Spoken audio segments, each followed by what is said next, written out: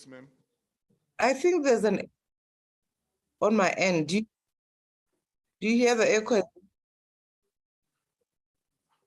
We do not hear it. Let me get the ICT to resolve that, SG. Thank you. Okay, thanks.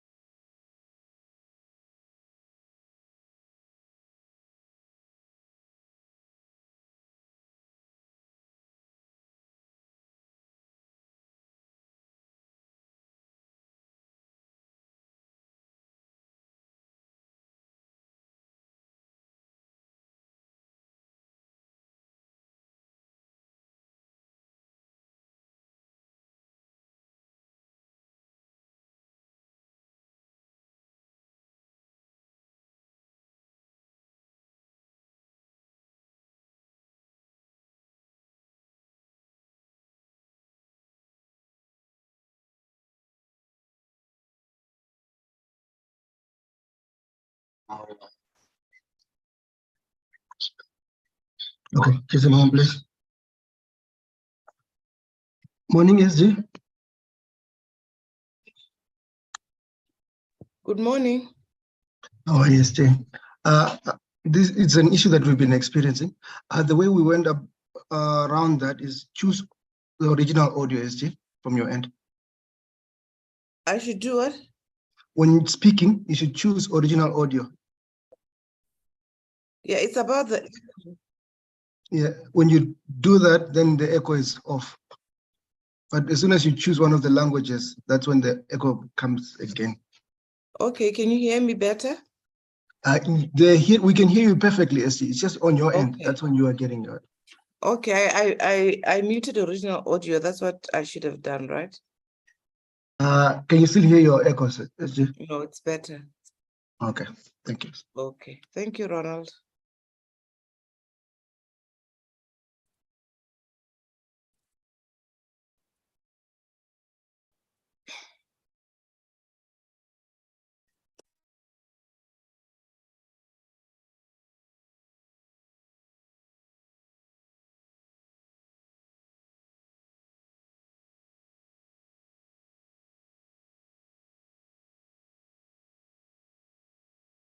Good morning. With the issue of the echo resolved, I think we must start.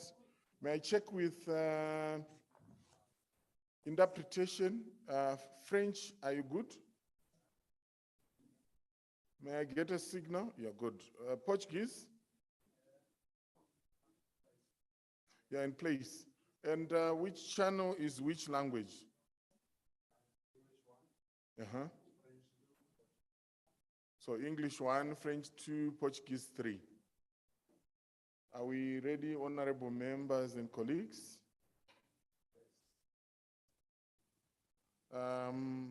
Thank you very much, and good morning.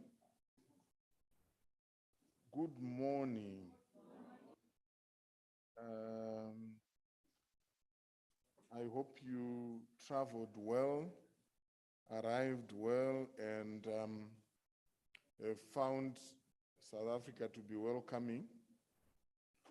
My name is Sheunen Kurasha. I'm the program manager for democracy, governance, and human rights at the SADC Parliamentary Forum. And it is my pleasure to be your Director of Ceremonies this morning when we are commencing the session for the Regional Police Dialogue on challenges women face in political participation and representation in the SADC region.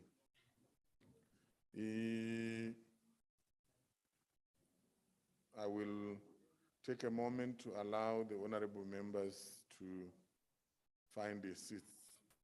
Good morning, Honorable Blanco. Good morning, Honorable Koram. Yeah, they can sit inside there.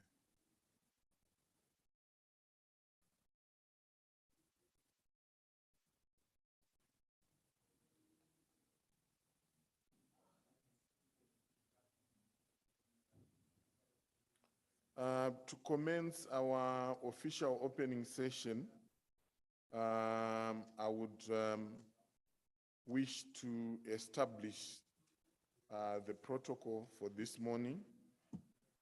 I recognize the Excellency Ms. Boemo Sekoma, the Secretary General for the SADC Parliamentary Forum, our keynote speaker, Her Excellency Margit Helwig Bote, the German ambassador to Botswana and SADC, the chairperson of the SADC Regional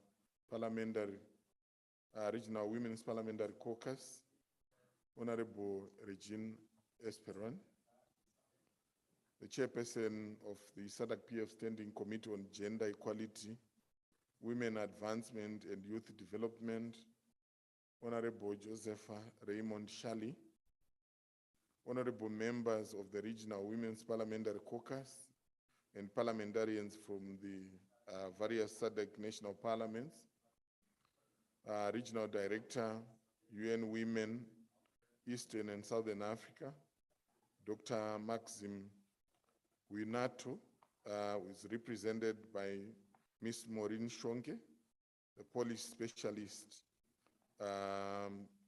and women's political participation, representatives of the SADC Secretariat, led by Ms. Kaliaboga Dambuza, Mr. Munetsi Madakufamba, the Executive Director for Southern Africa Research and Documentation Center, the Executive Director for Women in Law in Southern Africa, Ms. Fadzai Traquino. I also have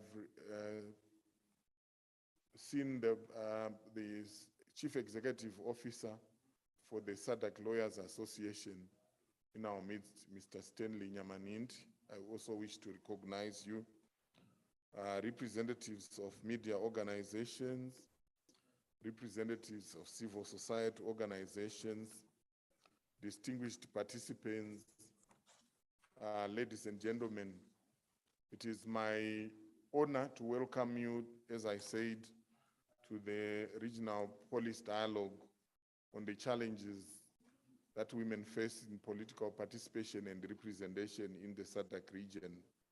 And to kickstart our morning, I have the honor to invite a woman whose shoes I'm unfit to untie.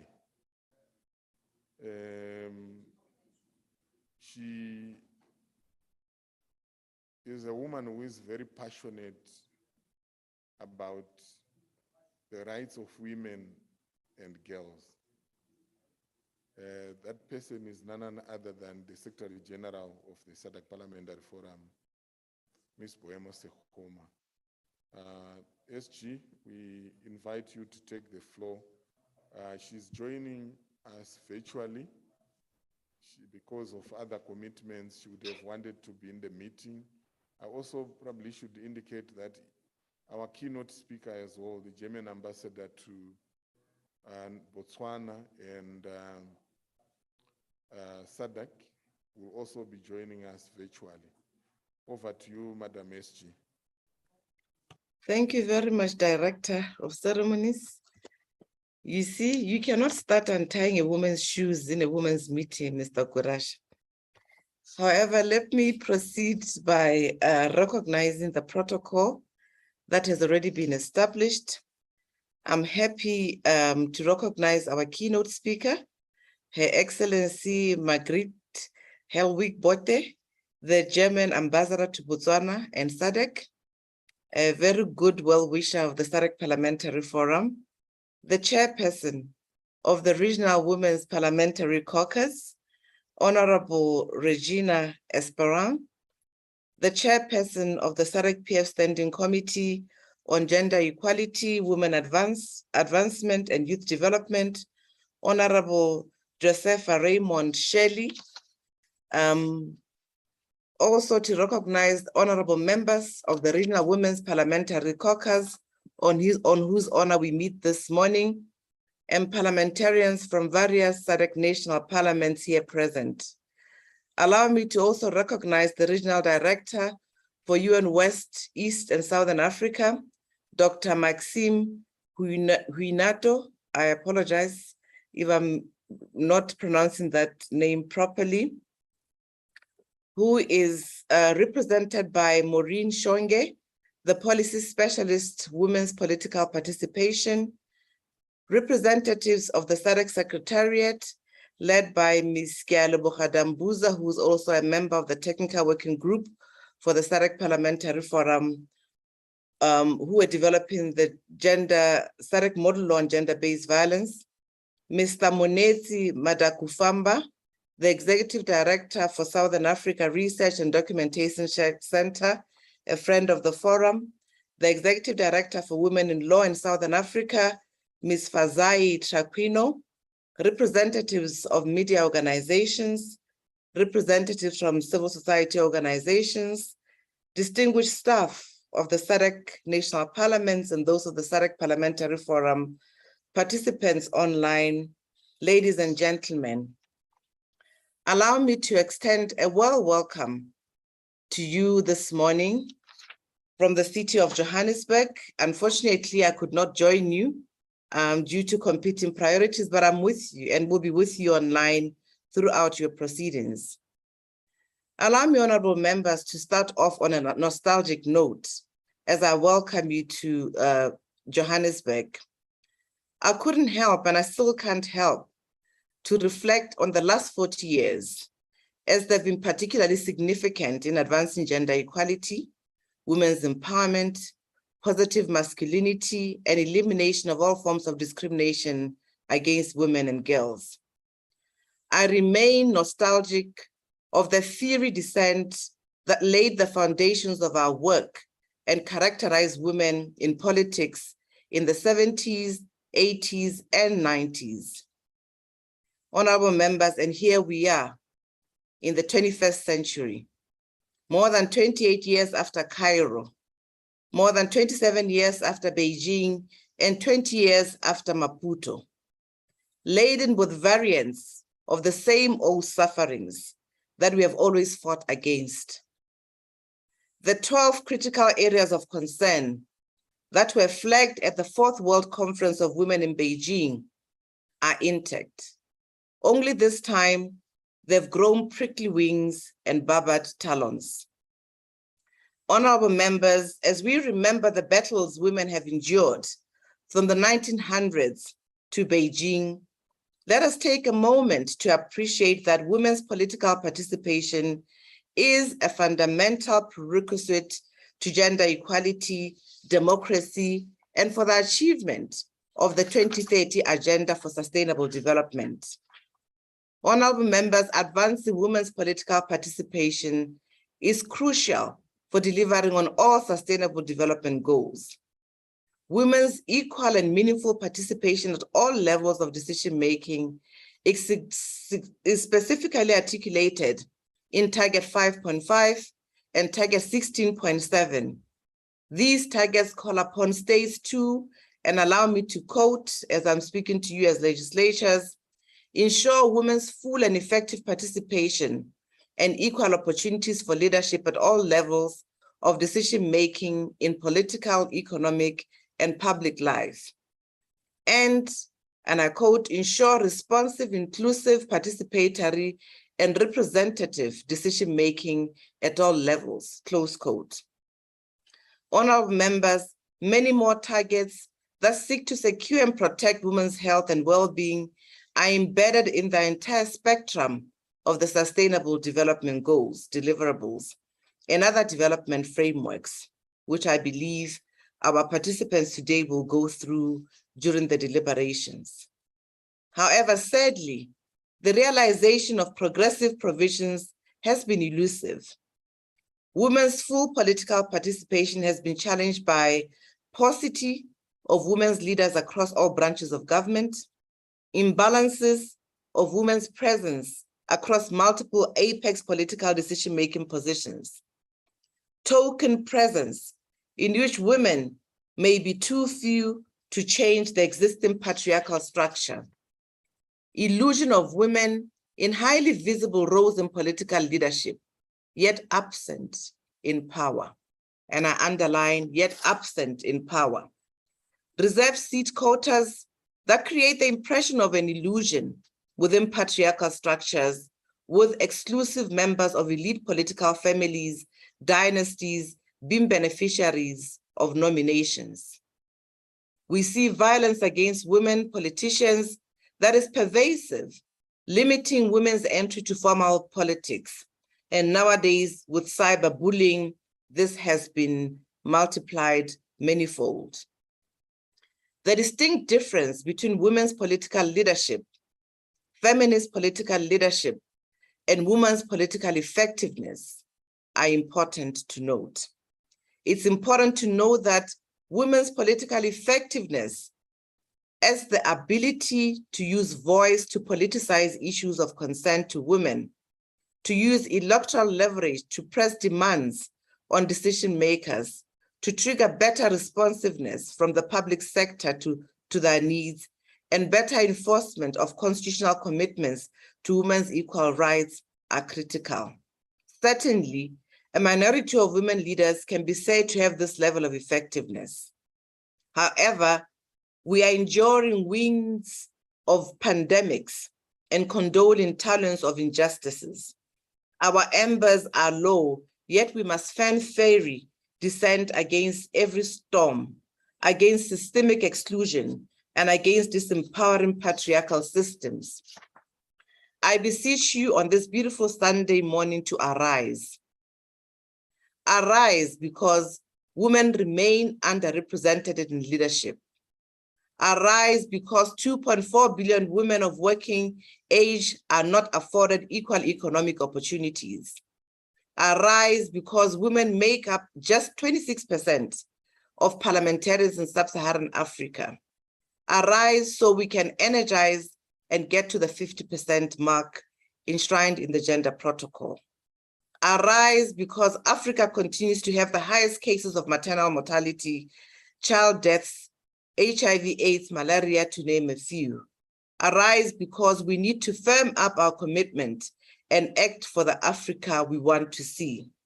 Arise because underrepresentation of women in decision-making processes is a systemic issue which undermines society at its very core.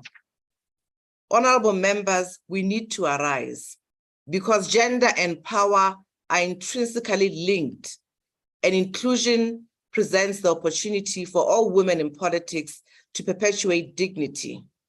We must reject exclusion in all its forms and tendencies, as it diminishes our prospects for tackling gender and social inequalities and inequalities. We have the opportunity this morning to make a difference.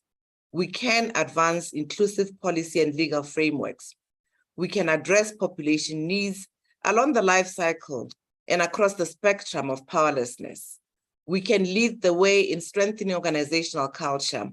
We can share opportunities and utilize between the power we wield to arrest vulnerabilities we often face. We can set up the creation, allocation, activation, and deployment of resources within our mandate to respond to the challenges faced by other women folks like us.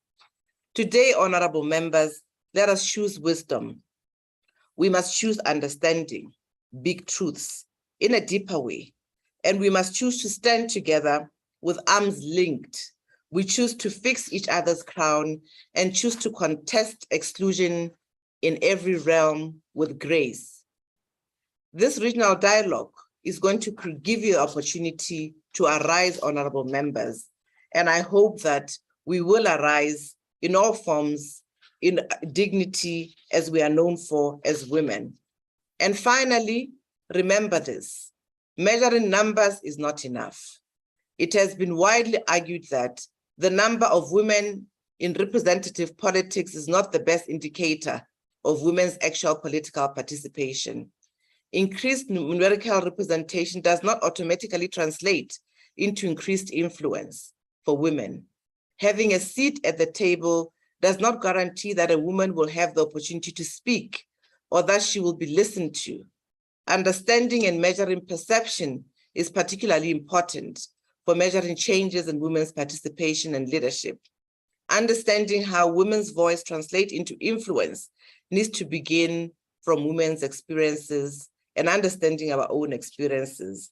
With these words, I thank you, and I believe that as you warm your seats and be welcomed in South Africa, this is the beginning of an interesting dialogue this morning. I thank you, honorable members. Arise.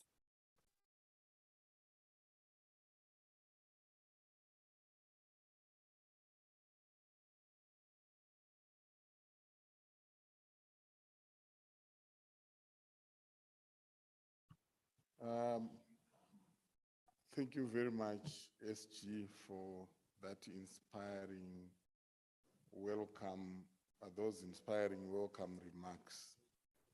I take one thing from the remarks, the challenge on the she-heroes and the heroes of fighting gender equality to arise. And I want to propose that we leave this conference, or we start this conference by adopting the call by the SG. When I say arise, heroes of gender equality, arise, arise, she-heroes of gender equality, arise, I want to hear the House responding, arise. Are we, no, don't rush.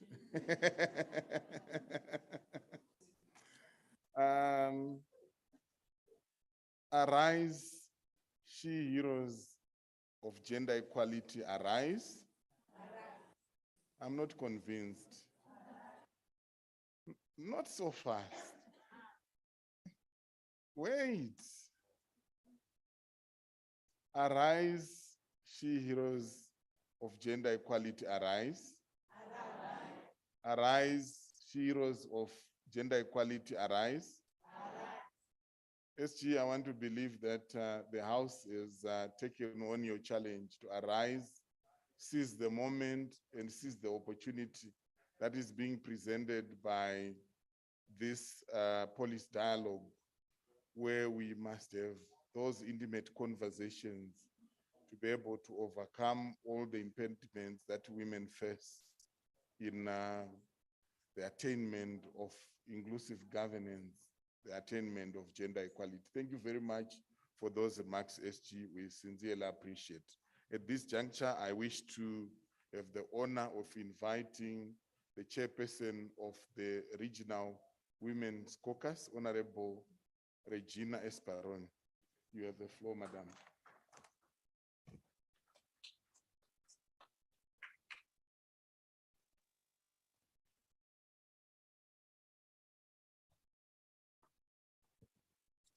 Thank you, Master of Ceremony. Her Excellency, Ms. Buemo Segoma, SADC PF Secretary General. Keynote speaker, Her Excellency, Magid Kelwin Bote, the German Ambassador to Botswana and SADC. Chairperson of the SADC PF Standing Committee of Gender Equality, Women Advancement and Youth Development, Honorable Josefa Raymond Shali, Honorable Member of the Regional Women's Parliamentary Caucus and parliamentarians from various SADC national parliaments, Regional Director, UN Women, East and Southern Africa, Dr. Maxime Huinato, represented here by Ms. Maureen Shonge, Policy Specialist, Women Political Participation, representatives of the SADC Secretariat, led by Ms. Keriamboga Dambuza, Mr. Munitsi Madakufamba, Executive Director, Southern African Research and Documentation Center. Executive Director for Women and Law in Southern Africa, Ms. Fadzai Tronquino, representative of media organization, representative of civil society organization, distinguished participant, ladies and gentlemen, good morning. I am delighted to have the honor to address this august gathering in my capacity as the Regional Women Parliamentary Caucus Chairperson, RWPC. Honorable members and distinguished participants. The theme of the policy dialogue intrinsically connects with the constitutive mandate of the RWPC as an organ of the SADC Parliamentary Forum. Article 15 of the Constitution enjoins the RWPC to perform the following functions: lobbying and advocacy on equal and equitable representation of women in political and decision-making position in SADC member states in line with the SADC Protocol on Gender and Development and other similar continental and intercontinental international instruments. Creating a platform for women parliamentarians to mobilize on women agenda for equality, equity, and effective representation of women in parliament and political parties. Capacity development for women parliamentarians for effective participation and performance, and creating avenues for knowledge sharing by women parliamentarians at regional level. For those who may not be familiar with SADC-PF, the RWPC comprises chairperson of national women parliamentary caucuses in SADC member parliament and all female parliamentarians designated to the SADC-PF by national parliament. The creation of the RWPC as an organ of the SADC-PF is one of the many initiatives by the Forum in support for gender equality and women advancement within the Forum itself and in SADC national parliaments. These include the constitutional requirements for gender equality in national parliaments, delegation to SADC-PF. In this regard, it is mandatory for the chairperson of the National Women's Parliamentary Caucus of each parliament to be one of the delegates to SADC-PF. In addition, the chairperson of the RWPC is accorded the opportunity to address every plenary assembly session to remind SADC leaders about their commitment, inclusive governance through the domestication of gender equality obligations, and to celebrate gender equality milestone. There is also a constitutional requirement for gender equality in the chairpersonship of all SADC-PF organs, including committees and the plenary assembly. In this regard, where the chairperson of an organ is female, the vice chairperson should be male and vice versa, except for the RWPC for obvious reasons. The SADC-PF has also established a standing committee on gender equality, women advancement, and youth development to inter alia monitor gender mainstreaming in the SADC Parliament in general and SADC-PF committees and program in particular. I am glad to inform this gathering that the SADC-PF has been walking the talk and has in fact proven to be a shining example when it comes to embracing gender equality and promoting the rights of women and girls through policy and practice. In December 2018, the SADC-PF appointed Ms. Wemo Segoma, a woman, as its third Secretary General. Ms. Segoma has distinguished herself as a staunch believer in gender equality and a champion for the rights of women and girls. At this point, let us clap for her. The SADC-PF has also adopted several model laws that seeks to protect the rights of women and girls. Honorable members and distinguished parliamentary participants, while we celebrate this internal achievement by our organization, we must keep our focus on the bigger picture in terms of state of affairs at regional level regarding women, political participation, and representation. Indeed, gender equality remains a priority in SADC region, and significant progress has been made in addressing the factors that hinders attainment of equality between men and women, boys and girls, since the adoption of the SADC Protocol on Gender and Development in 2008. Several SADC member states have registered slight increase in women's representation in the legislative bodies, as confirmed by the SADC Gender Monitor 2021. However, there are various challenges that continues to hamper effort to attain gender equality, particularly in politics and decision-making, and women continues to express inequality in different spheres of life. Accordingly, more still needs to be done to break the barrier and enhance women's political participation and guarantee equal rights and opportunities for women and men in line with regional, continental, and global instruments. Honorable members and distinguished participants, the regional policy dialogue therefore provides a convenient and strategic space for parliamentarians, policymakers, representatives of political parties, media and civil society organizations to take stock of the progress made at the challenge. Therefore, we should take full advantage of the event to renew our commitment and agencies in supporting women in their quest for political position at all levels, including national parliaments, local councils, and political parties.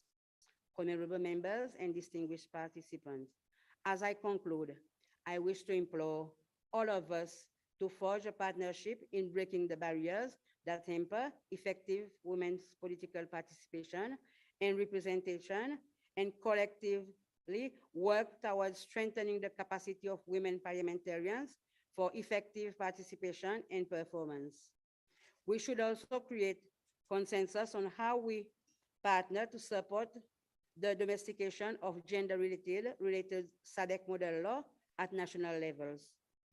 I would have failed in my duty if I do not specially thank our keynote speaker, Her Excellency Margit Helwing Bote, the German ambassador to Botswana and SADC, and other dignitaries for gracing this occasion and accepting to deliver remarks. Last but not least, special mention goes to Austrian Development Agency, ADA, and through GIZ for financial support for this event. I wish you all a successful regional policy dialogue, and I thank you.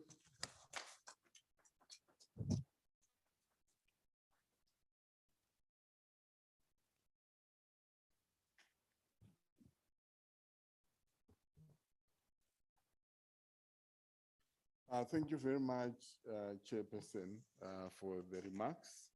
And I duly note the opportunities that the Regional Women's Parliamentary Caucus offer to stakeholders to be able to engage regarding issues of gender equality and women empowerment. And I would echo your sentiments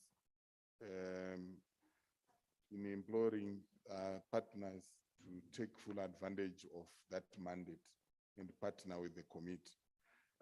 It is now my pleasure to invite the Regional Director for UN Women East and Southern Africa, Dr. Maxim Winato, who is represented by Madam Maureen Shonge. I invite you to take the floor. Thank you.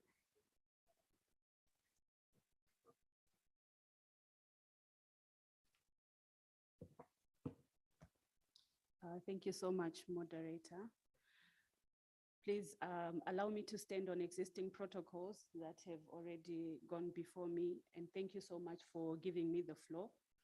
As has been said, my name is Maureen Shonge, and I'm representing UN Women today, working as the policy specialist for women's political participation in UN Women, the East and Southern Africa Regional Office.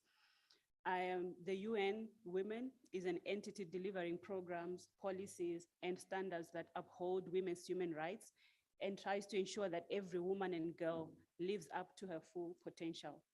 Allow me to thank the SADC Parliamentary Forum for the invitation to this policy dialogue that is focusing on a critical issue that UN Women also looks at.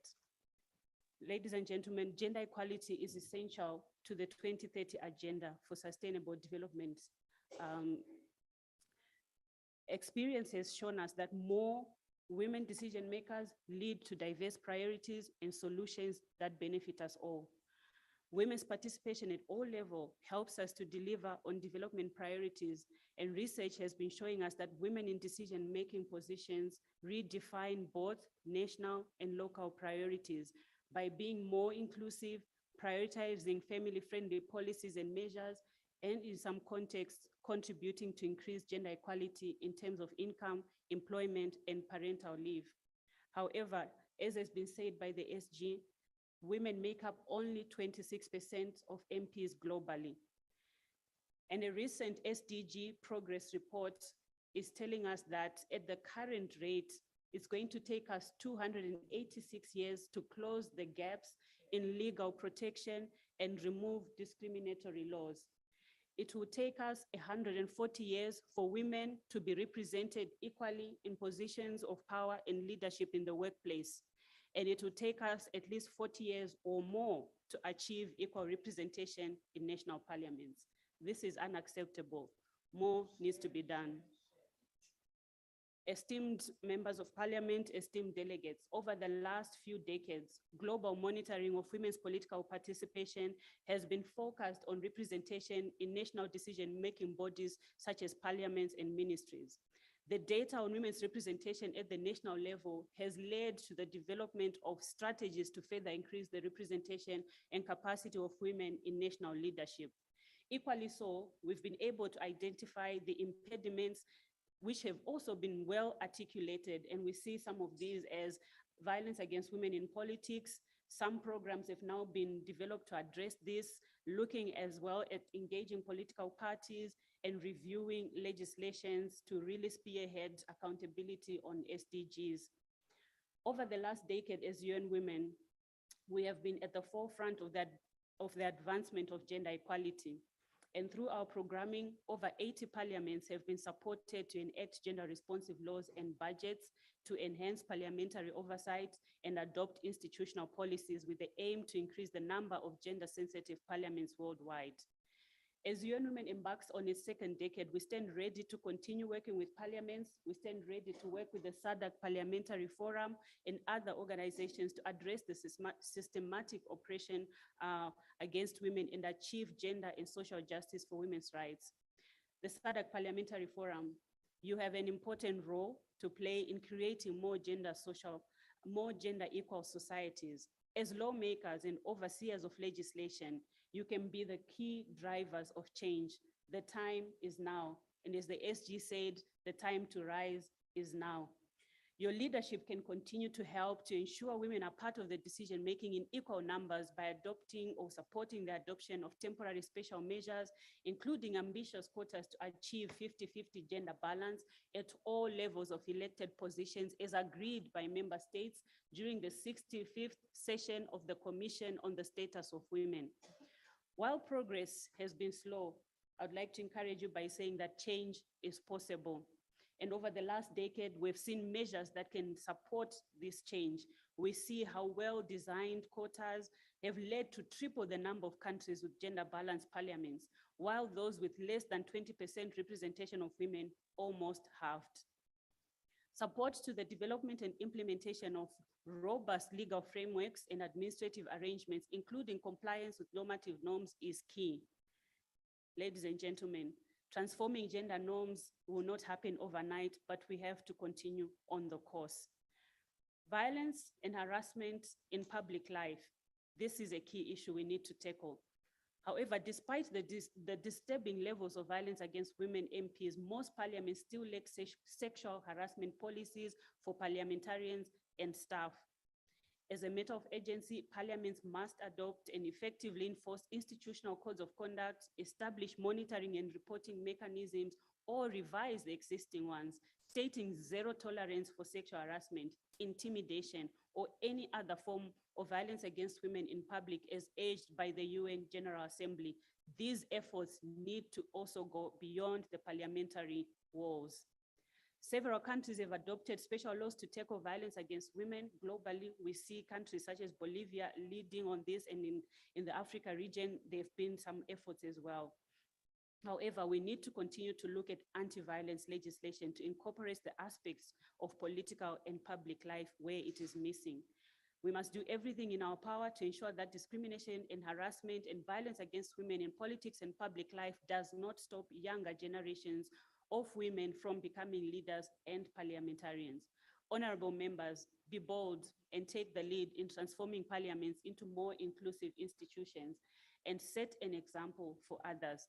This is possible by strengthening women's voices through their balanced representation in the work of parliamentary committees or through dedicated women's parliamentary networks. We know that some of this already exists, but let's amplify. Honorable members, delegates, the task for us all now is to achieve SDG 5 and leave a lasting legacy of a world where women and girls in all their diversity have the same rights as enshrined in international and regional human rights treaties. Your action for making gender equality a reality, and over the next 2 days, we have an opportunity to really transform things, to really come up with key strategies that can achieve this. I thank you.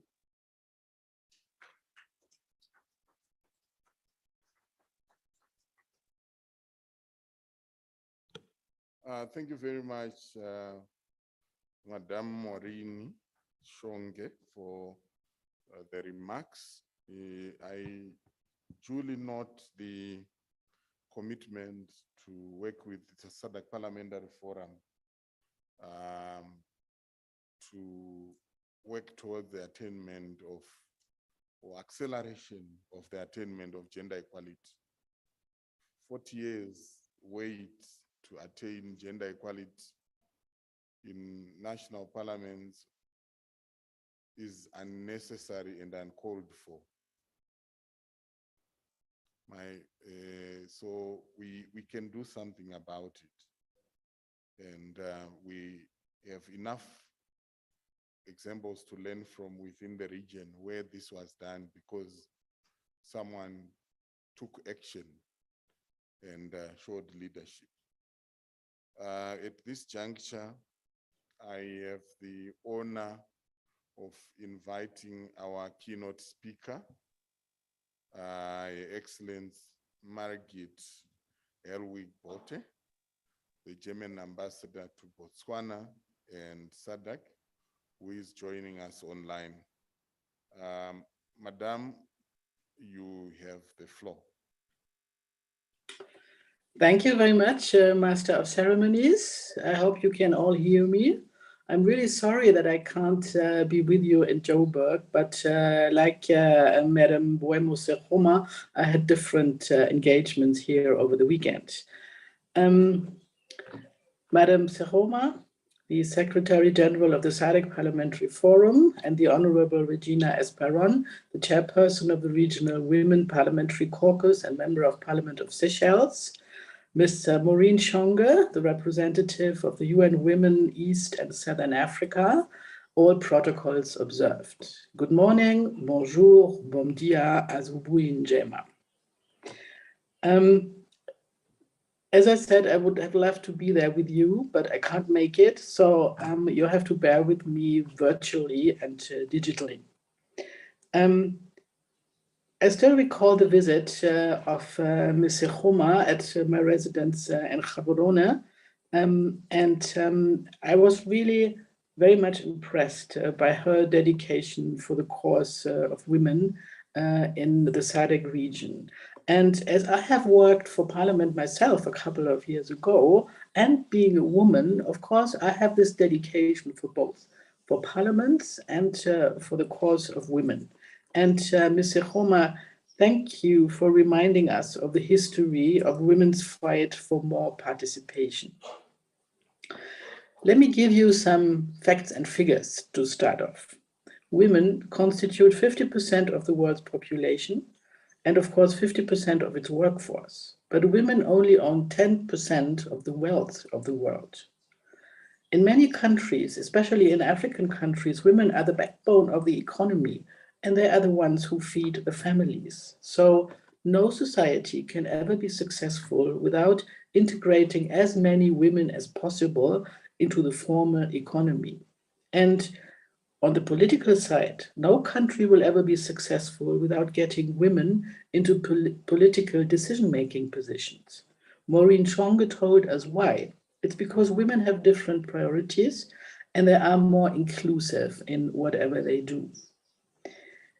Let me speak briefly about Botswana, because this is the country where I spend most of my time now. The Mastercard Index on Women Entrepreneurship ranked Botswana at 39% last year, which is fairly good. But female representation in parliament is at an all-time low. There are 3 elected and 4 nominated members of parliament, and this is even much less than the 26% currently being the average globally. Against this backdrop, let me first of all commend the SADC Parliamentary Forum for taking gender equality seriously and for organizing this important event. The SADC Parliamentary Forum has already for several years been very hands-on and has included the need for gender equality in the development of model laws on a variety of issues. There is the model law on abolition of child marriages and on fighting gender-based violence, but there are also the model laws on election processes or on public financial management, which provide a starting point for SADC member state governments to review and update their legislation to be more gender sensitive. The German federal government has made gender equality a top priority, and we stand by the SADC region in making it a reality for the benefit of everyone, of women, of men, and of children. And gender equality, let's face it, it's not about women, and it's not for women only. It is for the betterment of society, and men have to be on board for this concept, and they have to be educated about it. Secondly, I think there are lessons to be learned from the SADC Gender Monitor 2022. The type of electoral system of a country has an impact on the political representation of women. In cases where a SADC member state considers or is in the process of reforming its electoral system, the inclusion of elements of proportional representation and of quotas can help to have a higher representation of women. In my view, nominated or specially elected women representatives are not the way forward. It may be an opportunity in the short run to have more women in parliament, but in the long run, I think women should have to be given the opportunity to be elected from their own right and to be supported for this. The experience from the region, but also globally, prove that political parties have a crucial role to play in capacitating and in nominating more female candidates. By the way, a short remark about Germany. It was only this year that the Conservative Party in Germany decided on a quota system on nominating 30% of women to their electoral lists and party political position. The Green Party in Germany is at 50% already since many years. So this shows that a high degree of political will is required to increase political participation of women in Germany as well as in the SADC region. My third point is that political representation is important to achieve gender equality, but it has to go along with equal rights and with access to resources. Among the challenges women and societies in the region face are issues of unequal representation in politics, but also unequal access to resources and information and issues of gender-based violence. All these challenges are linked to each other. There is a gender parity gap in the SADC region regarding the so-called 3 Rs, and that is rights, representation, and resources of women. I do not have ready-made solutions for any of these problems, and you are the ones who know better about all this than I do. But maybe the gaps can be bridged by ensuring that more women can enter a leadership position in public offices and also in the private sector, and by passing and implementing inclusive legislation and ensuring equal access to resources and also to financial services. I think after all these years, and Madam Sechoma gave us the history of the fight for women's rights. After all these years, I think we have to say that a mindset change is still needed. But as I'm an optimist by nature, I would say it is taking shape with a new generation of strong women and female role models emerging in the region. And some of those role models, I think they are gathered in Johannesburg today. Ladies and gentlemen, with these signs of hope and these few remarks as food for thought for your deliberations, let me wish you a successful conference in Johannesburg. Thank you very much.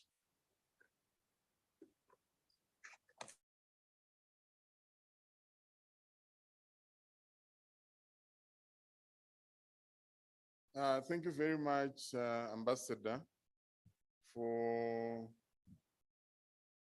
very concise but piercing observations and remarks.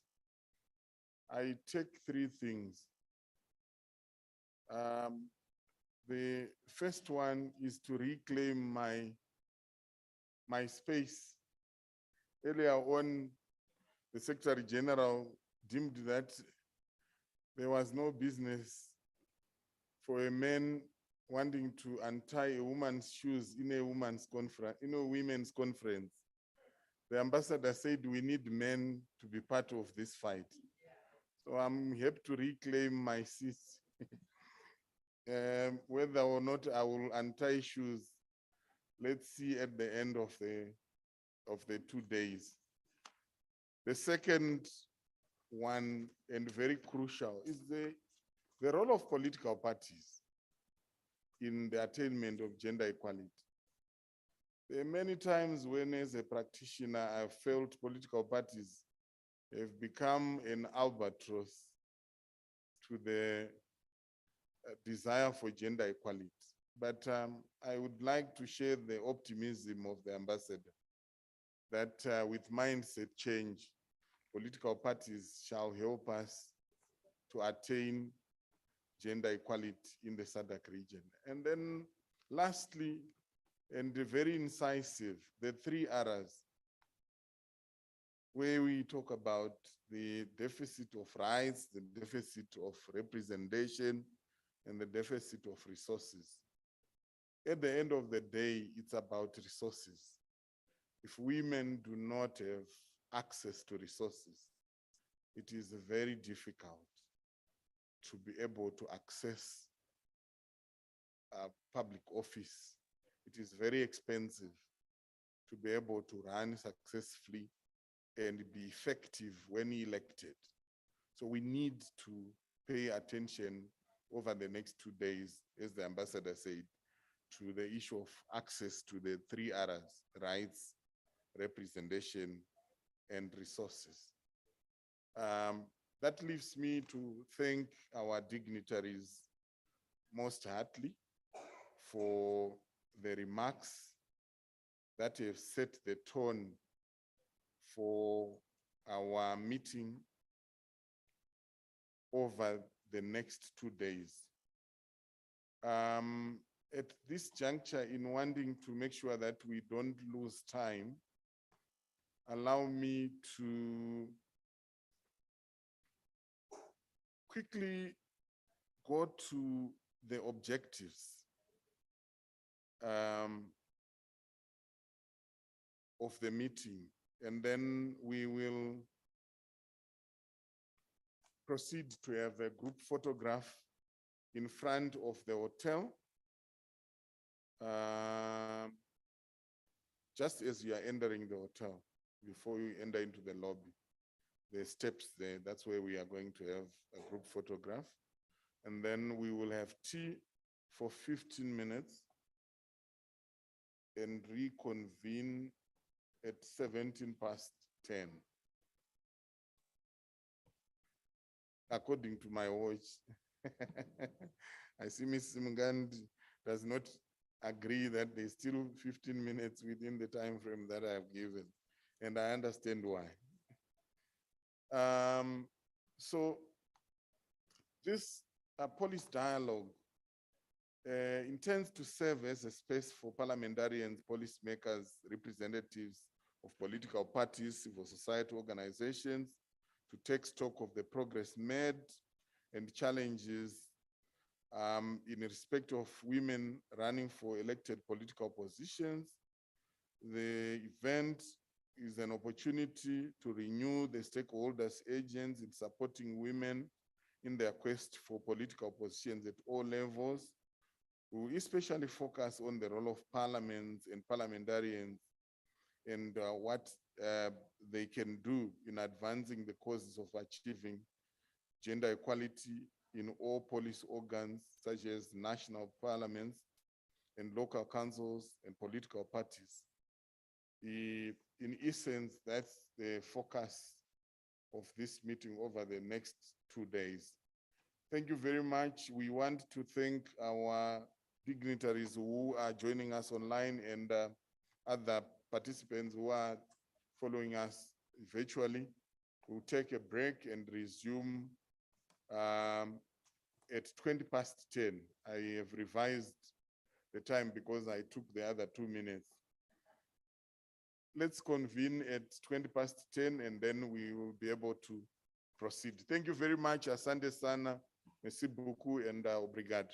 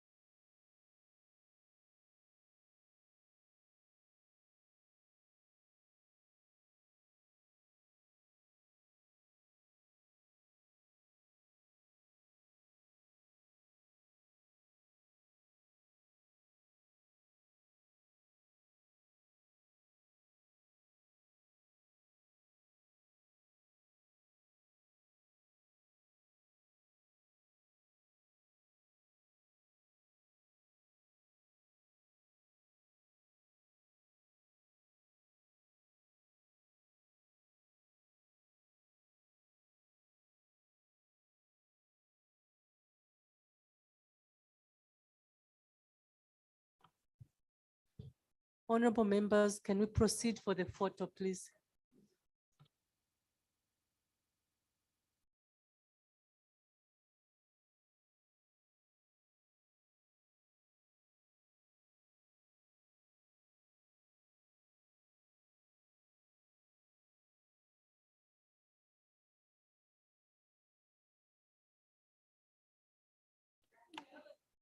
Honorable members and colleagues, let's go for the group photo.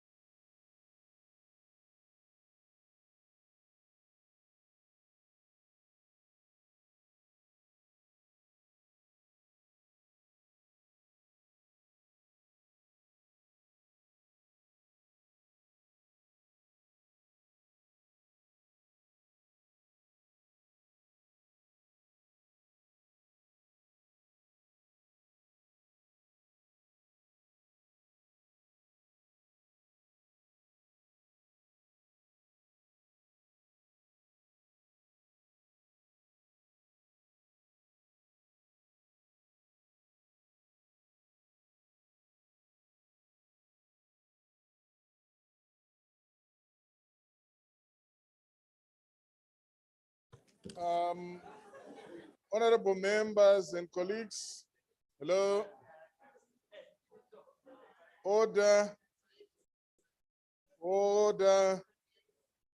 Honorable members and colleagues, let's resume our seats, and may I request the next presenters to come to the front.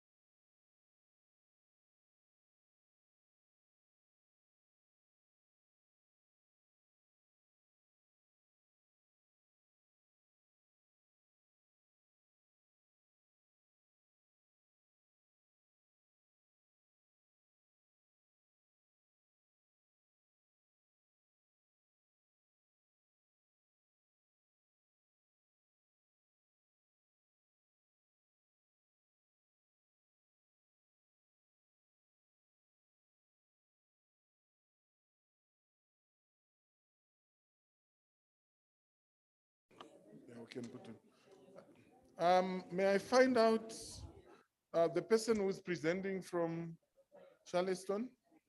Please come take a seat.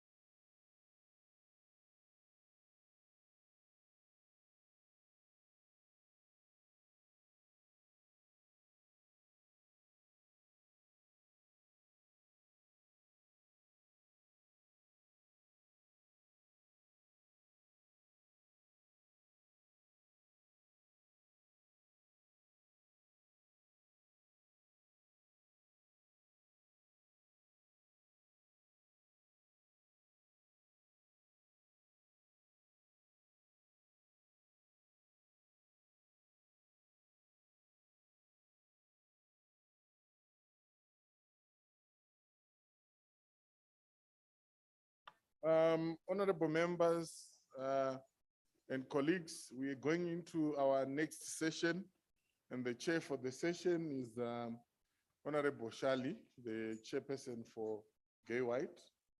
I hand over to you, ma'am. Thank you very much, Mr. Kurasha. Good morning, all honorables and all participants.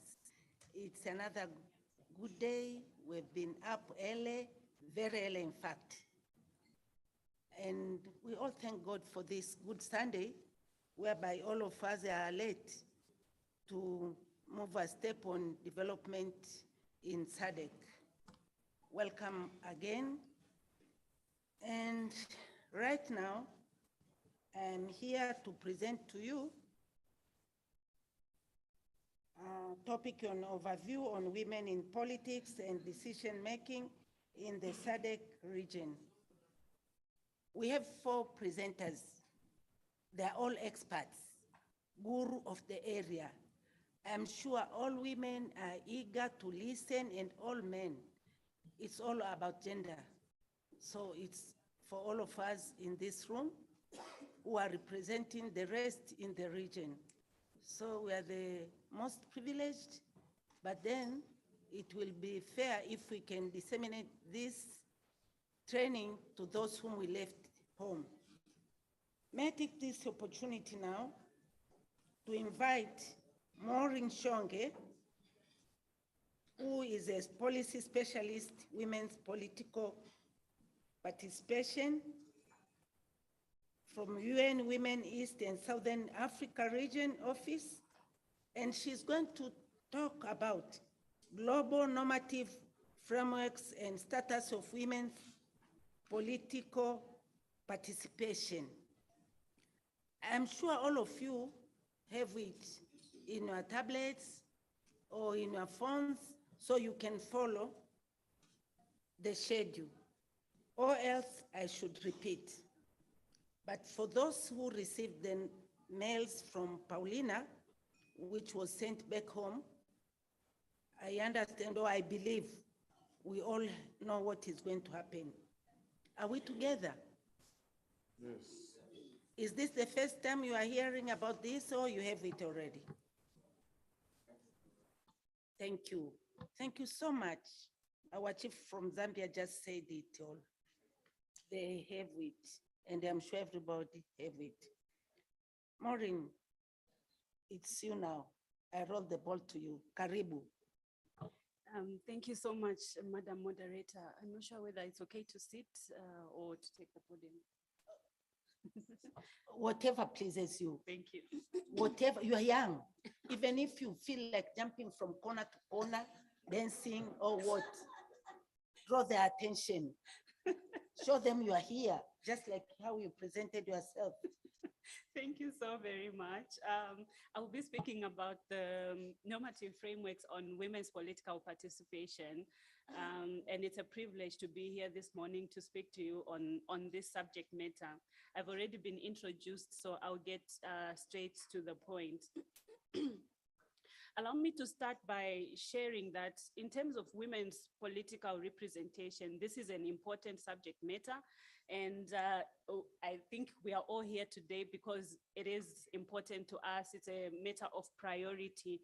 And I just want to reiterate so that we are on the same level playing field, that women's political participation is not a favor to women. It is a human right. Women's political participation is a human right, and it is a requirement for democracy. Therefore, as we are deliberating today, and as I speak on the normative framework, we keep this at the back of our mind. Because as we speak about human rights, we know that they are indivisible, they are interdependent, and in the same way, when we speak about women's political participation, it enables other rights. So this is critical.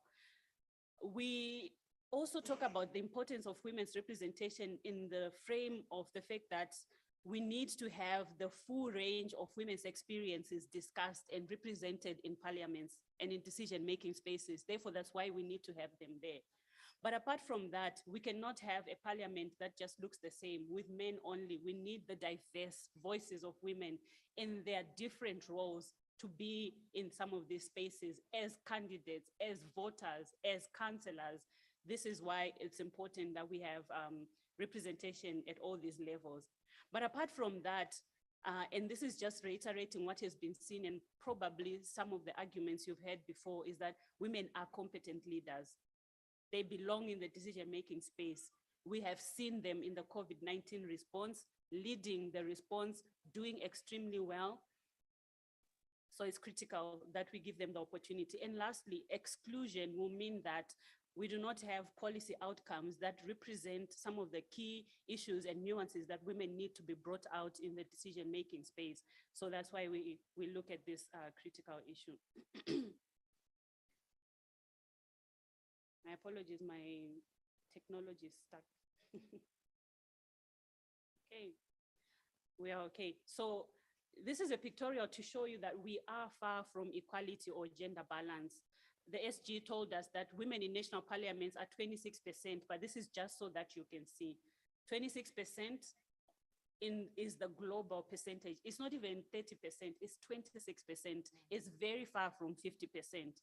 Then in only 28 countries do we have a woman holding a position of head of state or government, only 28 countries. So we have women head of state in Africa, in Ethiopia and Tanzania, and a woman head of government in Gabon, Togo and Tunisia. These are very, very few positions. It has to be better, it has to be more. And then globally, only 21.9% of ministers globally are women, 21.9%. And then in terms of women in local government, ladies and gentlemen, only 34% of elected seats in local deliberative bodies are held by women. It is better than in national parliaments, but you can still see it's still lower than 50%. 34% is better, but still lower. So when we're now looking at East and Southern Africa, some of the challenges that we have seen, and this is important as we get into the normative frameworks, because the normative frameworks are within the context of other contextual issues in our region. We have high representation of women, as we know, and we applaud Rwanda, etc. But when we look at Southern Africa, some of our percentages has been said by the previous speakers that in Botswana, the numbers need to go up. We still have representation as low as 11% in SADC, etc. So these are some of the lowest in Africa. But we are seeing that, okay, there is some progress. Having heads of state is good progress, but still there are few, just two. And only 2 countries have a woman prime minister. This needs to expand to 10, to 8, to 15, right? And when we are looking at Rwanda, South Africa, and Namibia, they are our top performers. But what has enabled that? What has enabled that is affirmative action within the political parties. So this is something that we can consider and we need to look at in our countries. There's always some ray of hope, and I'm proud coming from UN Women in the SR office in Kenya, some issues to celebrate really. They had 7 women elected as governors in their previous election. This is celebrated as some good progress, but still there are some challenges that have been indicated in Kenya, and they are well known, and that relates to their 2/3 gender rule in terms of the affirmative action measures. So there are still challenges there, but we can still applaud the fact that there's an increase in the number of women that have been elected. And these are the beautiful ladies that made it in the last election. But still, I come back that we still have institutions that are patriarchal. The humanitarian crisis is in most of the countries is hampering progress in women's political participation because, as I said, women's political participation is linked to human rights. So if we're having regression in human rights, then we have challenges in their participation. COVID-19 regulations, the upcoming of pandemics, they recede, they come back again, etc. This has been problematic. I'm raising this particularly in light of the fact that political discussion is now gone online, and we are seeing increased violence against women online as well. Campaigning, important discussions are now online because of COVID. And there are few countries that had a lot of campaigning happening online. So something we need to look at in this context. And then there are economic crises. There's a clear nexus between women's economic empowerment and women's political participation. Without money, you cannot run a campaign. So it's important, and as we look at this, to recognize this as well, that as most of our countries struggle economically, it is impacting on political participation. So what has happened? I think at the global level, there's been a very good effort to put in place what we call normative frameworks, what we call international human rights instruments that look at women's political participation. So you see that the challenges we have are not for a lack of laws at the international level, at the regional level, or at our own countries, but it is because of sometimes lack of political will. So internationally, we have what we call the Universal Declaration of Human Rights that establishes the rights of the fundamental rights of a person. And one of those fundamental rights is your freedom to express yourself and to associate. And we also have a convention on the political rights of women that articulates as well women's rights to be in the political sphere and spaces. The International Covenant on Civil and Political Rights from 1966, one of our early international instruments. I'm sure you heard of this, and I won't go too much into detail, but just to list that it is there. The Declaration on the Elimination of Violence Against Women in Article 4, when you have an opportunity to look at it. The Beijing Platform for Action, I will speak a bit more to this as I go forward, but the Security Council Resolution 1325 is here in the context of women's political participation because we need a peaceful environment that allows for good democracy and for participation in politics as well. Where there is no peace, sometimes there are no elections that are held. And so it's key that we look at this. So there are many international instruments, as you can see, some are not from our region, but just to show you long list here, right? But when we're looking at the Beijing Platform for Action, I just wanted to highlight this quote that's in the Gender Monitor and really applauding SADC for that very important knowledge product. It says that women's equal participation in political life plays a pivotal role in the general process of the advancement of women. This is reiterating what I've been saying. So women's equal participation in decision-making is not only a demand for simple justice or democracy, but can also be seen as a necessary condition for women's interests to be taken into account. We can sit with this for a few seconds because this is very important and it's very pertinent to the subject of today. And without active political participation or incorporation of women's perspectives at all levels of decision-making, the goals of equality cannot be achieved. This was said over 20 years ago, still relevant today, and something for us to reflect on. The SADC protocol, we know this one very well, but just to highlight that in Article 12 and 13 is where we have the relevant provision for political participation and representation. And I think especially when we look at special measures, honorable members, this means that you have a leg to stand on as we look at political participation, because the SADC protocol has these relevant provisions, and I'm sure colleagues may touch on this as well. But I wanted to speak to you a little bit about the targets that we have in the global normative frameworks, because when we speak about gender equality in 50-50, it's not hanging nowhere, it's somewhere. And all these normative frameworks have led us to that point.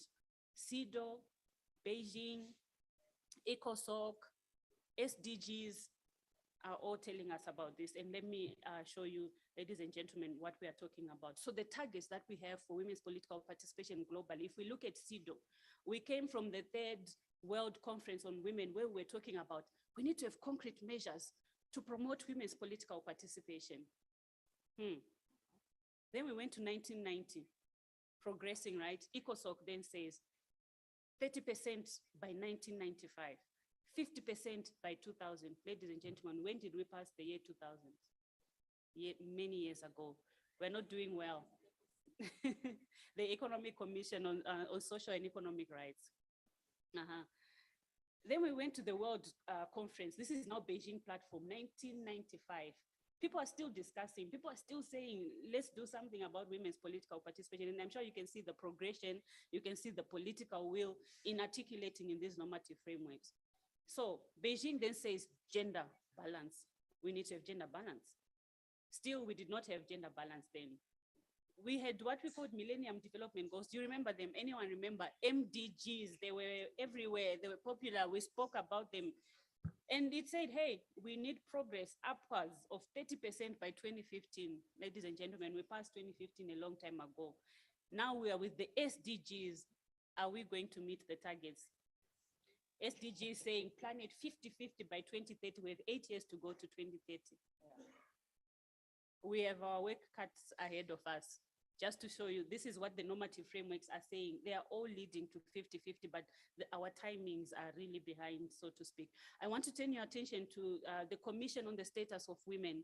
It happens in New York every year. It deliberates on critical gender equality issues. And in 2021, I want to pick on this because then for the first time in the recommendations of CSW, they spoke about gender parity, advocating for 50-50 again. So you see, there's still emphasis now, even more recent is 2021, but still we are lagging behind.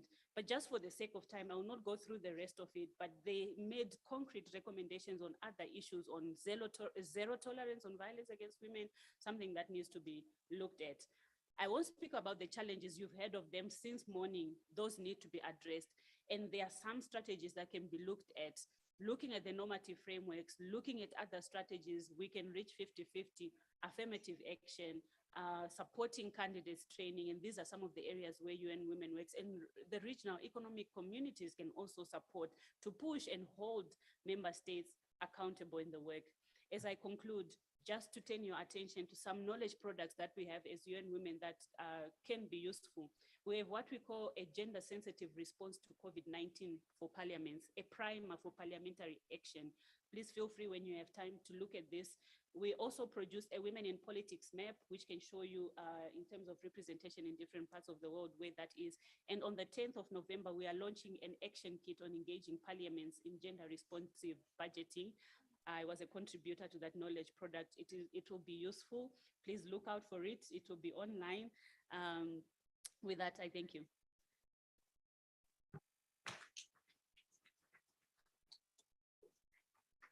Thank you very much, Maureen. You have said it all, and people are still pondering it in their minds. And I keep wondering, who is preventing us from reaching the 50-50? Now, while we are still thinking of it, and thanking you so much, and the applaud has shown, may I now call upon another expert, and this is Kelly Dambuza. Kelly is going to take us through and unpacking the SADC protocol on gender and the development monitoring. In short, I can say that she's going to present on SADC protocols on gender. Kelly, as the name sounds, her surname is Dambuza. There are people who know it well, and she's an ever smiling lady who is very interesting. So Kelly, it's up to you to roll the ball with the same spirit where they are left with by Maureen. You're welcome.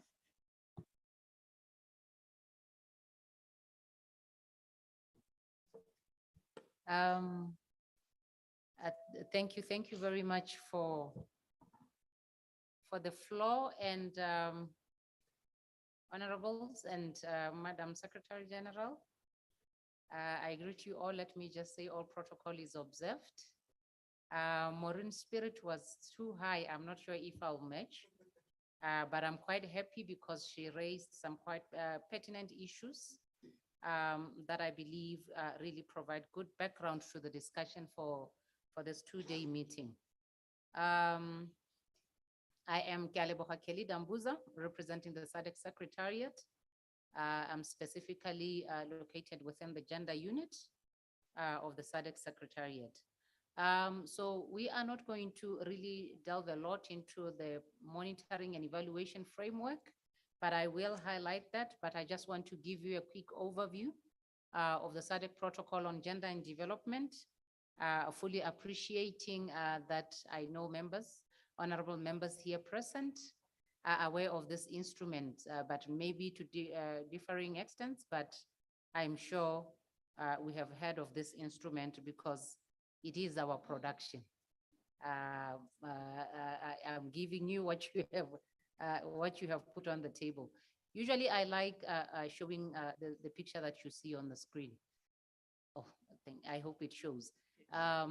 You know, people always ask, but why are we talking about gender equality and in particular the empowerment of women and girls? And I always say, for me, this picture really answers a lot of questions.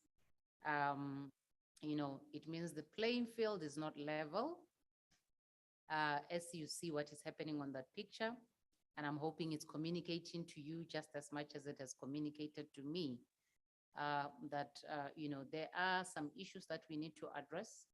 There are some realizations that we need to come to in terms of understanding where women stand and where men stand in our societies, in order to facilitate their full and effective engagement in the development process accordingly, including in particular in key decision-making positions. I believe probably these women are also honorables that you see on the pictures, and also the gentlemen. They've all been given the same portfolio, I believe, but you know, you look at the energy that is required for women to be able to deliver on that task. They have other add-ons, they have other key responsibilities within the home front that they need to look at, while our male counterparts, it's open, ready to go, they run.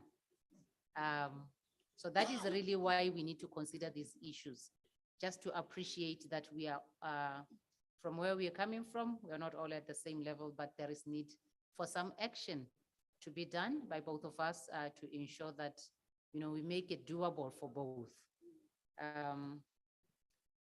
Just in brief, my presentation is just to open up the floor. It's just to open up the floor for, it's just to open up the floor for the more interesting presentation, which will give us a status of where we are on women in politics and decision-making in the SADC region. Let me just start by introducing my presentation. I will highlight the Declaration on Gender and Development, the SADC Declaration on Gender and Development of 1997. I laughed a lot when my colleague from UN Women just mentioned how we have, from way back, been setting targets. You know, whether we deliver them or not, we keep setting, we are setting the targets, But I think for now at 50-50, that's the ideal. So we are stopping, we need to achieve this target. We are not going anywhere. The 1997 SADC Declaration on Gender and Development, it also specifically called for at least 30% representation and participation of women in politics and decision-making positions. During the period of 1997 up to 2005, at that time, only 3 SADC member states, Mozambique, South Africa, and Tanzania, had managed to reach the 30% target in parliament. During those times, 2008, the SADC member states developed also the SADC framework for achieving gender parity in political and decision-making positions by 2015. So this was really an instrument that presented proposed strategies that will help us translate the commitments made in the declaration and in the SADC protocol on gender in development towards, improving the representation and participation by women and men into actions that state parties should undertake. So please note that this framework expired in 2015. And we need to go back to it and say, we put on the table some measures that we needed to undertake, and where are we now? I'm hoping the research that we'll present to you today will also shed a bit of light in terms of how far we have gone. But these are some of the instruments that also opened the door for the SADC protocol on gender and development, which was developed in 2008. And the protocol at that point was signed by and adopted by 12 SADC countries in South Africa in 2008, and it entered into force in 2013. This protocol, you revised it as member states in 2016, just so that it's aligned now with the global targets. We looked at the SDGs, the Agenda 2063. So this protocol is very much aligned to what is happening globally. And we usually say it's a special protocol because it looks at some of the key instruments that SADC member states are party to, and it really brings them all under one roof. The Beijings, the CEDAWs, it really tries to capture all of the provisions that are made in the other international instruments, so that for SADC, we have one instrument that we can engage with to facilitate ourselves. Like I said, in 2016, the protocol was revised. And at this point, we find that we have only 13 member states that have signed the revised or the agreement amending the protocol. And we only have 2 countries still outstanding, Republic of South Africa and Mauritius. Okay. Are we okay? Okay. I thought maybe my data was wrong. I was about to ask, when did they sign? Where was I? Okay, we have Republic of South Africa and Mauritius, but both have shown the intention to sign. That is quite pleasing. Of course, they still have their issues on the ground to address. Mauritius, they have, enacted national legislation that addresses issues of child marriage, because that is one issue that limited them in terms of signing the protocol. And they have said they are now in the right standing, and they're probably doing their internal processes in preparation for the signing of the protocol. And the Republic of South Africa has also indicated that they are still undergoing some other national legislative processes, but they do intend to sign this protocol, the revised protocol, because they assigned the original protocol. So let me just highlight that the objective of the SADC protocol on gender is to provide for the empowerment of women, the elimination of discrimination, and to achieve gender equality and equity through the development and implementation of gender responsive legislation, policies, programs, and projects.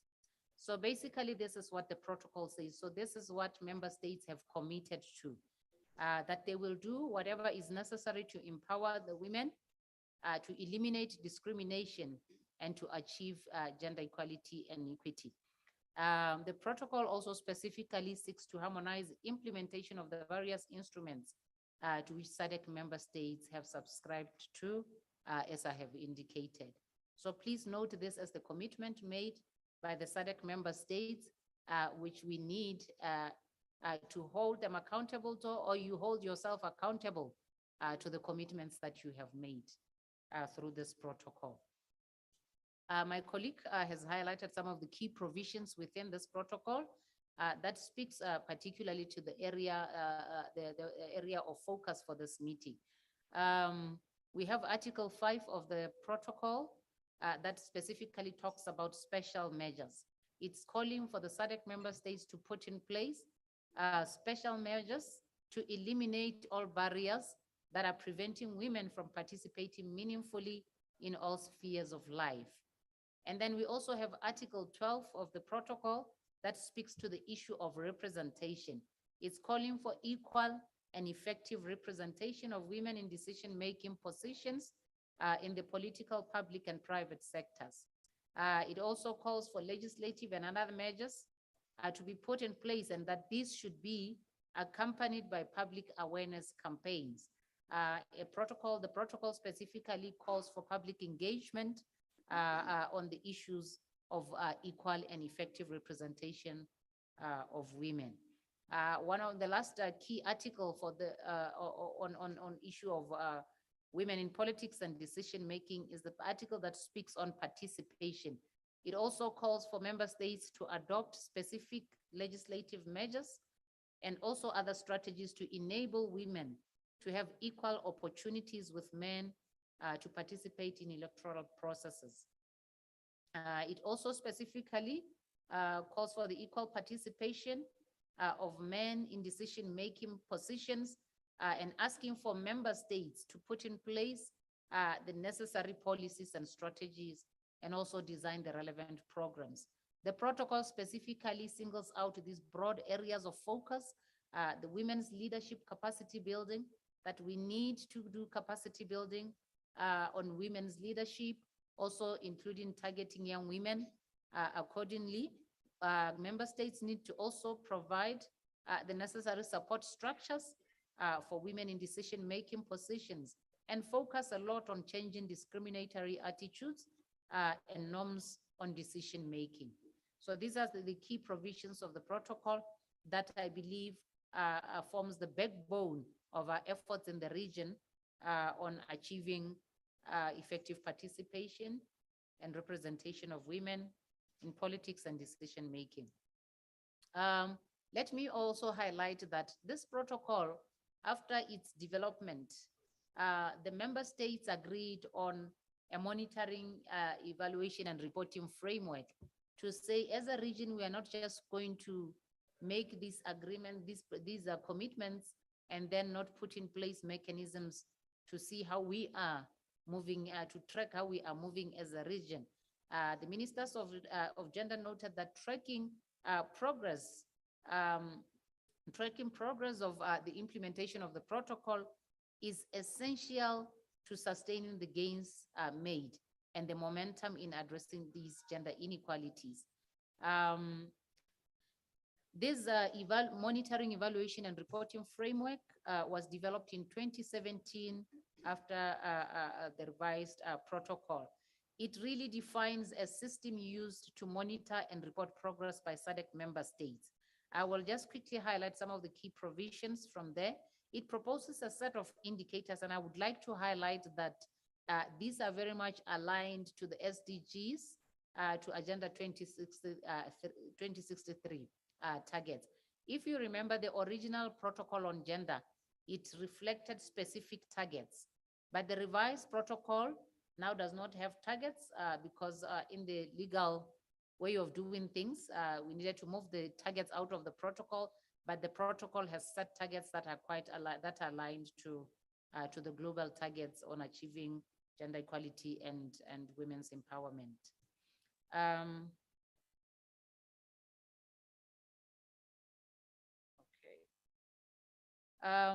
This monitoring, evaluation, and reporting framework, it calls for member states to submit reports every 2 years, indicating the progress that have been achieved in the different provisions within the protocol.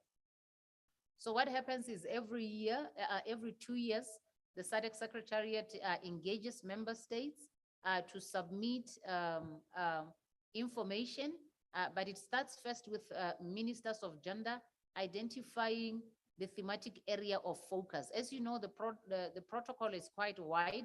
It's got a number of issues addressed there. So the member states, the ministers would pick a thematic area of focus.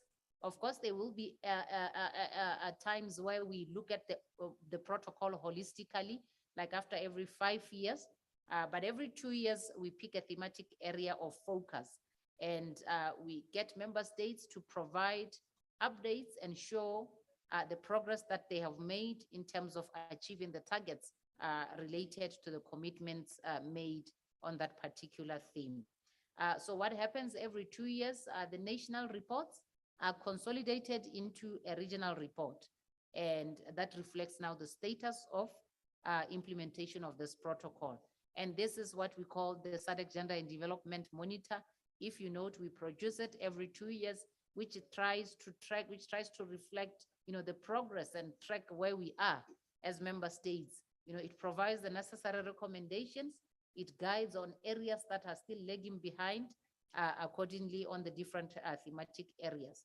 Now, these reports are accordingly once submitted by member states and consolidated into a regional report.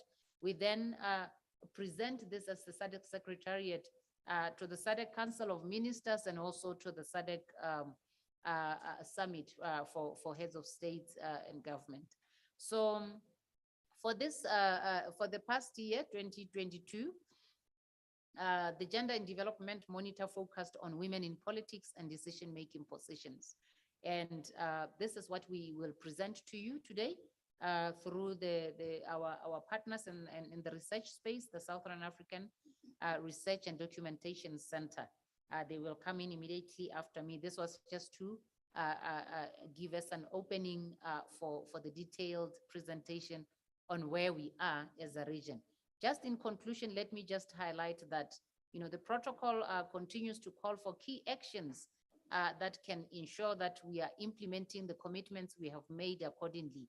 I've just singled out a few here that are quite strategic, and I think they are quite aligned to what my colleague at global level has reflected as some of the requirements for us to achieve progress.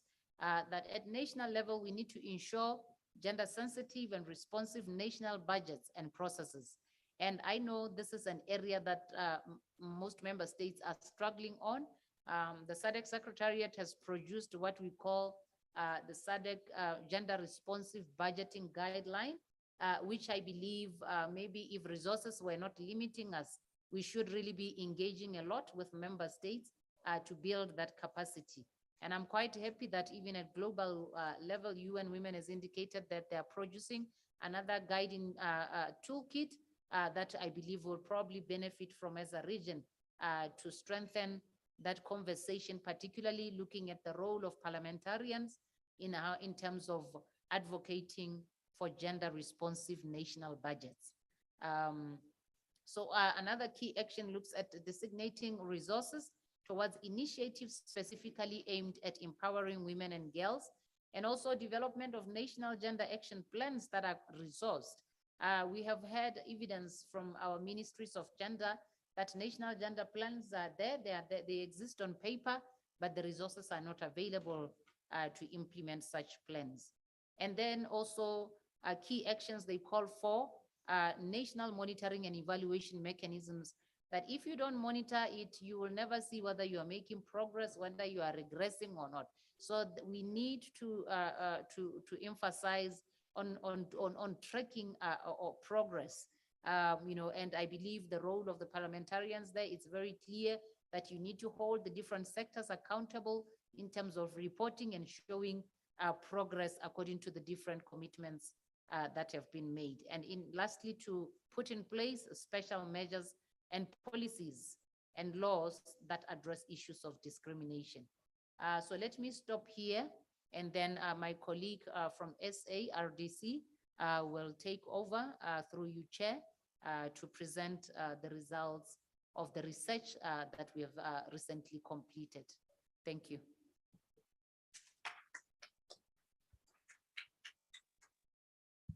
Thank you very much, Kelly. If it was in hospital, I would say you have done a good X-ray. Now we are waiting for the results, or they say a postmortem. She've said it all, she've taken us through, and I'm sure everybody is thinking, where is my country? Where is SADC? Where are we? But together with all that, she has come up with another thing, very new, monitoring and evaluation. This is something which is going really to solve a problem, because after collecting a lot of data which were being kept in shelves, and the IT has gone ahead, no more hard copies, no more shelves. Now they are in your iPads and in your computers. We are going to make it, it is going to be easier for all of us. So while you are still thinking of that, or you are still pondering on it, may I now invite Mr. Kizito Sikuka. I'm sorry if he is doctor. He will correct me, who is going to give us a highlight from SADC Gender and the Development Monitor 2022. This is the latest. Now get prepared to get the news, breaking news now. Are you ready? Welcome, Mr. Kizito. Thank you very much, Chair. And I think I'll also say all protocols are observed. I think we heard this morning that gender is not only about women, but both women and men. And I'm quite happy to be part of this panelist, which, as you can see, is actually gender sensitive. In fact, I think we've managed to surpass the 50-50 target. My name is Kizito Sikuka, as already mentioned, and I'm representing the Southern African Research and Documentation Center, which is the SADC research partner that carried out this very interesting research, and would want to share some of the results that were revealed by the research that was undertaken. Okay, yes.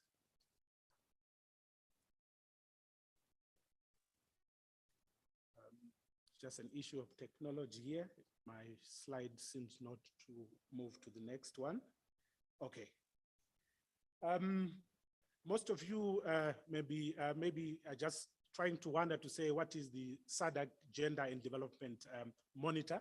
As already explained by Kelly, this is a publication that is published and produced at intervals. We would have wanted to have it after every 2 years to track progress, achievements, as well as challenges towards the goals of gender equality and women empowerment in the region.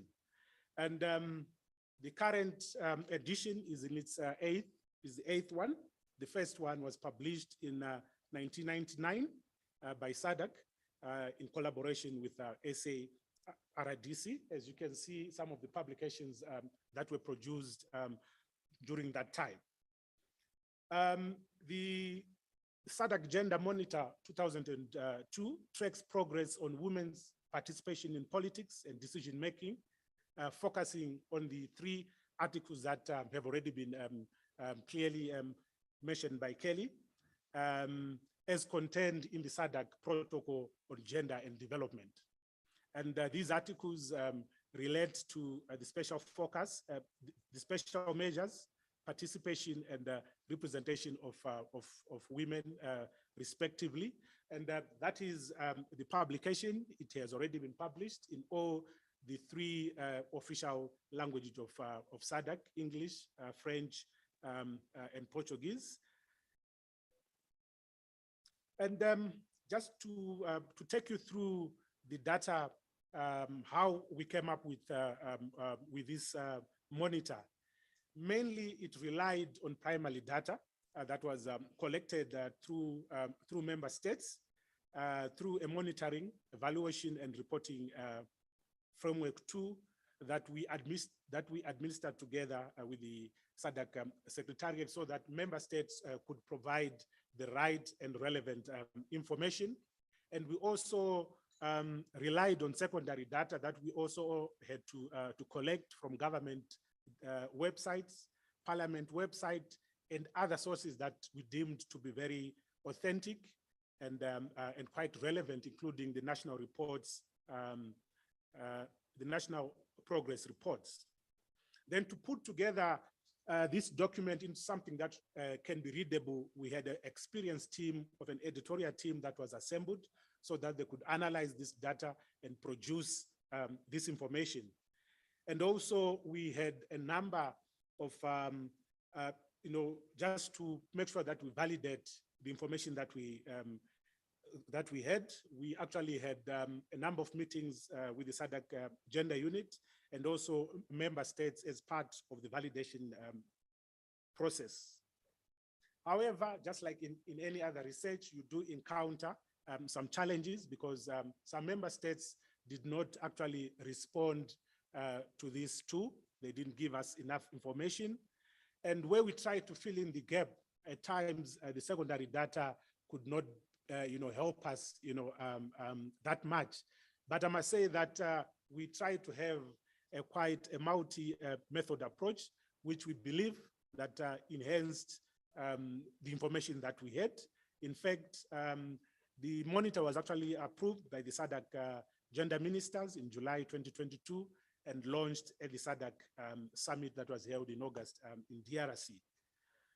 So we are now happy to present some of the key findings, results, as well as the recommendation that we think can actually help member states to improve gender equality and empowerment.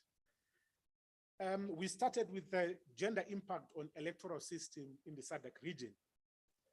And one of the key results was that some of the systems, some of the electoral systems that are used by different member states in the region are actually more gender inclusive than others. And these have affected the representation of women in cabinet, in parliament, in all the different positions. The three main types of electoral systems are the first, past the post, where basically the voters, the citizens vote for a particular candidate, then the proportional representation, as well as the mixed system approach. I think as parliamentarians, we are all quite familiar with these systems.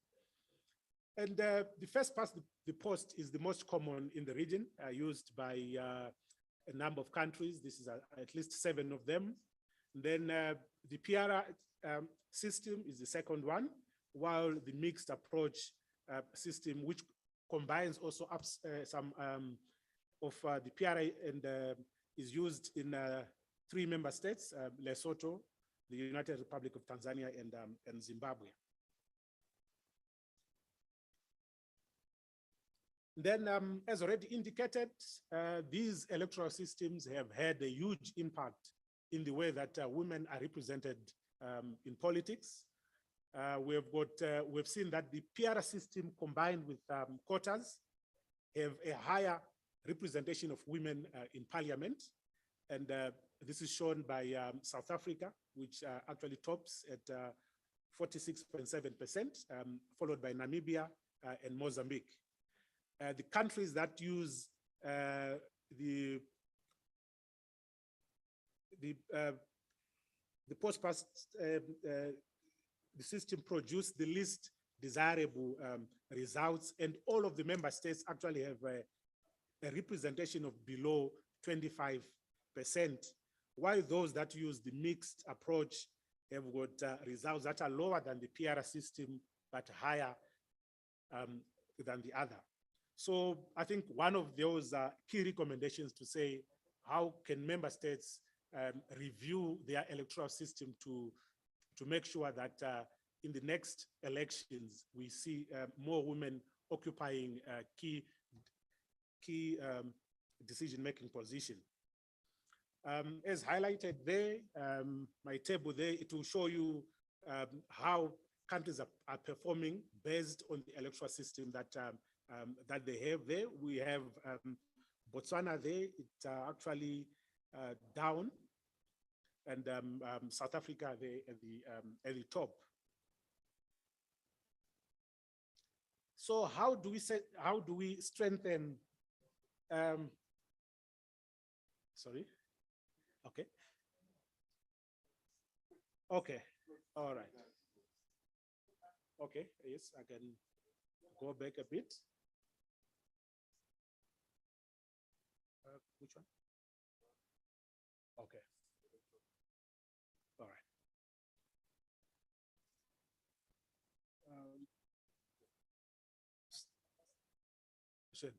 So as you see, I think the proportional representation is what is most desirable. We would want more countries to use that because it allows then for women to have, access to have that opportunity to also take part in developmental agenda.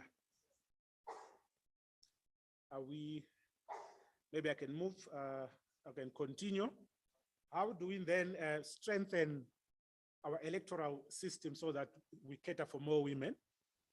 I think it is now to walk the talk. We have a lot of protocols that we have in place, and it is time to domesticate these and make sure that we advance them from laws or stated intention to actual implementation.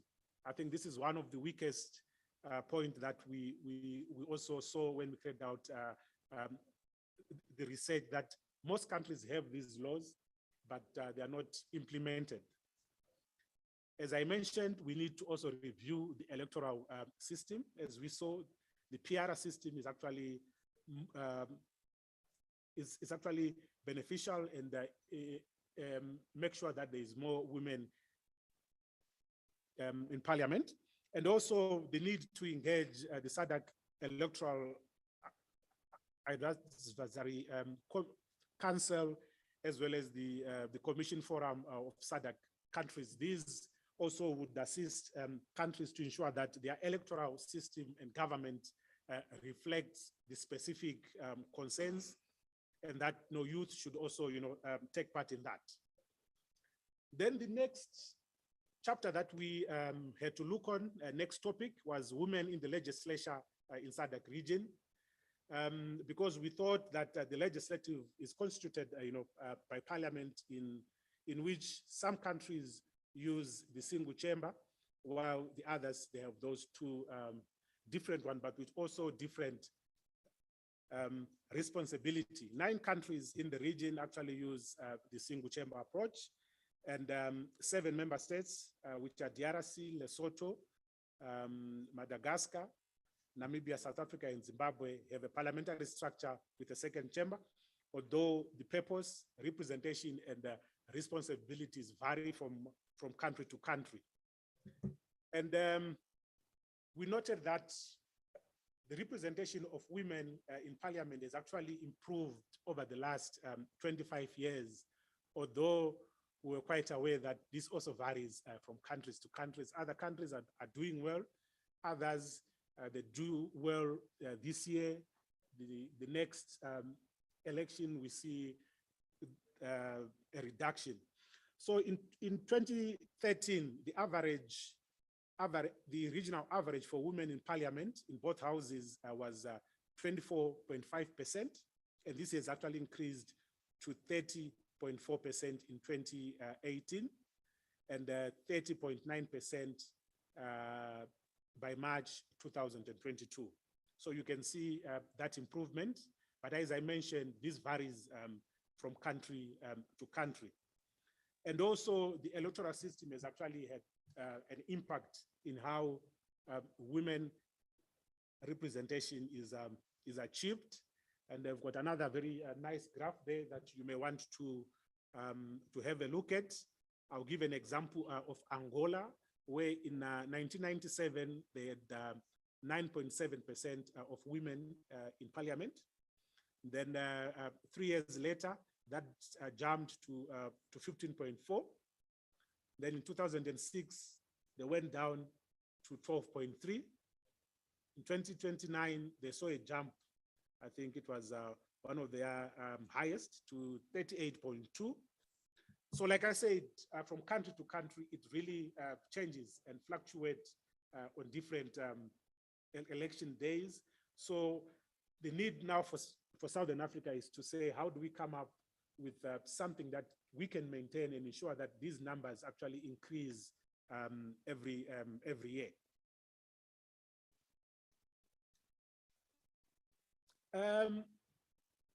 We also saw that women have also gained position of influence in parliament, either as speakers or the president of the assembly or president of Senate. In 2023, we had about 5 women as presiding officers in SADC parliament, and this has now increased to 9. So we are seeing that improvement, and which means that 50% of SADC states now have women presiding officer in at least one chamber of the parliament.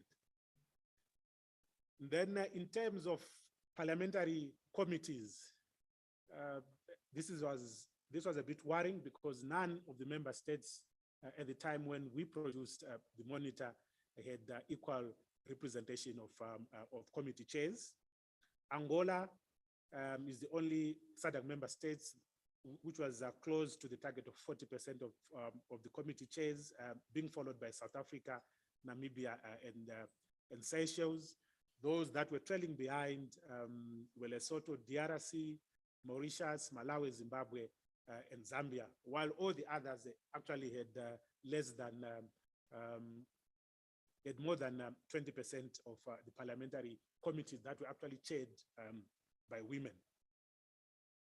So we believe that there's need for us where we come up with a mentorship or training program where young women need to be mentored so that we increase the pool of potential candidates and encourage political parties to actually adopt gender equality strategies. We also need to strengthen the monitoring and implementation of the SADC gender monitor, both at the national and regional level. And most importantly, I think SADC member states that have election in the next few years, they should definitely try to review their processes to make sure that in the next election we improve on the numbers. But also it's not only the numbers, it's actually the roles and tasks that women should also take, because like we said, gender is about women and men.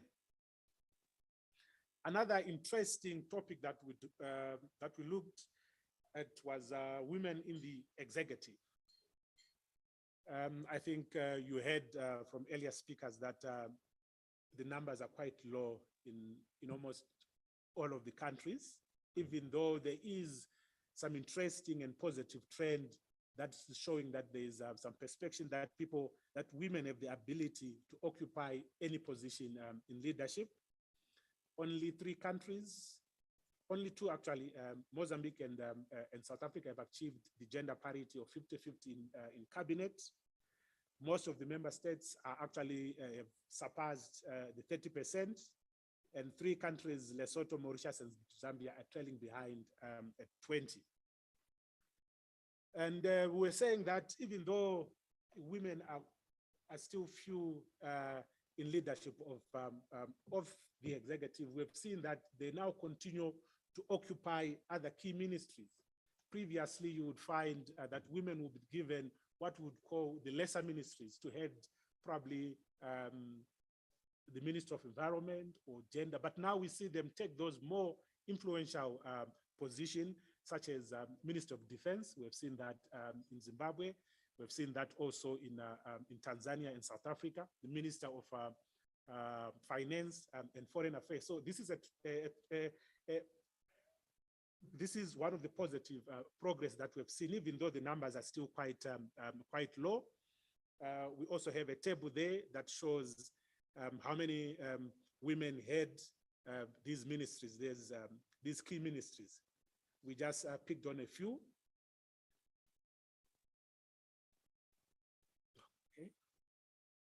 Then we also have these ones also just to show how many women are in cabinet in all the different SADC member states. I would pick maybe Namibia to say in 1995, it was around 9%. And in 2029, this improved to 22. And now currently in 2022, they moved to 38%. So we can see that upward trend. For Namibia. Okay, for all member states, I think for 2022, you'd find that Angola had 33.3%, Botswana 17.9%,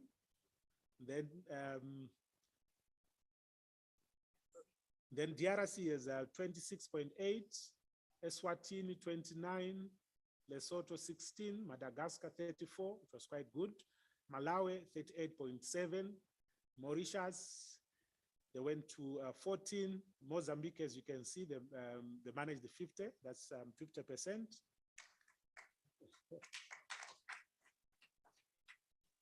Then Namibia, it was 34.6%, Seychelles 38.4%, and South Africa, they also managed the 50% target.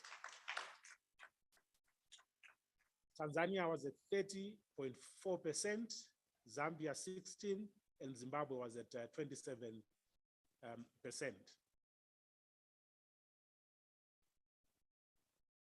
With respect now to the top leadership, because the cabinet is only part of that, we want to know who heads that cabinet. And we saw that most countries are really lagging behind as of now, as well as still in March 2022, only one woman held the top post in a SADC member state, and that is Her Excellency, the President of Tanzania, who actually became the 6th President of Tanzania in March 2021. She's actually the first woman to hold that position in Tanzania. Before that, she was the Vice President since November 2015.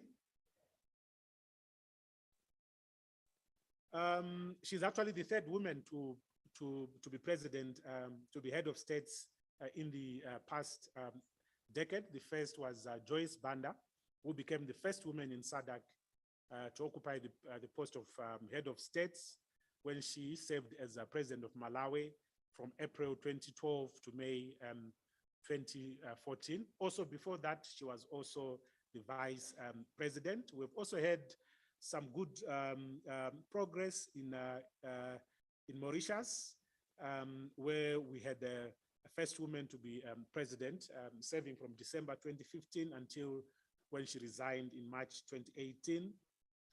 In Mauritius, she was also the first woman to serve as in an acting capacity. And before that, she was also the vice president. So those are some of the success stories that we have seen over the past decades. In Zambia, we also had the first woman to be vice president in 2015 to August 2021. In fact, that post is now also currently occupied by another woman. In Namibia, the first woman to be prime minister was appointed in March 2015, and is actually still serving in that position. Her deputy is also a woman, who is actually the Minister of International Relations and Cooperation. South Africa also has a good success story where the country appointed its first woman deputy president from 2005 to 2008. She was replaced by another woman from 2008 and to 2009. In Zimbabwe, we also had the first woman to serve as vice president from 2024 to 2015, while the first woman to be appointed deputy prime minister, this was realized in 2009 and served until 2013. So I think as you can see, we have some success stories, but we still lag behind. And what should be done to strengthen women participation in the executive? We thought there is need to enact special measures to increase the participation of women from all the structures, from the national governance to the local and regional level. We also need to generate awareness to eliminate some barriers that actually discourage women from holding such key position. We also need to strengthen capacity building. We need to capacitate our women parliamentarians so that they can also play that active part, because they have shown that they can actually contribute sustainably. Then we also had research, a scan into the judiciary to see how this has progressed over the years. And we noted an increase in the appointment of women judges in almost half of the member states that submitted data, showing that 50% are actually holding very key position, although the leadership, most of the women are quite few in being, judge president as well as chief justice. For example, Zimbabwe in 2013 was the only member states with a woman judge president. But as of March 2022, we now have 6 member states, namely Angola, Botswana, Mozambique, South Africa, Zambia, and Zimbabwe, that also have, the judge president. So that's a very positive increase. And also representation of women as Chief Justice and Attorney General has actually remained relatively low. Only 2 member states in 2013, Malawi and Zambia, had women as Chief Justice. This has actually now dropped to 1 with the appointment of the Chief Justice in Mauritius, while Malawi and Zambia now have, the male Chief Justice. But I think we should also take note to say that Botswana was the first member state to actually do that when we had a woman. Yes, I'm almost there. Who also served as the Attorney General from in 2014. We also have our graph just to highlight the numbers there. We'll make this presentation available. Then how do we also strengthen this? I think we need to make sure that we break the gender stereotypes and increase commitment from bar association president or nominating the commissions.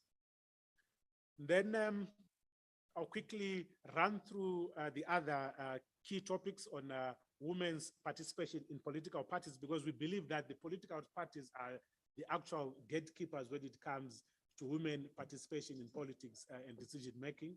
Once that quota is not dealt with at the political party level, then the whole chain won't really work.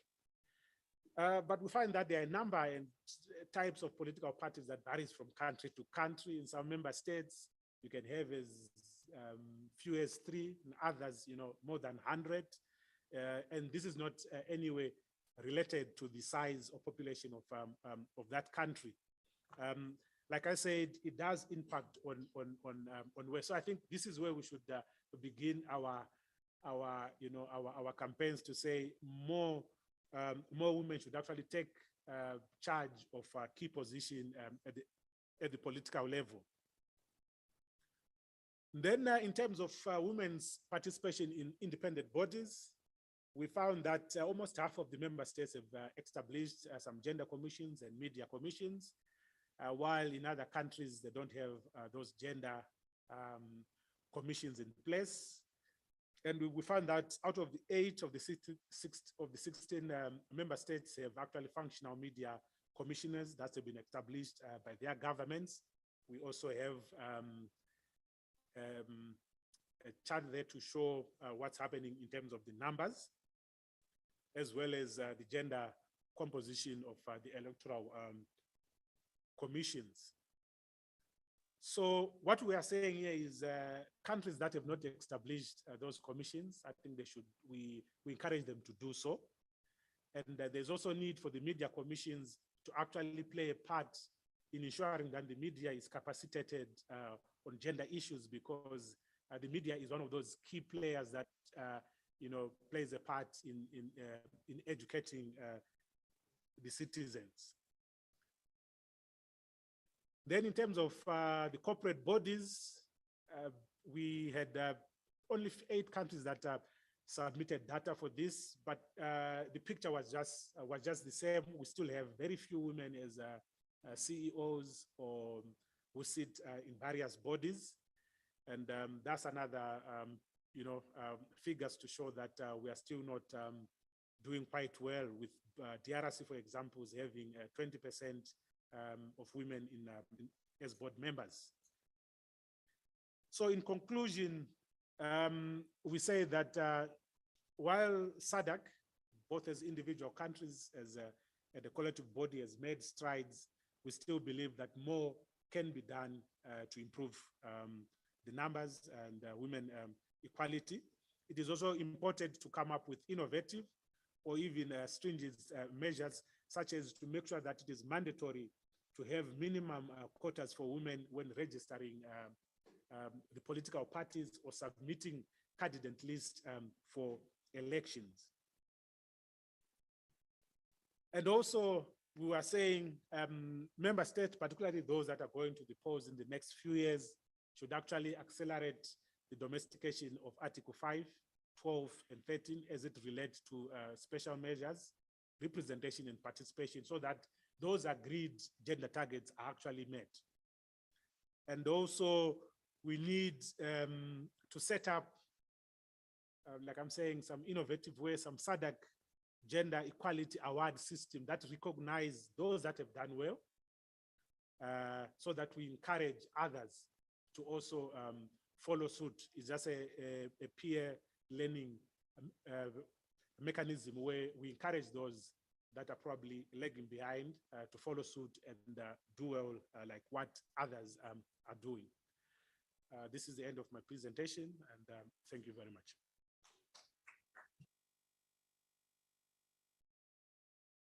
Thank you very much, Mr. Kizito Sikuka.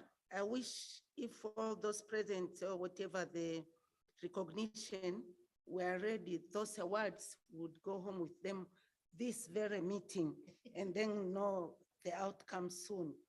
Now, before I proceed on inviting the last presenter, I want to point out one thing. In front of you, you have these small notepads. Just for one who want to contribute something or ask question for the presenters, because we are going to do all the 4 in one. So you may choose whom you are going to ask, elaboration, or whatever you are going to explain. So just write your name and your country, then Omar will be going around and collect, because I know honorable MPs don't want to raise up hands and so forth. It's not, we are not used to that. So now you can just write, and then whichever comes first in, first out. If it comes last, then the time over, you won't have time. So Omar, please just write like this and then it will pick. Now I'm going to present to you, or I'm going to invite Mrs. or Miss Du Apane. Mrs. Du Apane is from Shellstone Consultants, and she's here now to present her study on women political participation in the SADC region. Today, she's going to tell us the emerging issues. So nothing easy this morning. Everything is just like ugali, the stiff porridge. Today, there's no soft porridge, no oatmeal. So it's you people, because you have been taken very highly, You understand these things? And before you give your testimonies, let us listen to those who are looking for, who are doing the research for us. Then later, those people on site, and these are none than the MPs, will come up and say what is there, what is happening, how to go, how to move ahead. May I now invite you, Mrs. Du Apane? Welcome.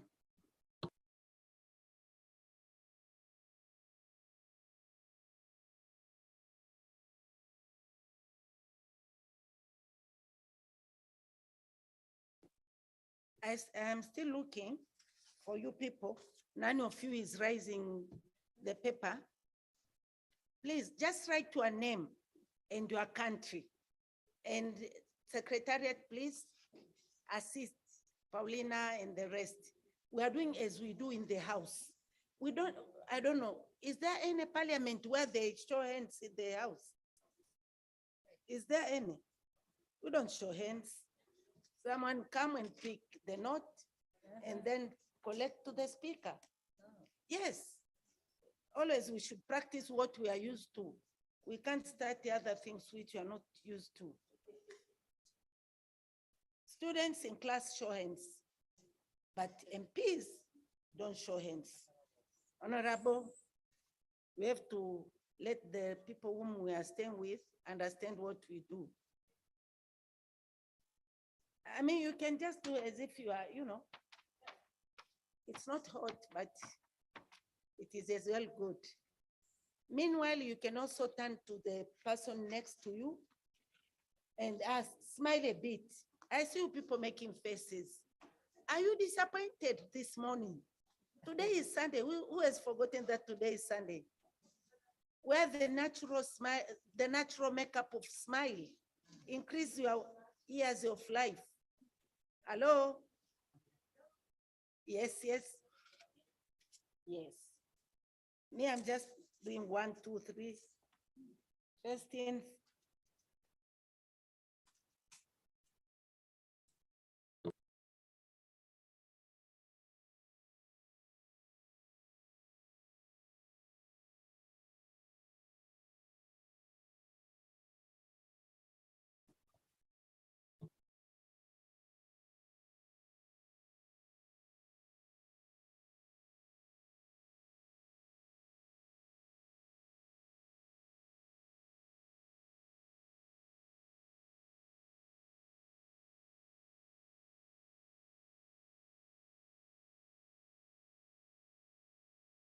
Have a big file here. People are very active. Wow. You gurus.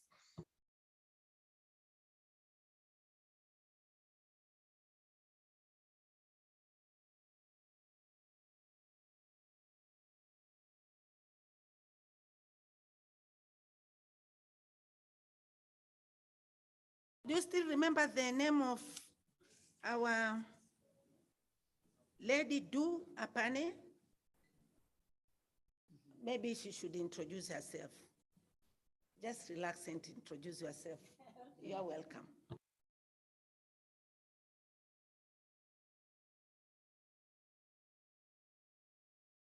I hope it's on. Okay. Thank you very much. Let me start by observing all protocol and then continue from here. I am Du Apane from Charlottestone Consultancy.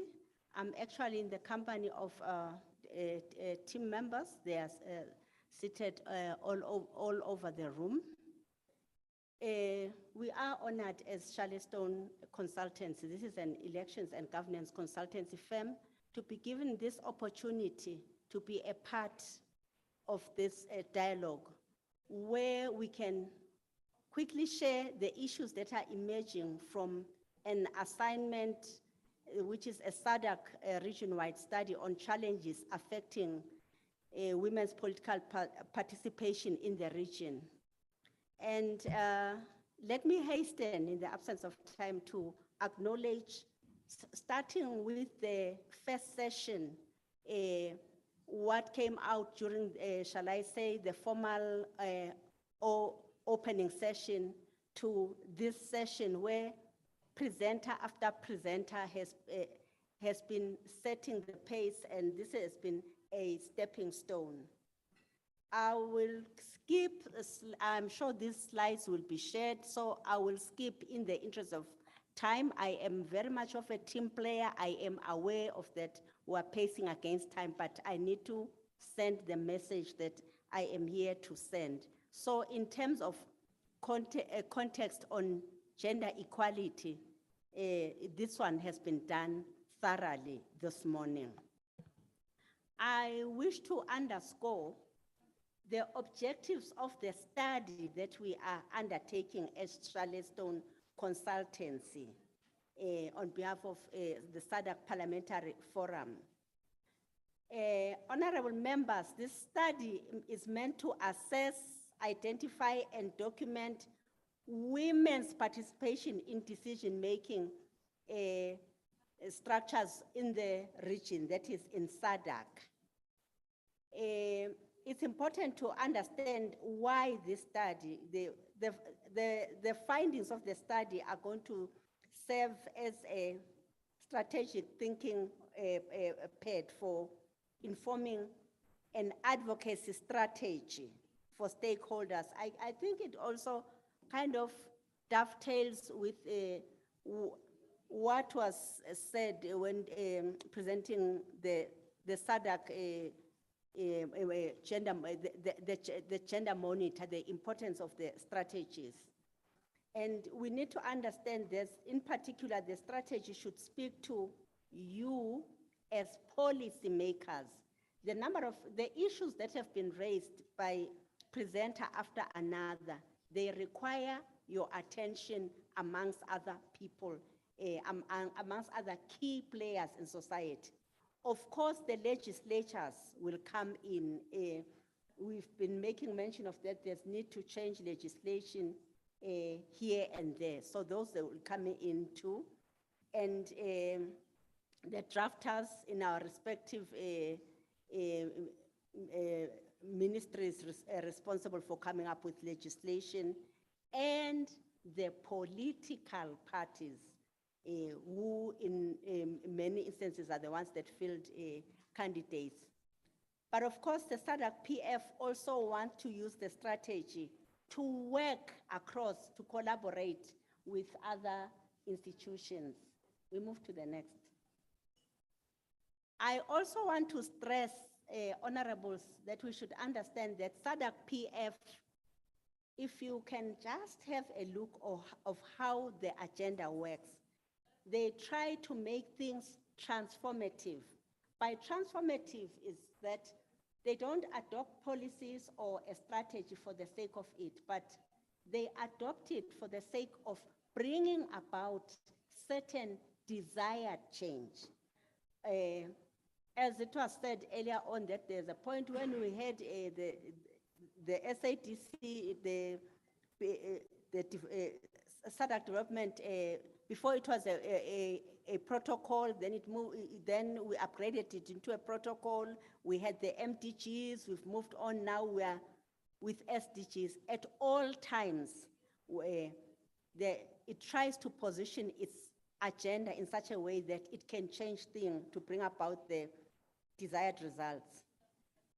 Commissioning this study is testament to that.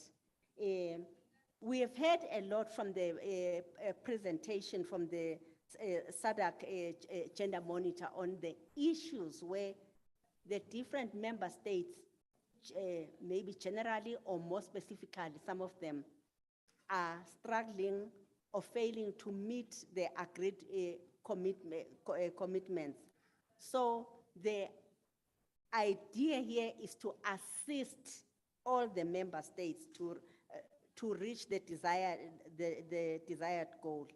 This very convening is also testament to that. The SADC PF agenda is one that is transformative.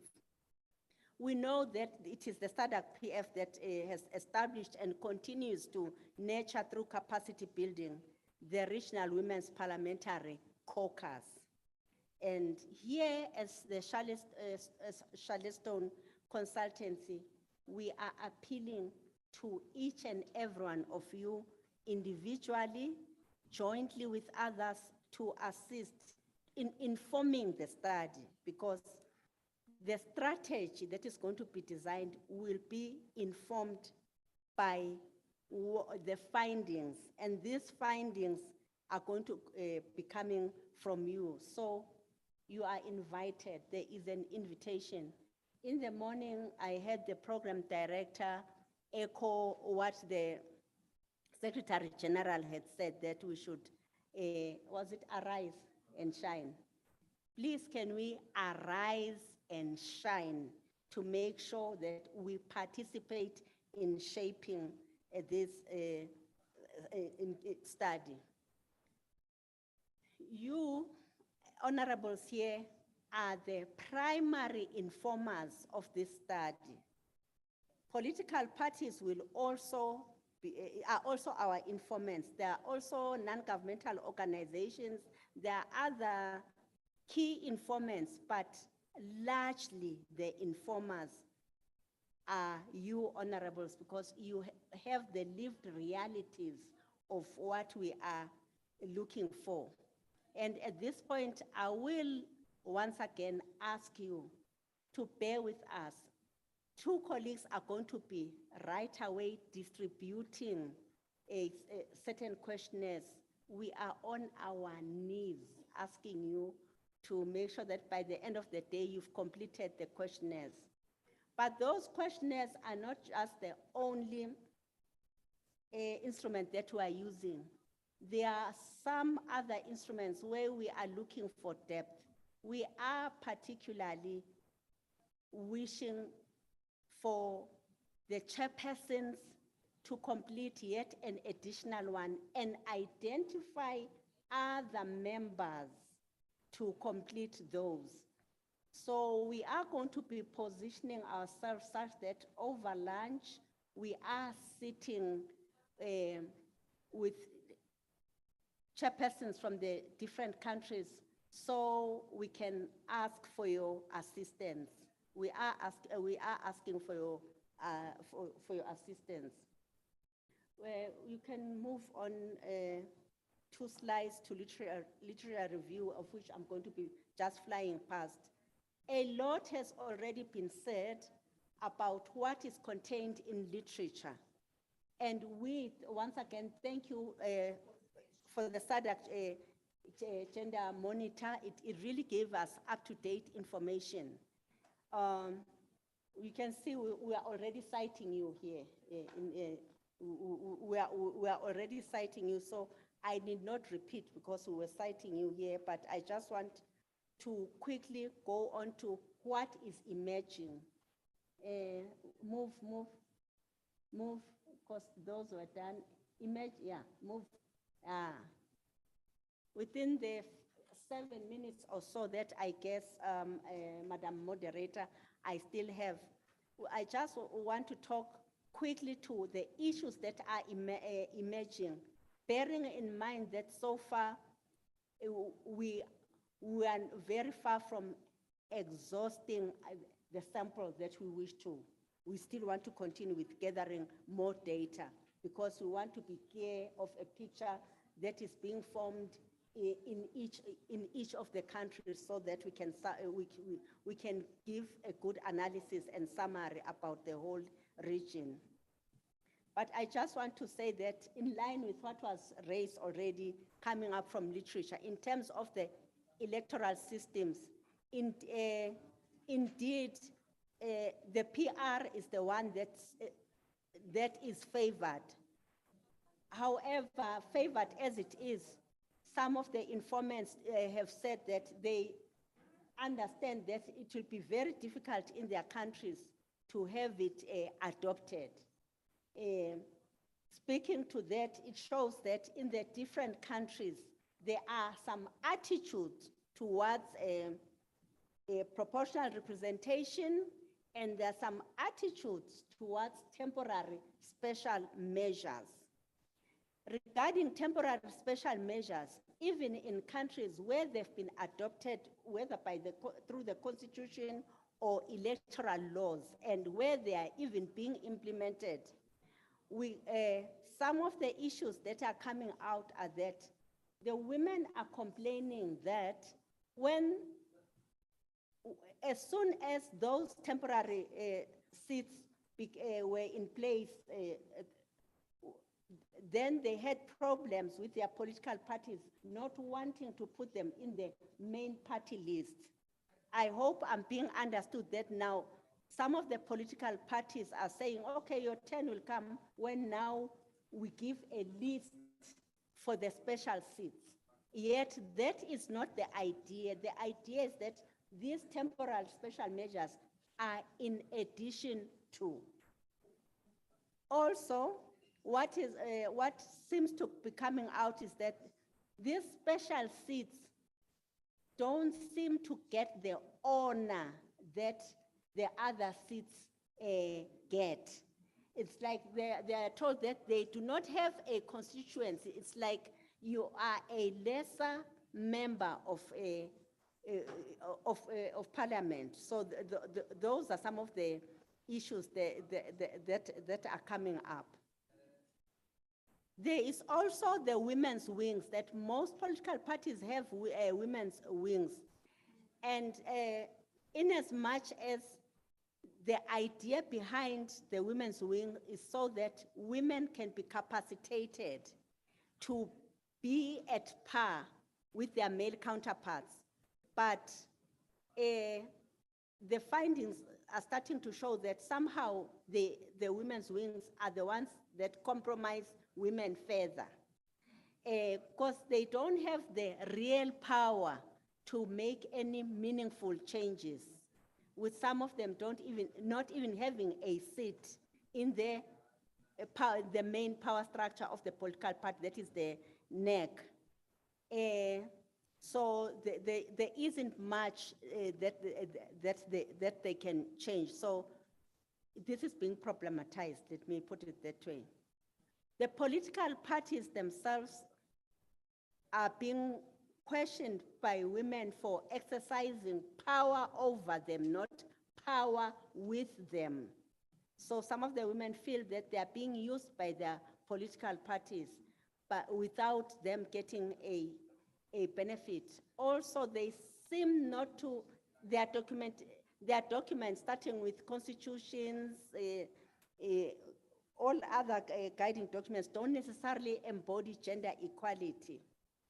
There were very few women who are reported full support of their political parties. And gender is not considered to be a criteria when the political parties make their candidates list.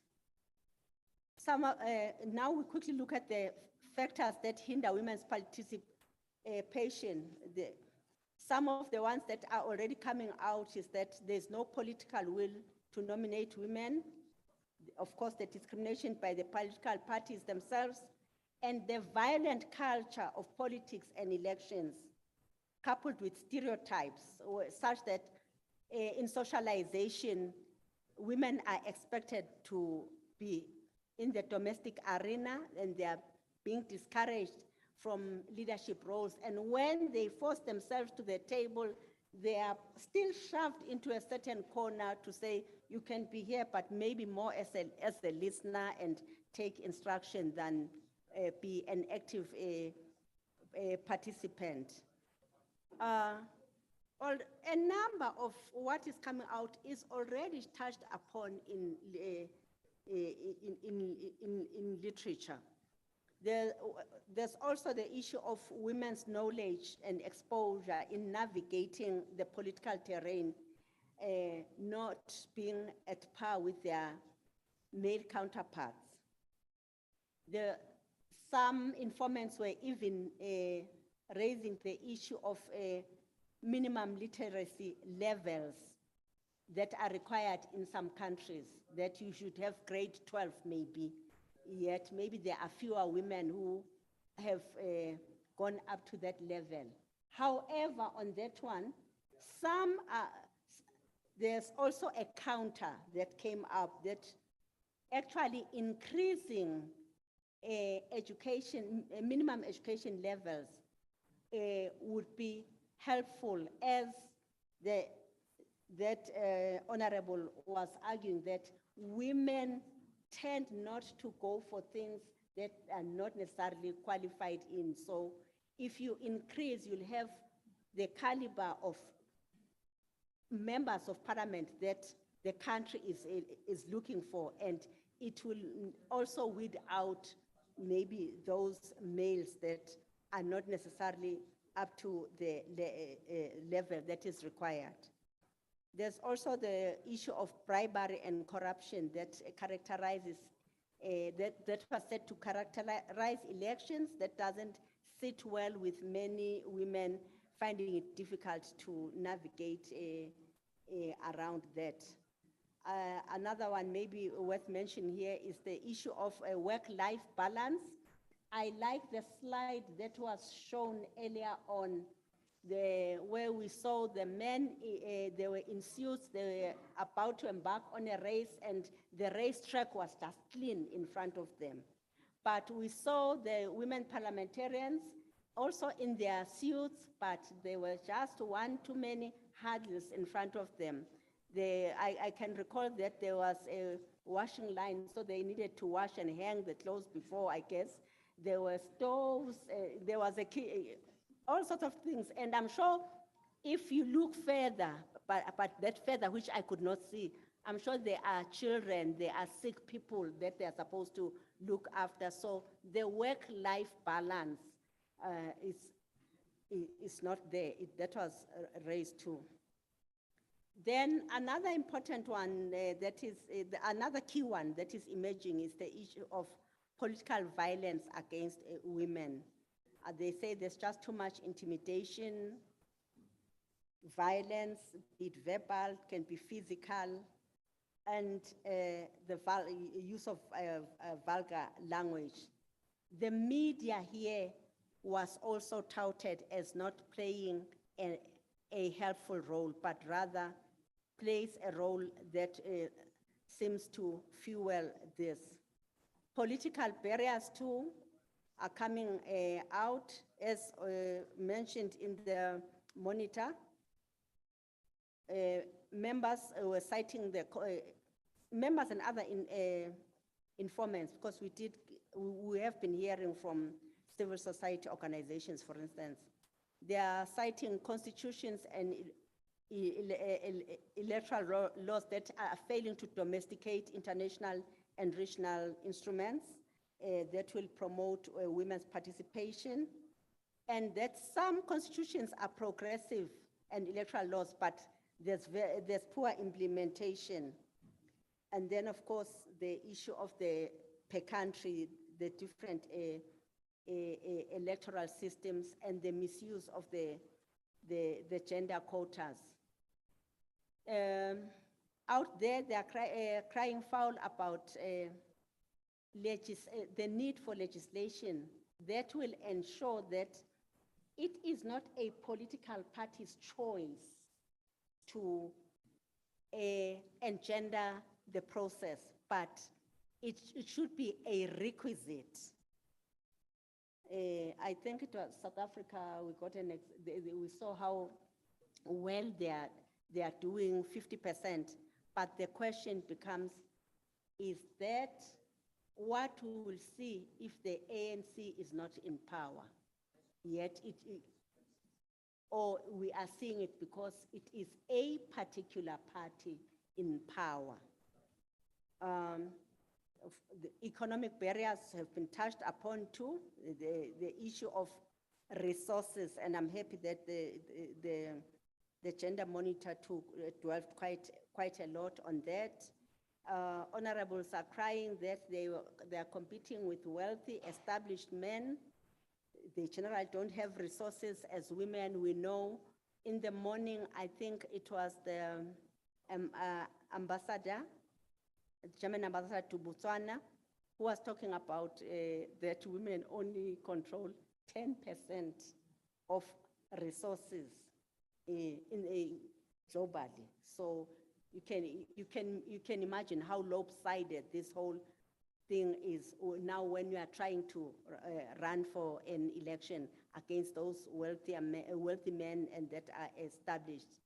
And they also raised the domestic arena as being a problem in that even where some resources might be available at family level, they are not necessarily in control as their male counterparts are able to control.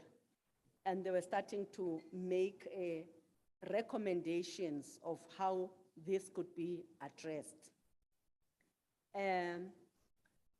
All of this that follow our recommendations, like in terms of the electoral systems should be ones that promote women's participation. There should be legislated quotas.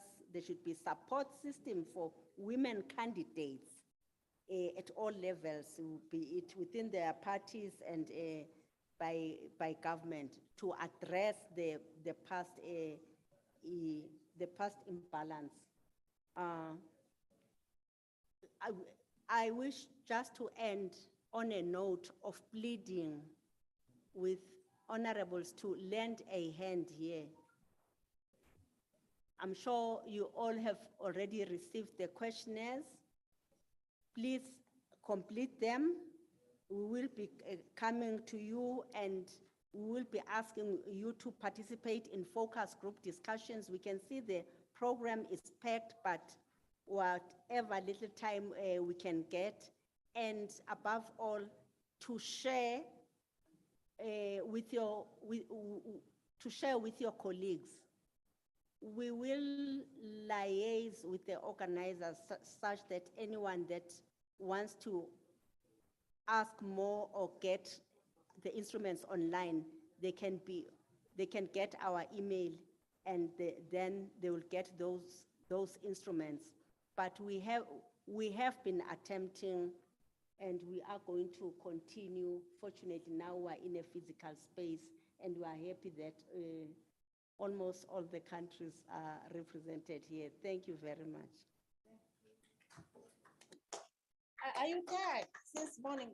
Good afternoon, honorable members. Will you please applaud for her? Been here since morning and now it is afternoon.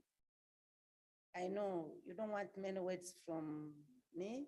You just want to give the testimony or to share what you have or ask questions. So I have 12 pieces of paper, just like the number of the apostles of Jesus. And may I now invite Honorable, if I pronounce your name differently, please repeat it when you start presenting your question.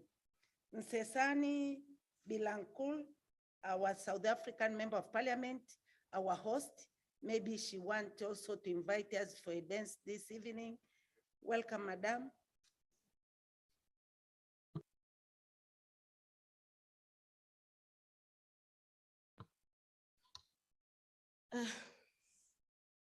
Thank you very much. Before you proceed, Honorable, may I be very clear?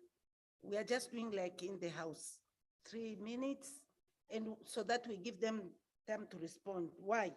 I've borrowed half an hour. Is it half an hour, Kurasha, or 1 hour? Half an hour. I've borrowed it half an hour. We are past the time. Sure. We are supposed to be finishing by now. But this is a very hot debate. So I think you'll give us 45 minutes than 30 minutes. So let us be generous to ourselves, 4 minutes at least, at most.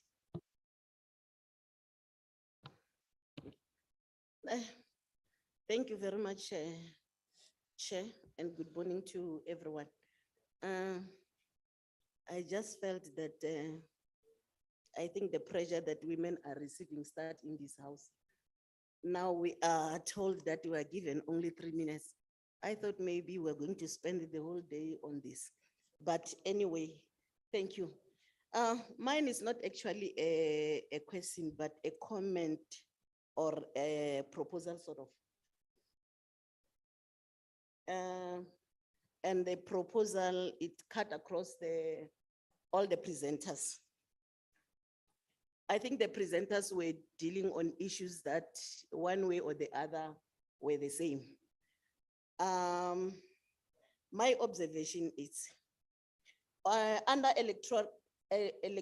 electoral system and quotas, I propose that the constitutional or legislated quotas in the PR system are the most watertight way of achieving gender parity. However, voluntarily, party quotas can be equally powerful and effective.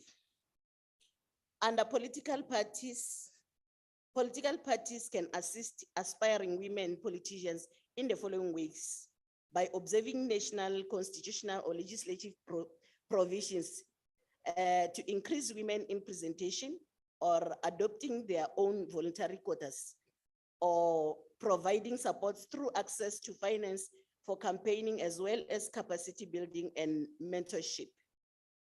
Under electoral management and the laws, there have been more efforts to mainstream gender in election management bodies, but women still make up to 28% of commissioners in EMBs.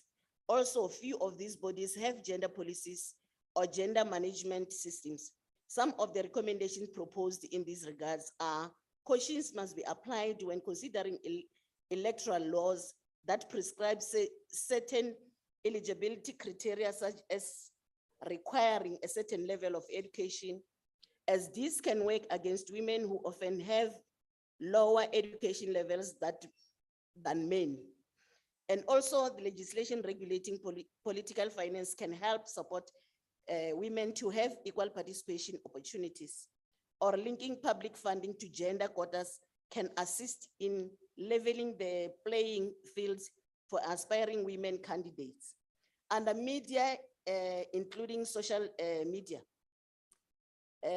media can challenge stereotypes in various ways, including the following: seeking more than one source and including sources that are often absent in the news, such as rural women.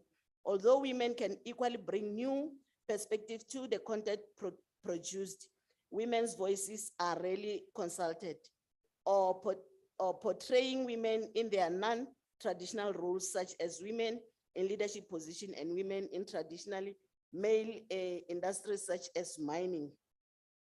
Under civil society, advocacy and lobbying tend to happen just before election or when resources permit. There is a need for a long-term planning and resource mobilization to ensure inspiring women politicians can be supported throughout the election process, or emerging efforts to include men and women in political participation need to be strengthened. Under ensuring effective participation, more qualitative research is required with African women politicians and expect to uncover exactly the contribution that women brings to politics, while men in decision-making are not judged in the same critical way. This evidence will make a stronger case for women's equal representation in all areas of decision-making. I thank you, Chair. Thank you very much, Honorable, for observing time. I'm sure the one who's supposed to respond will respond later, or if it is just an advice, just say an advice.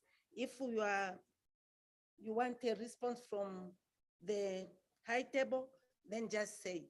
As I'm picking the paper from Honorable Princess Kasume, she wrote here clearly, this is a question to Mr. Kizota.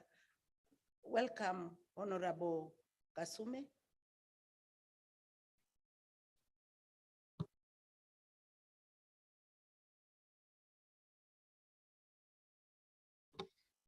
Thank you, Madam Chair, and mine are questions to Kizota, the presenter. Kizito? Yeah, thank you. Sorry about that. I just wanted to ask a question in terms of Zambia, for example, using Zambia as an example. It used to have a gender minister, and currently it does not have a gender minister. And that profile has gone under the president's desks, the pros and cons to that. Secondly, it is also related. There has been some different school of thought. Some are saying that as long as you have the commission, that actually takes care of having a gender minister? What is the perception on that? And really, is it helping into our gender agenda? And then thirdly, it's you've talked of parties actually being the critical players in ensuring that we reach maybe the PR system. What are we doing? Because somehow you're speaking to us. We are members of parliament who really don't have much power to the party structures. Do we as SADC PF have a way or a mechanism in the future to really try to talk to our different parties in our different countries? And lastly, I think it's important that we do not lose around the systems that are there with the perception that all members are equal to the task. I know time is of essence, but maybe just try to elaborate a little bit more so that even as we go back and advocate for the right system from the expertise, it seems the proportional representative is the best. Can we go with some more detailed information to make our case? I thank you. From Zambia. Thank you very much, Honorable Princess from Zambia. May I now call upon Honorable Ruth Meldis, an MP from Angola. Muito obrigada, senhora moderadora. Eu gostaria de abordar uma questão que foi aqui muito batida, que é a questão que tem a ver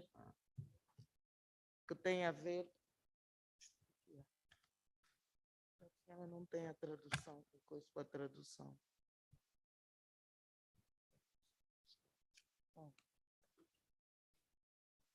Então, tem a ver com as estatísticas que foram aqui apresentadas.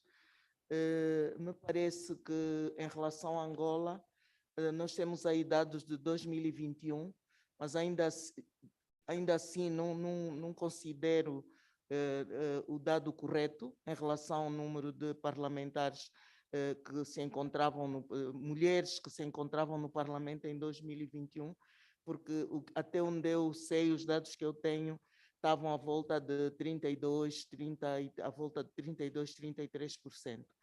Essa realidade hoje é outra. Nós tivemos eleições agora em agosto de 2022 e alterou completamente os números em relação às mulheres no nosso Parlamento. Neste momento, nós estamos à volta de 38%, portanto, 37 ponto qualquer coisa. E aqui vai ser a questão que eu vou apresentar. Tudo parte dos partidos políticos. Me parece que se os nossos partidos políticos não tomarem essa questão a peito, nós vamos continuar sempre a ter problemas em relação à representatividade das mulheres nos nossos parlamentos. E eu vou dizer por quê. Eu estou num partido em que já estamos a 50% das mulheres nos órgãos de direção. Inclusive, no Comitê Central, que é o órgão máximo, nós já temos 50% mais um de mulheres. Entretanto, se todos os partidos e a nível do Parlamento, a cota também, como o partido apresentou, é de 50% de mulheres.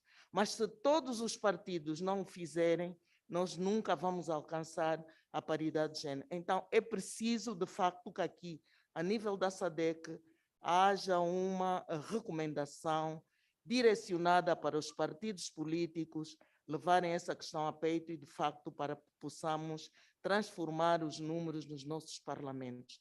Em relação a Angola, eu devo dizer que, desde 2017, nós temos, de facto, melhorado as nossas estatísticas. E temos, neste momento, uma vice-presidente, a vice-presidente da República é mulher. Portanto, a presidente do Parlamento é mulher. Temos uma vice-presidente do partido que também é mulher. Temos a presidente do tribunal, e aqui o senhor que apresentou as estatísticas, de facto, apontou bem essa questão. Temos a presidente do Tribunal Constitucional, a presidente do Tribunal de Contas, portanto, são mulheres, e temos, de facto, um número grande de juízes que são mulheres. Portanto, me parece que, de facto, os colegas que estudam essas questões de género a nível da SADC deviam mergulhar melhor a realidade angolana, porque, de facto, os números aumentaram e melhoraram bastante a participação das mulheres. A outra questão que eu gostaria aqui de focar foi uma questão que foi apresentada, se não me engano, foi abordada pela nossa moderadora. Será que esses números representam, de facto, a participação da mulher na tomada de decisão? Portanto, essa é outra questão que nós devemos olhar com atenção. Como disse, acho que foi a secretária-geral, ok, temos números, mas não podem ser só, os números não podem ser só números. Os números têm, de facto, que representar alguma coisa em termos da tomada de decisão. Portanto, essa era a minha posição em relação a esse tema que está a ser aqui abordado. Muito obrigado.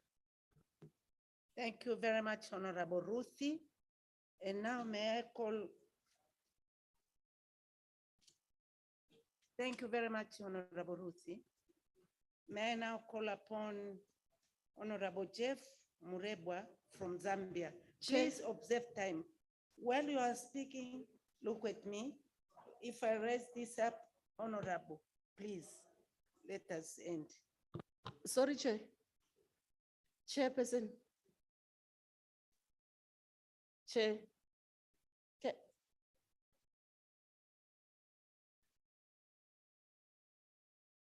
Sorry, didn't I pronounce the name well? No. I just want to ask you, maybe you can help concerning the interpreters. The voice is too low. I don't know whether it's my mic or what.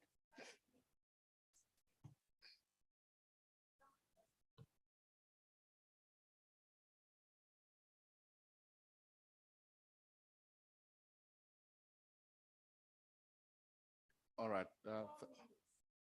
Thank you very much. I'll beat the time, Honorable Chair. I think the message is quite loud and clear by all the speakers.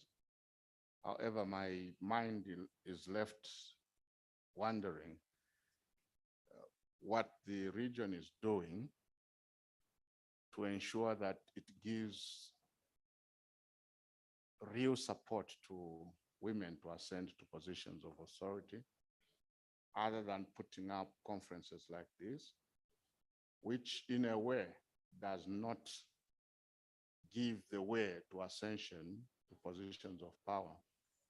What I really have in mind is when a political party is choosing a candidate, they will always go for someone who can win them the seat.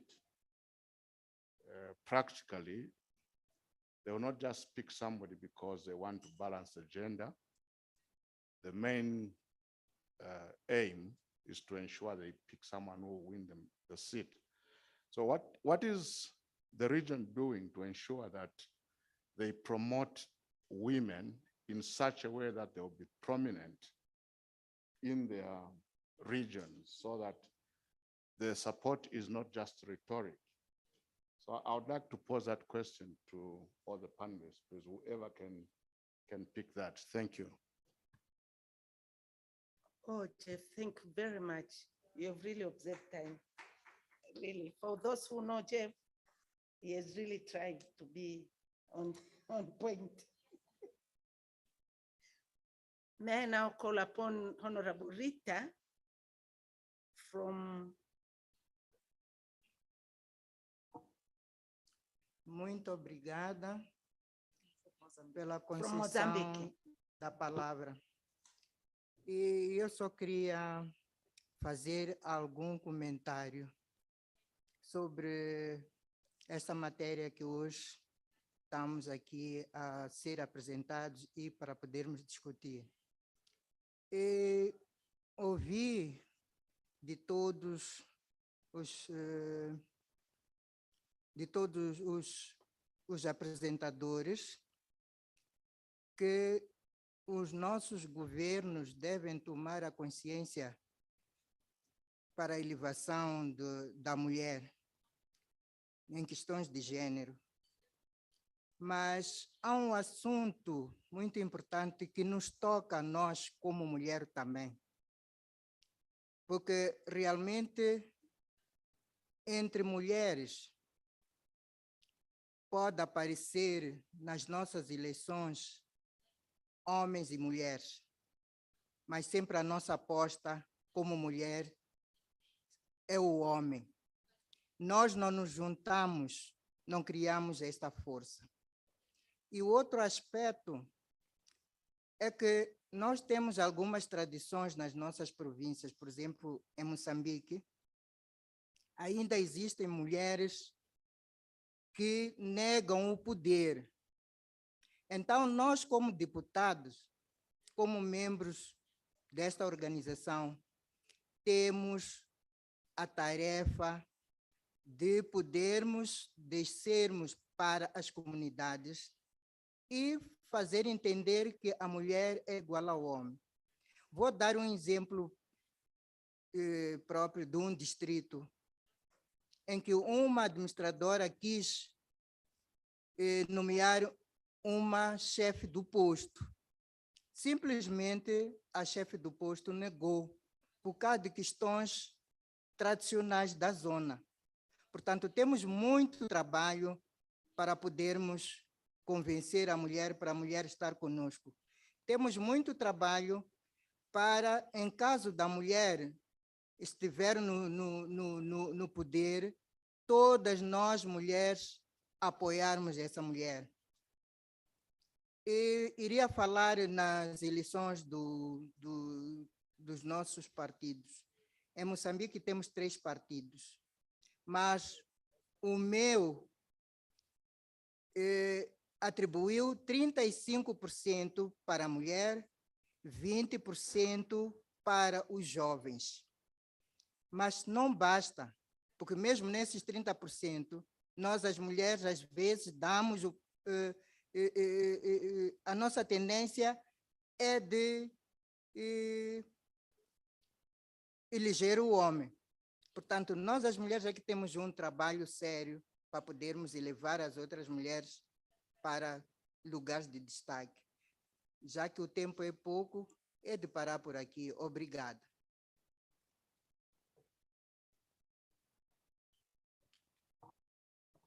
Thank you very much, Honorable Ruth from Mozambique. I gave you some few seconds more because this is your first time to be here.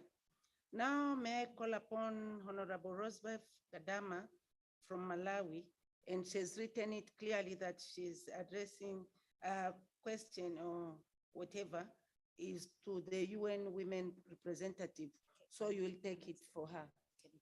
Oh, I'll take it next when she's back. Yes? Thank you for the good advice. Jose Semedo, Honorable Jose from Angola.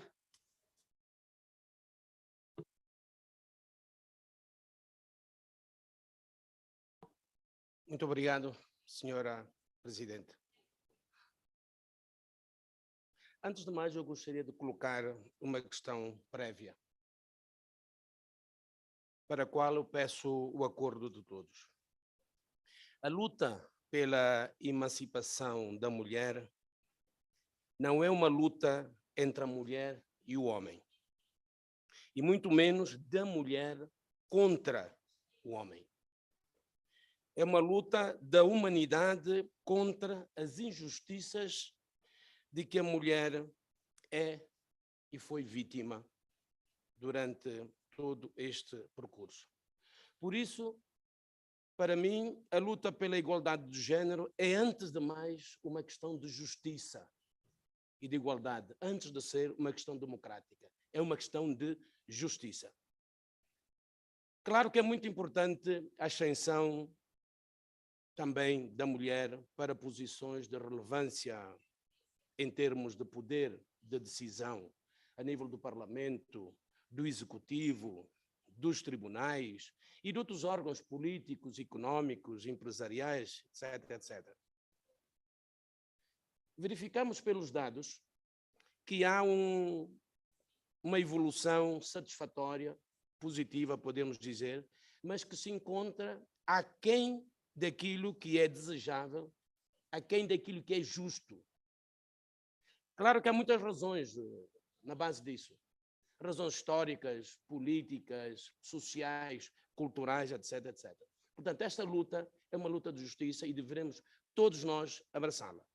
Mas para que ela tenha um final que nós queremos e de forma previsível e sustentável, creio que são necessárias algumas medidas eficazes à montante. Não basta somente reclamar, não basta somente propor. Parece-me que precisamos de medidas a montantes que sejam eficazes. Designadamente, garantir efetivamente os mesmos direitos e oportunidades às mulheres.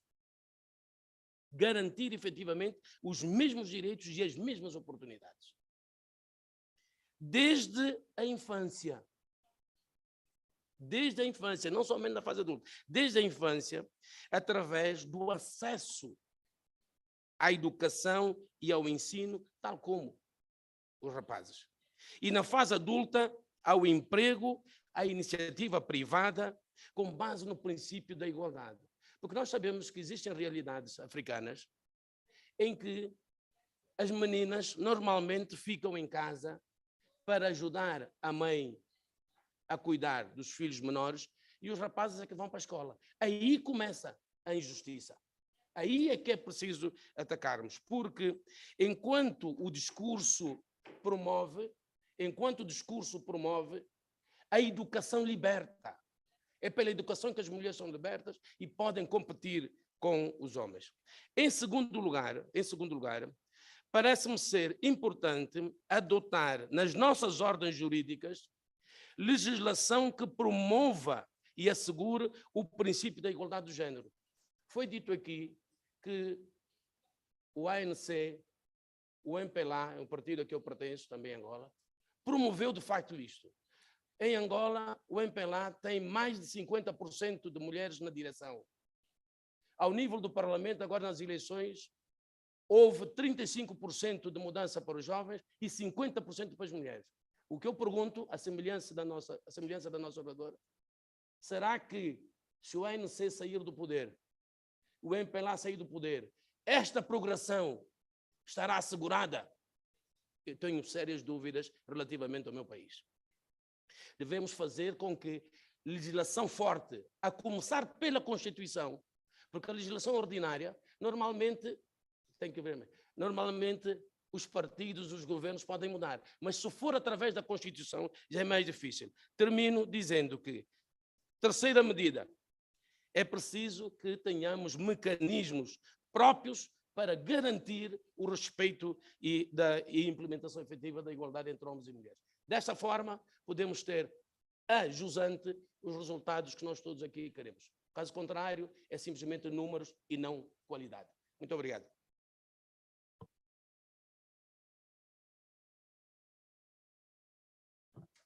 Obrigado, José. May I now invite Rosberg? And her contribution is directed to the UN Women. Thank you very much, Madam Chairperson. Firstly, I have a comment. Let me concur with the previous speaker. I believe that most of us in here are parents. So I just wanted to say that as women at some point, we have proved to fail to raise our children. That is a boy and a girl child in equity in our homes. And that trickled down to the issue of gender preposition. It needs to start from our homes, that our children should have the feel and belief that they are equal in all spheres of life. Now, my question, as we are fighting for gender equality, thus in two folds, other women who are already in the system are fighting for retention. At the same time, we are also fighting to increase our numbers by bringing in new women. We all know that our challenge is financial support on top of the duties we do as the MPs, that is the lawmaking, oversight, and representing our voters. My question to you, Anne, is at what point do you intervene during the cohort or during the term? Is it at the beginning of the term, in the middle, or at the very end? My final comment is to do with the what? The questionnaire we have just received. Due to lack of political will, some of the political parties are not very gender inclusive. This led to some women to contest as independent members, myself being an example of such type. So I looked at the questionnaire. Most of the questions are to do with political parties. My plea is that maybe you should include also the independents so that you learn and we share what we go through during the campaign period or during the elections. I submit, Madam Chair. Thank you very much, Rose, for observing time. May I now invite DRC? It's just written DRC, no name. But then since it was on the first page, I think it seems as if it was my past chair, Maria. Welcome.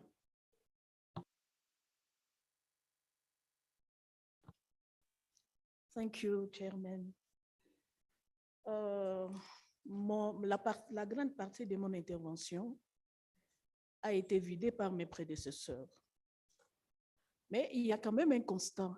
Le constat, c'est que ça fait plusieurs années que nous parlons de la prise en compte du genre dans le processus électoral, la prise en compte du genre dans les nominations des dames, évidemment, au poste de commandement. Les constats, quand nous essayons de faire l'évaluation, nous constatons que nous tournons en rond.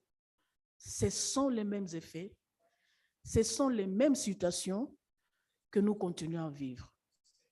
Concernant les nominations, je voudrais proposer à notre forum, étant donné que nous avons transformé notre forum vers les parlements de la région, je voudrais suggérer, si nous ne pouvons pas, au niveau du forum, faire certaines propositions à nos gouvernements respectifs par rapport aux nominations des femmes dans les postes de commandement, pour que nos pays respectifs essayent d'observer les lois types que nous allons proposer, certaines orientations que nous aurons à proposer. Là, par rapport aux nominations, évidemment. Par rapport à la présence nombreuse de femmes au niveau du Parlement, je pense que mes prédécesseurs ont évoqué certaines contraintes qui ne permettent pas aux femmes de pouvoir briguer les mandats au niveau des assemblées nationales. Je voudrais insister ici, ma voisine à côté a parlé de moyens financiers. L'autre qui vient après, celui qui est à côté de ma voisine, a parlé de nos partis politiques. Tout doit partir de là. Est-ce que nos partis politiques arrivent à aligner un nombre important de femmes? C'est la grande question. Maintenant, pour y arriver, je pense qu'une contrainte peut provenir de notre forum, exiger à chaque pays que dans chaque liste électorale, il faut la présence de femmes. En ce moment-là, si les femmes se présentent nombreuses, elles peuvent avoir la chance de briguer les postes électifs. Tant que ces femmes, d'abord, ne sont pas proposées sur les listes électorales, donc elles ne pourront pas s'est présenté comme candidat. Et là même, quand il se présente comme candidat, pourquoi nous ne pouvons pas peaufiner une stratégie au niveau de notre forum? Je donne un exemple. Dans une circonscription, par exemple, à 5 sièges, nous pouvons dire, par exemple, sur les 5 sièges proposés, un siège seulement peut être concouru uniquement pour les femmes. À ce moment-là, nous avons la chance d'avoir des représentations de chaque circonscription, d'avoir des représentations des femmes dans chaque circonscription. Mais si nous allons avec cette stratégie-là, je pense nous pouvons réussir à augmenter le nombre important de femmes élues au niveau des assemblées provinciales. Tant que nous n'avons pas une stratégie commune à proposer à nos pays respectifs, je pense que nous reviendrons encore ici pour reparler la même chose et nous n'avancerons pas. Par contre, ça recule. Et là, il y a même, excusez-moi de revenir en arrière, quand nous avons parlé, par exemple, quand nous parlons, par exemple, des postes nominatifs, il nous appartient à nous aussi, les femmes, d'être compétitives. C'est-à-dire, quand on te confie un poste de responsabilité, il faut être en mesure de défendre ces postes-là. Il ne suffit pas que nous puissions chanter, non, non, nous voulons prendre la prise en compte de dimension genre, dès lors que nous, les femmes, nous ne faisons pas un effort pour bien défendre les postes qu'on nous a confiés. J'ai suivi un exemple d'un collègue ici dans la salle qui a dit, on avait proposé à une femme un poste, mais curieusement, la femme a décliné l'offre. Mais pourquoi elle a décliné l'offre? Peut-être naturellement, elle n'est pas capable de pouvoir diriger. Et ce ne sont pas des genres de femmes comme ça que nous pouvons proposer. Proposer les femmes qui sont capables d'être compétitives, les femmes qui sont capables de défendre leur poste. C'est cela, c'est à quoi nous devons tenir compte. Mais souvent aussi, les décideurs hommes, pour maquiller, ils vont proposer celle qui n'est pas capable de se défendre.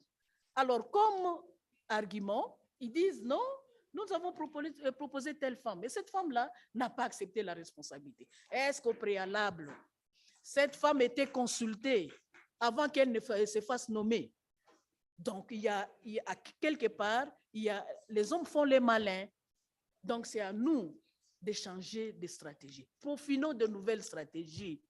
Peaufinons des stratégies contraignantes. Je pense que s'il y a des stratégies contraignantes, ça va obliger à nos pays respectifs de pouvoir faire quelque chose. Ça peut avancer. Moi, je donne seulement un exemple de chez nous. Il y a une femme qui vient d'être élue gouverneur de la province. Quand elle a été élue, elle a trouvé les recettes à 1,2 million. Dès qu'elle a été élue, 3 mois après, elle vient de réaliser un score. Les recettes sont montées de 1 million à 3,8 millions. Vous voyez un peu l'écart. Ça veut dire qu'il y a certaines femmes qui sont capables, évidemment, de défendre leur poste. Voilà un peu mon intervention. Excusez-moi d'avoir été un peu long. Voilà un peu mon avis. Merci. Thank you very much, Honorable. We need to share time with the rest. May I now call upon Honorable Emilia from Namibia. Thank you very much, Honorable Chairperson.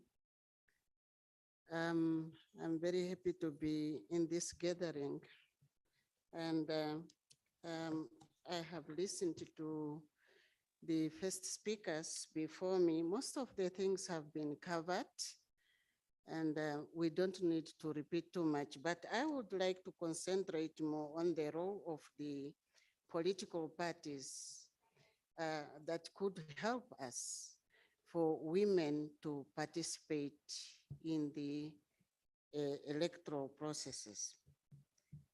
I would like to mention that it is the responsibility of the political parties to come up with mechanism as to how they should accommodate women candidates into their lists. This has helped us in Namibia because in our political party, what we have, whatever we are doing from the ground, from the section to the national level, it is a must that in your list of candidates, you should include women. And if your list does not include women, they will not be accepted. That is at the party level. So we need to pursue that willingness for the parties to accommodate us. And I thought it is also further be discussed or agreed to say, this SADC is the regional body that is taking care of us all.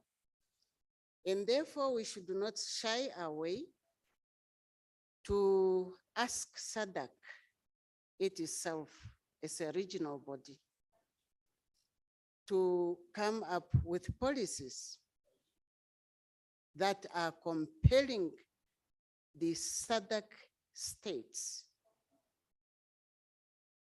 to make sure that they have got female candidates. Because what we are doing in SADC, we copy it from somewhere, we want to implement it, but because it was not accepted in our bodies, we fight each other, and then it is put on hold today, tomorrow, until 10 years to come, nothing is done. So we should bite. We should not only have the structures to show the world that we have a structure representing us, but in reality, it is not doing what we want to see being done. Of course, one of the speakers here has mentioned about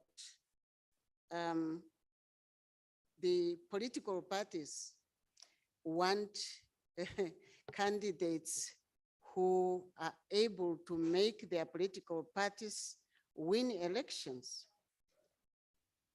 And what we can do for women to be accepted as viable candidates. And to me, this is a doubt about women capability of running the elections as candidates. And I appeal to our colleagues, male and female, to support the female candidates when it comes to elections. We are able, and we simply need to be supported. And I think as long as there is political will from both women and men, we are going to achieve what we want to achieve within a very shortest time. And I think that is all what I wanted to say for now. Thank you so much. Thank you very Honorable much, Chair. Honorable, for observing time. It was really on dot, and I highly appreciate. May I now call upon Honorable Graham Matenga from IDEA? Oh, okay, if not, he will come later. But then I have another from Honorable Paula Cooper from Namibia.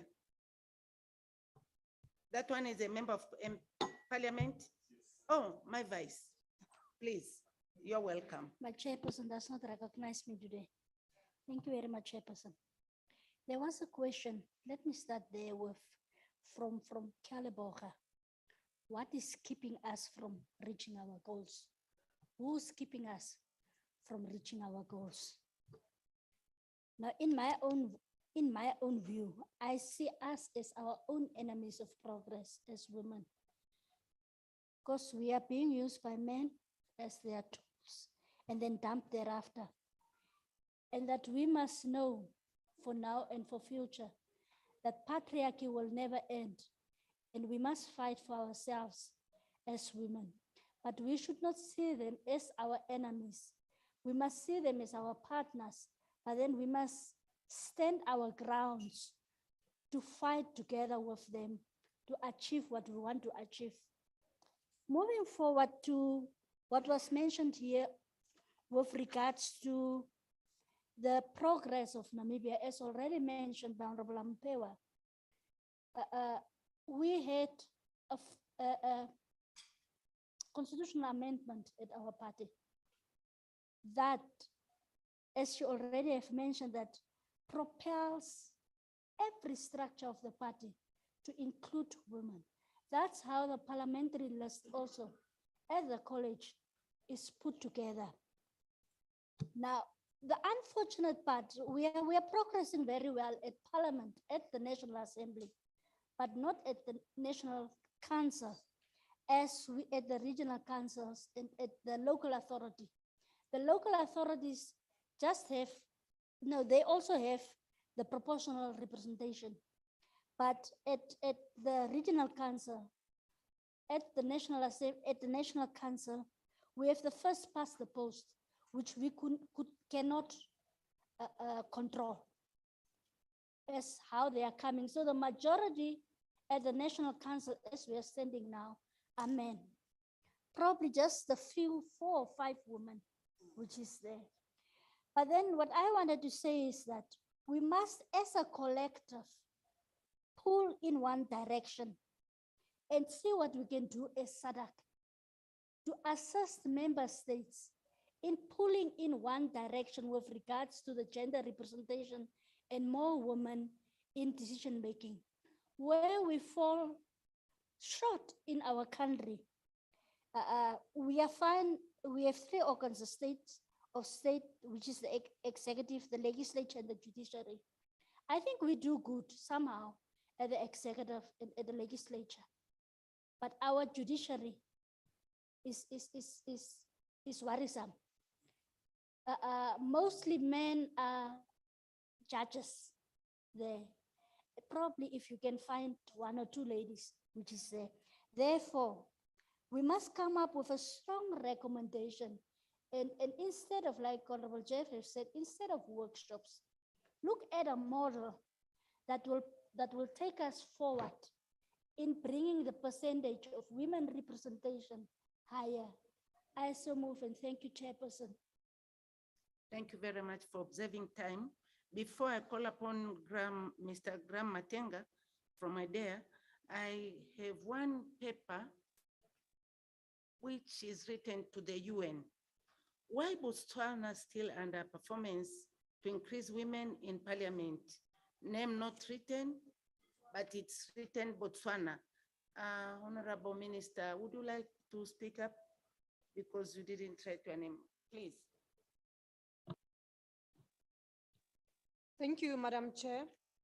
Let me have something, even though somebody has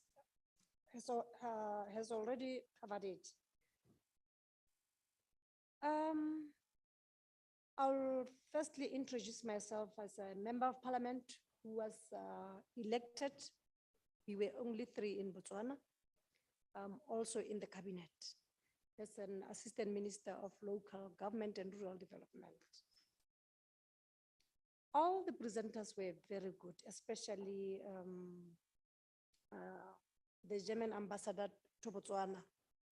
I think it's also good because she knows our politics very well to Botswana. Botswana still at 11%, everything which was presented there, we were the lowest. We were the lowest. And it's still a concern. How can we also be increased in parliament as women? But Jeff has said it all when he said political parties wants to win the government. When it comes to elections, each and every party wants to win. And they know that when they select a woman in that area to stand, they are saying most of the men will say, a woman can't make it. Woman can't make it. You can't make it. Why? It's a woman. You know, women, they were saying they look after children, they cook, and men go to political activities. We are here. All the platforms were done. The Mozambique, the one in China. But we are still the lowest in Botswana. We still need mind change, mindset change. I think so in Botswana, especially we need a lot of political education and training since women population are more than men. So which means we have got the power to win as women. I think we still need that political party. And that's where I said, UN, how can you help us? Because we know that we are, as women, we have got that disadvantage of financial muscle, and we also still low, or we still far because of the cultural support. Our culture is still way, way, way below. So we still need support from UN, especially with political education. A lot has been said. I think this is the time. If you look at the 57 seats in Botswana, only 3 women won. It's so disappointing. But how can we be helped? We still need help in Botswana. Thank you, Madam Chair. Thank you very much, Honorable Minister. Now I invite Mr. Graham Matenga from IDEA. He is our last person. Then I give it to our presenters. Please, in short, because we are really out of time. But since I'm the one who is also on the agenda, I have to salute. Thank you very much. And thank you for the prophetic message. I will be an honorable, I think, in future. There's a story of a country in the region which heavily relied on voluntary party quotas in the absence of legislated quotas, and also with first past the post electoral system. The country was doing very well, it's in the region. And there is an election which even the African Union had to deploy a female, an all-female group of observers to go and observe the elections in that country. But that election then turned, the gains that the country had made. It was a different party which won, and this party didn't have voluntary quotas. So it meant that the gains which had been made by that country in terms of advancing women representation in the parliament, it slumped. My comment, when you look at the numbers which had been presented by Kizito, and also, the comments which has been made by Doa Pane, when you look at Mozambique, for example, those numbers are largely pushed by the ruling party, which has voluntary quotas of about 40%. Namibia, the same. Fine, Namibia, it has legislated quotas at the sub-national level, but it has about 50%. What gives South Africa an advantage is its electoral system, the proportional representation is alluded to by the first speaker. So the sustainability of the numbers that we see in the region, if a different party wins and that party doesn't have voluntary quotas, number one, number two, and also in the absence of an effective electoral system, you see that the gains that have been made in advancing women representation in legislative assemblies will start to take a slump. Thank you very much.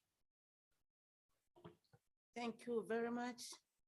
May I now invite the presenters from Kizito coming towards on your left. Thank you, Chair, and thank you for those good questions and contribution. In fact, some of the answers, I think, as people were making their contribution, some of those have actually been answered. But I would want to maybe start with Angola, where they raised a few questions about the numbers. I think when I mentioned the methodology of how we carried out this report is to say that we did ask the member states to provide this information. Sorry, I can hear some echo. We asked the member states to provide this information, and like I also said, is to say, but you would still find maybe some data here and there. Maybe there could be some changes,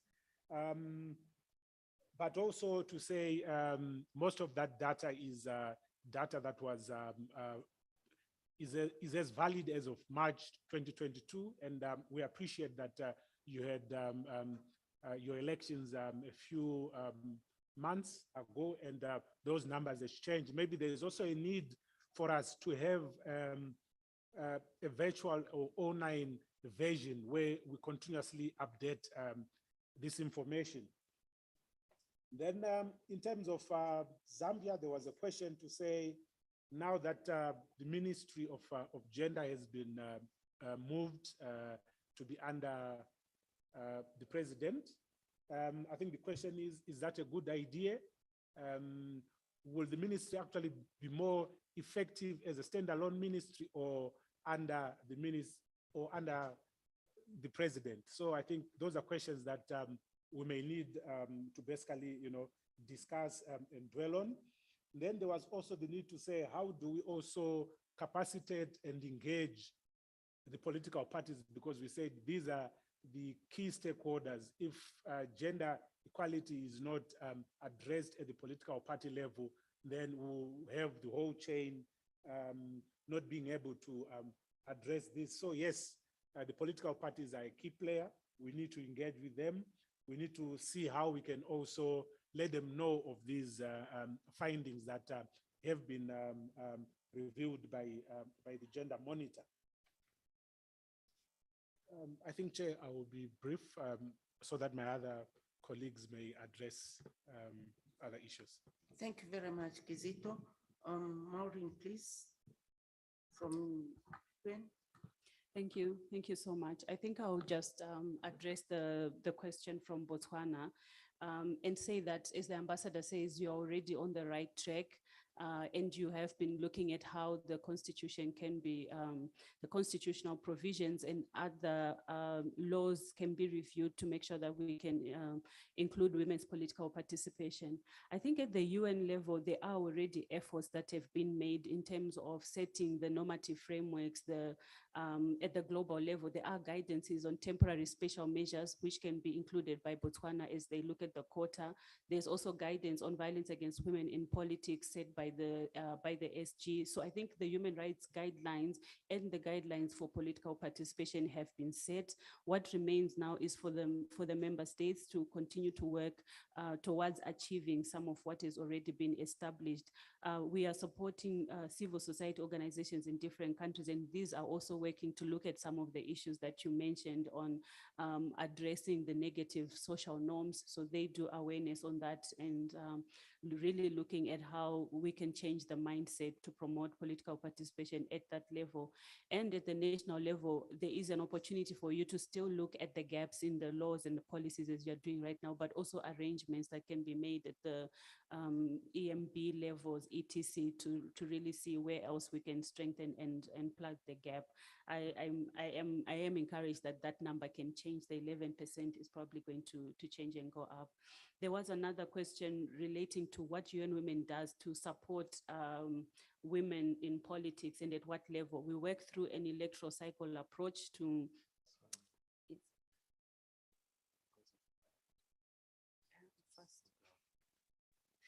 My apologies, I'm speaking too fast. Just 2 points, just 2 last points on on the support that is given to women in politics. One is the specific trainings that we do to candidates and aspirants, really to build their capacity to engage in the political space. And the intention here is to support a cadre of interested and diverse and capable women political leaders that can also then join and really contest and win and bring the transformation that you were indicating. I think perhaps I will end here, but that's just one of the many strategies in addition to creating a conducive legal and policy environment and really supporting as well women that are in political institutions, in EMBs and other strategic institutions working on politics, or supporting women's aspirations to be in decision-making. Thanks. Thank you very much, Maureen. Kelly, you're welcome. I think really, honorables, I really appreciate the comments made. I think if you noted in the House, most of the suggestions that are being made are already also suggestions that are reflected in the research findings and the recommendations that have been presented. So I don't have much to say, but to just emphasize that, of course, there are some actions at the regional level to try and support the participation of women in politics. And that can only go as far as capacity building, you know, trying to establish mentorship programs for young women. And that will also depend a lot on the resources available and the mobilization and working with the different partners, as UN Women has indicated. But again, for me, the key point has always been that as the SADC Secretariat, our greatest role has been to track progress, in the implementation and to monitor how we are doing as the SADC region, to show you the extent to which you are achieving the commitments that you have made. And now I give it back to you in terms of saying that, you know, how can member states hold each other accountable in terms of implementation of the commitments made? I believe we all know how SADC is structured. You are the owners of the agenda. You have the power to change the tone of issues. You know, it's all in your court. And so it means that as a secretariat, we can avail the information, we can track, we can propose strategies, we can provide the guiding tools to say, you know, how do you empower women? How do you, you know, engage women in the political party structures and stuff like that? But again, it goes back to you. How do we ensure that governments comply with the commitments made? How do member states hold each other accountable? I believe we are all aware that SADC operates on the tone of holding each other accountable. We depend on you member states to say, where are we? What do we need to do that is different? I have my colleagues with me here. I have my colleague Kitenge Tunda from the SADC Secretariat. I think I'll also give him a chair if you allow just a minute maybe to add on to some of the work we do. Thank you. Welcome, Kitenge, in brief, just because the name is Kitenge. Merci beaucoup, Madame Chair. J'aimerais juste répondre à la question qui avait été posée, ou disons à la recommandation qui avait été faite par l'honorable députée de l'Angola, quand elle a dit qu'il faudrait que la SADC aussi puisse, disons, dialoguer avec les partis politiques ou les encourager à avoir un nombre beaucoup plus élevé de femmes candidates au processus électoral. Eh bien, j'aimerais juste confirmer que ça, c'est du déjà fait, c'est du déjà connu. Nous le faisons déjà. Donc, par exemple, dans le principe régissant les élections démocratiques dans la sous-région, donc au sein de la SADC, il y a même une section qui en parle, qui encourage toutes les parties prenantes à encourager une participation active des femmes. Et je me rappelle aussi qu'il y a une clause dans le code électoral au royaume de Lesotho, je crois que c'est la section ou la clause 30, qui est beaucoup plus spécifique et qui encourage les partis politiques. Donc, c'est vraiment spécifique, qui encourage les partis politiques à aussi augmenter le nombre de femmes, non pas seulement comme candidates, mais aussi à encourager les femmes à être des électrices. Donc, ça, c'est une chose que nous faisons déjà. Mais en ce qui concerne les partis politiques, nous les considérons aussi comme toutes les parties prenantes, comme la société civile et d'autres acteurs politiques. Donc, quand il faut échanger avec eux, nous n'avons pas à leur imposer notre volonté. Donc, ce sera difficile pour que nous disions partis politiques, par exemple, il faut avoir tel quota ou tel nombre de femmes. Mais lors de nos discussions, nous partageons avec eux ces désirs d'augmenter le nombre de femmes pour être aussi des candidates et jouer un rôle beaucoup plus important lors du processus électoral. Merci. Thank you very much. Now I invite Du. Thank you. I'll be very brief. Just to maybe respond to the quest for an instrument that is not addressing political parties. Let me assure you, honorables, that the survey is merely a starting point. And it was based on the fact that generally this is what is prevailing in SADC. And by the way, I come from the Kingdom of Eswatini. We simply do not have political parties at all. So there are other instruments because we want to hear from key informants and women politicians, no matter what their experience is, it's important.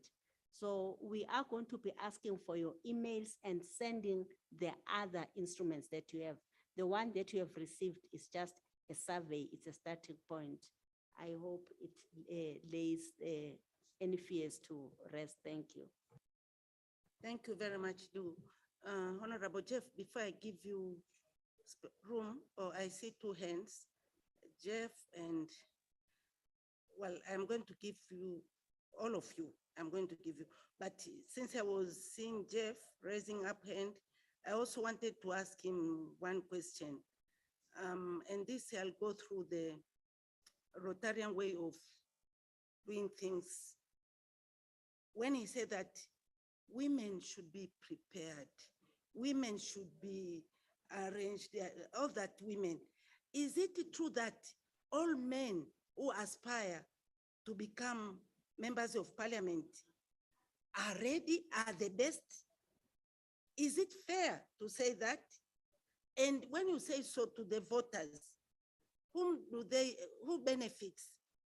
But still, to end up that, I am requesting all the members of parliament who are seated here to support what Mr. Kitenge just said. Women should vote. Let us update the register, because women don't register themselves enough. After all, we are the highest number in most of the places, including Botswana, even in Tanzania. We just said our census, we are 51, while men are, you know. So if we all register, and the youth, we are leaving behind the youth. I don't understand why it didn't come up clearly about the youth. If we register ourselves properly, we can leave these men behind long time. Because I don't know who said that it is men who are supposed to have the seat and not us. When we go to war, we go together. When we finish the war, we are left behind and they are taking position. Is that fair? It's not. Now, before I welcome you, Jeff, while pondering what I just requested, may I invite my colleague, Honorable, the name just skipped, but I know it's from Seychelles, Madagascar. Welcome, and please introduce yourself.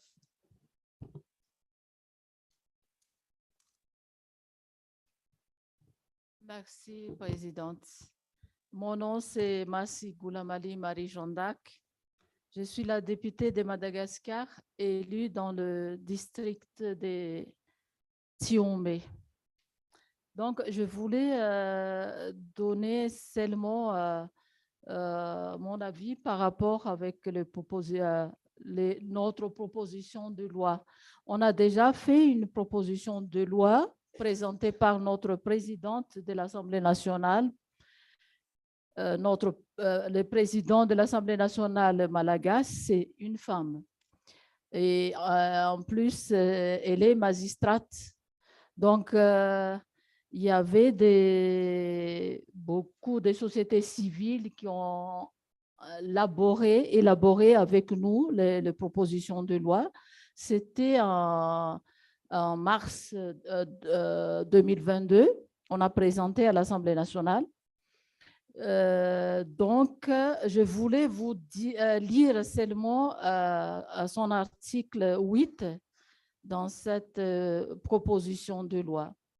Nonobstant les dispositions légales concernant les différentes catégories d'élections ainsi que celles portant sur l'organisation des partis politiques, une proportionnalité d'au moins 50% est obligatoire. On a écrit vraiment dans la proposition de loi obligatoire concernant la présentation par les partis politiques des candidats. Elle est incluse par des diverses catégories d'élections. Petit a, toute candidature présentée par un parti ou groupement de partis ne respecte pas cette proposition est irrécevable. On a fait ça, on a présenté ça et on a voté, les députés ont voté, les Sénats ont voté, mais c'est seulement au niveau de la HCC, notre haute cour de constitution, qui a rejeté notre proposition de loi. Donc, je ne sais pas si c'est... ils ont dit qu'on oblige les présidents de choisir les 50% au niveau du gouvernement. Donc, c'est contradictoire de notre constitution, ils ont dit. Et je ne sais pas si parce qu'on n'est pas encore prêt pour avancer, pour donner les pouvoirs aux femmes.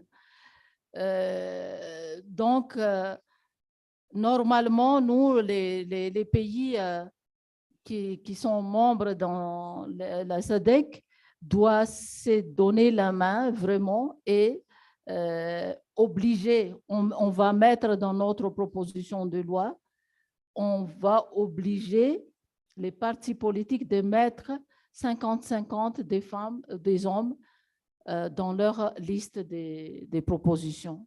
Merci. Thank you very much. Thank you very much, Honorable. You have been heard. Now I invite Jeff. I give you only 3 minutes, please.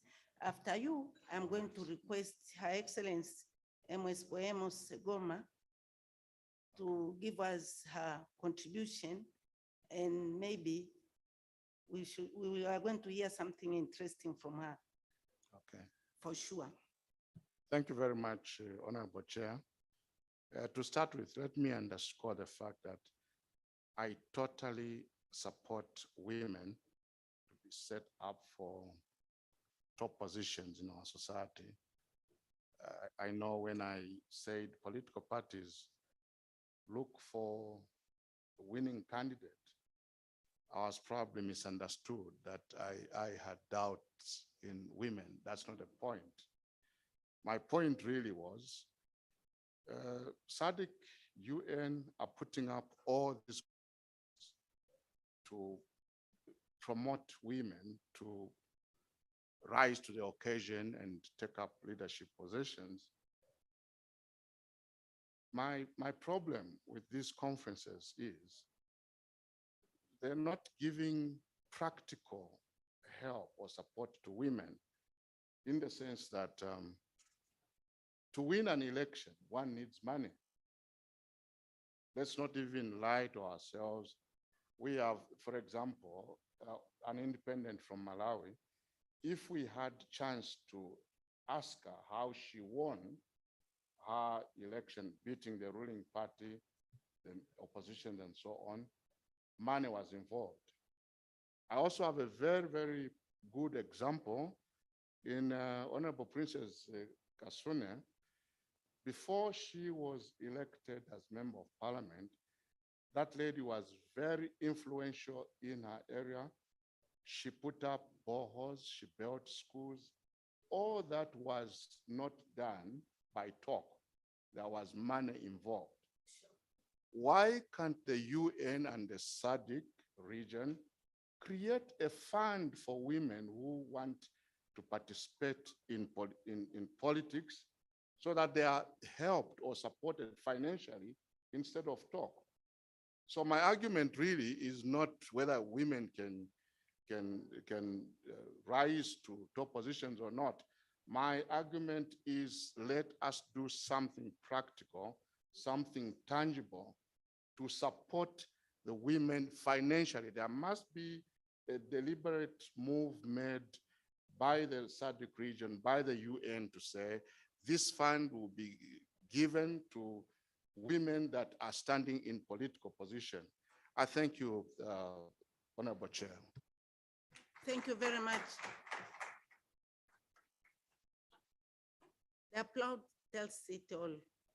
May I now invite our Secretary General, Her Excellency, Ms. Boema Seguma.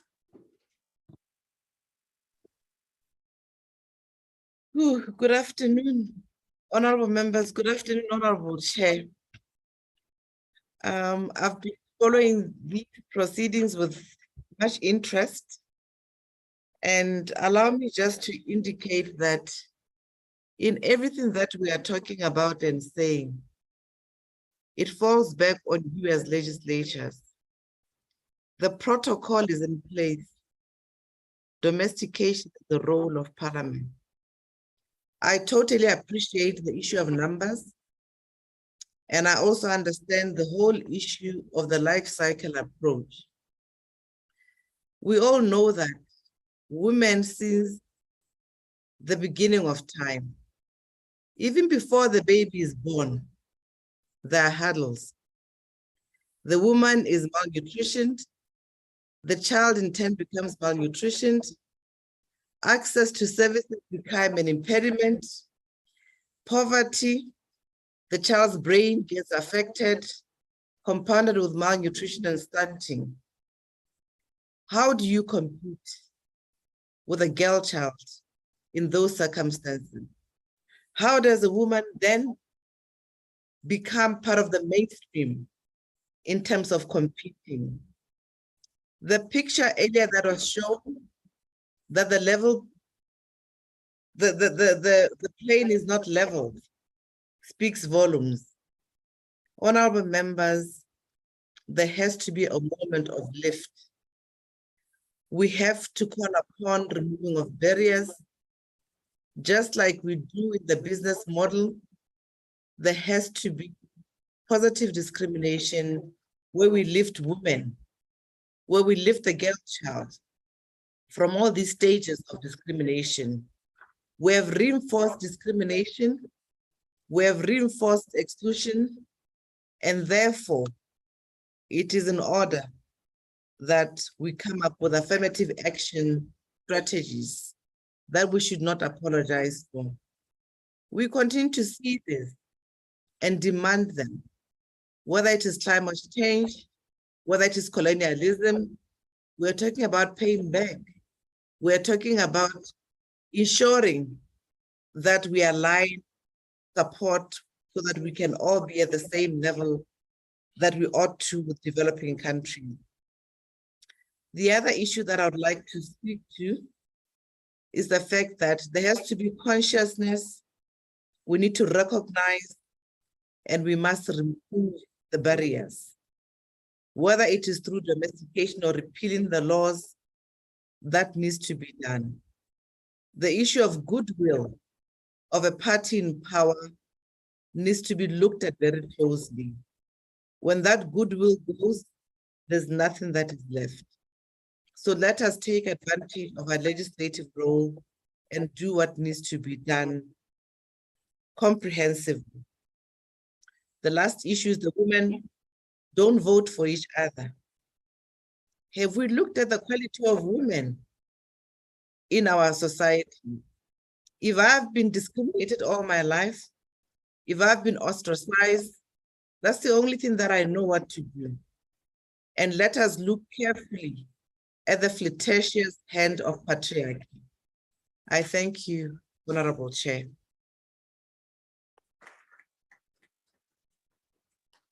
Thank you very much, SG. We have heard you well. We are going home now to our parliaments, and we will start where you ended. Having said that, may I thank you all for being so attentive. You have really encouraged me. Nobody was thinking too fast to close her eyes since morning until past noon now. Back to Mr. Kurasha for any announcement. Thank you.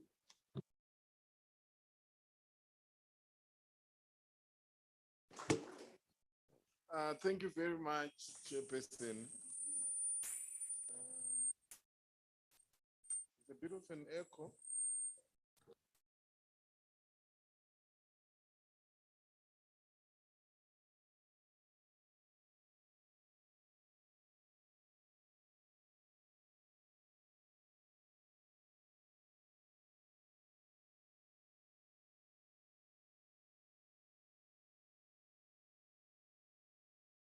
Thank you very much. Thank you very much, Chair. Yeah, it was a riveting session and very interesting. And I think it sets the motion for next session, where we need to concretize our ideas. We need to discuss, find each other, and concretize our ideas in terms of what needs to happen, so that we inform the SADC-PF strategy in this regard. So what we are going to do is we're going to go into groups. We will have 2 permanent groups because we will have group work today and we'll have group work tomorrow. In the groups, we're going to look at 4 pillars or 4 areas. Session 2 has 2 pillars or 2 areas we're focusing on. First topic, promoting gender equality and women representation in political party leadership positions, opportunities, challenges, and prospects.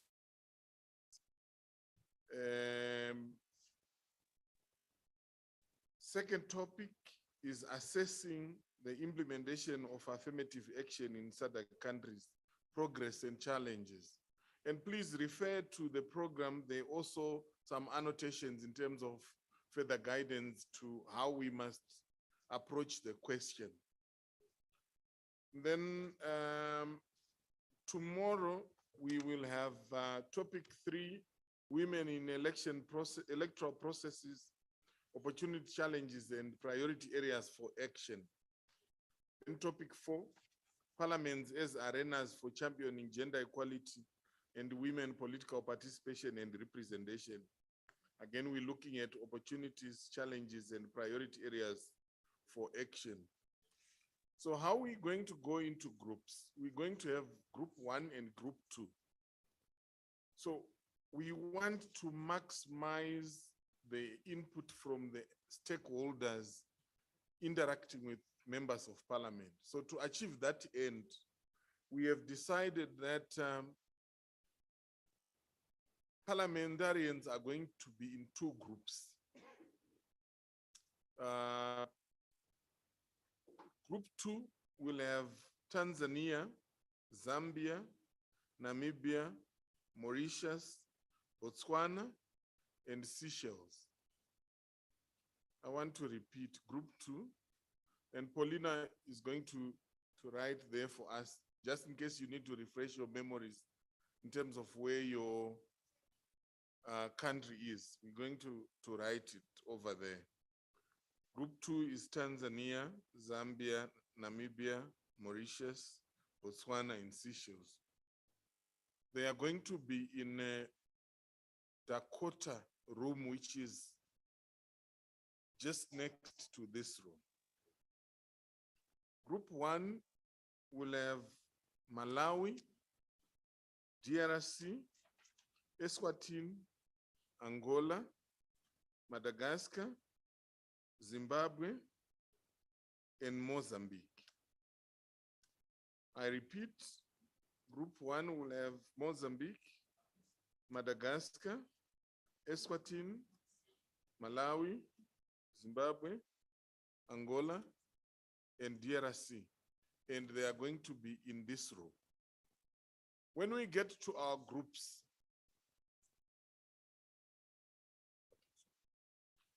and we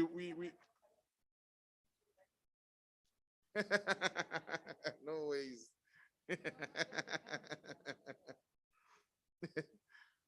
Are you sure, Honorable, you are not there? You are not.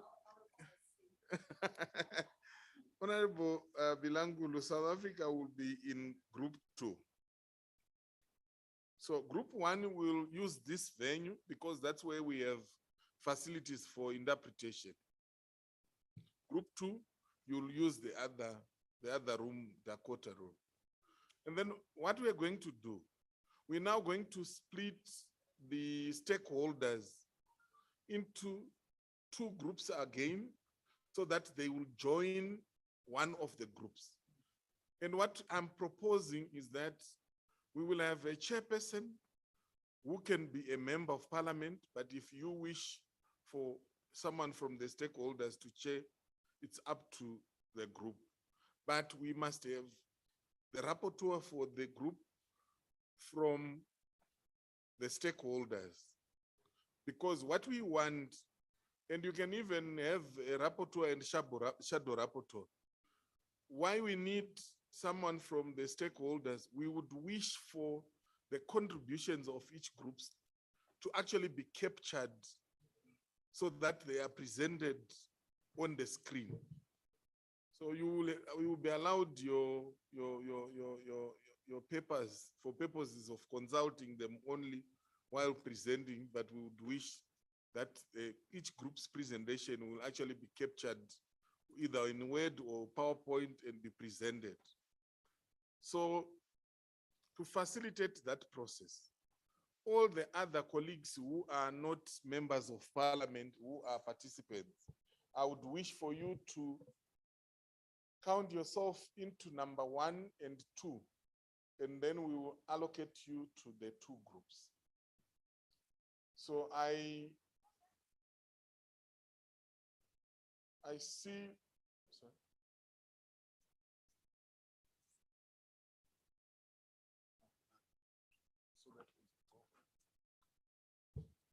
So what we want to do, the closest I see of someone who is not a member of parliament on the outer row is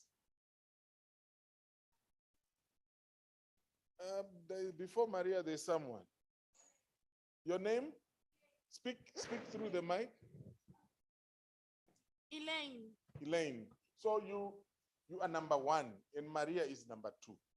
So we'll have 1, 2, 1, 2, 1, 2 until the end. Let's start with you, Elaine. Let's hear you confirm that you're number 1. 1, 2. Next. 1, 2. 1. Please speak through the mic. 1. 2. Yes. 1. We are done with 1. Okay, 1. 2. Anybody else? You are 1. 2. You are 1. She's 2. You are 1. 1. We come here. 2. 1. Right.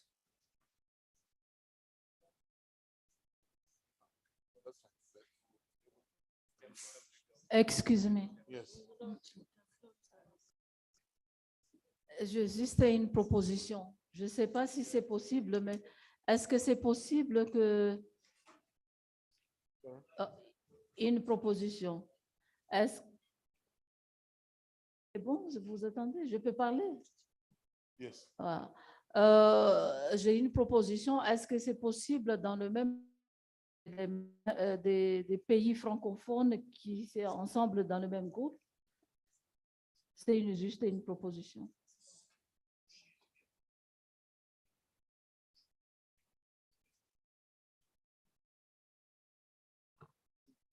Honorable, may I beg your indulgence that we proceed as proposed because we are also mindful of the need to facilitate interpretation. So for that reason, let's proceed as proposed so that we will not disadvantage others with not having interpretation. Thank you very much. So colleagues who are in group, who are number twos, will join group 2, and colleagues who are number ones will join group 1 in the room. Let's break for lunch, and I wish to, by the powers vested in me, designate Honorable Bilangulu as the chief whip for the meeting. And in that role, Honorable Bilangulu, you shall ensure that we all go for lunch, and by 2:30, everyone has left the room, the restaurant, to go to the groups. And that by 4 o'clock, we have all reconvened in the room, ready to present. Over to you, Chief Whip. From here, let's go for lunch, and you will take off. Most welcome. Thank you very much, Chair. I must place on record our appreciation for the leadership and excellent chairing. Thank you very much. You allowed all the members the opportunity to speak. You were quite generous.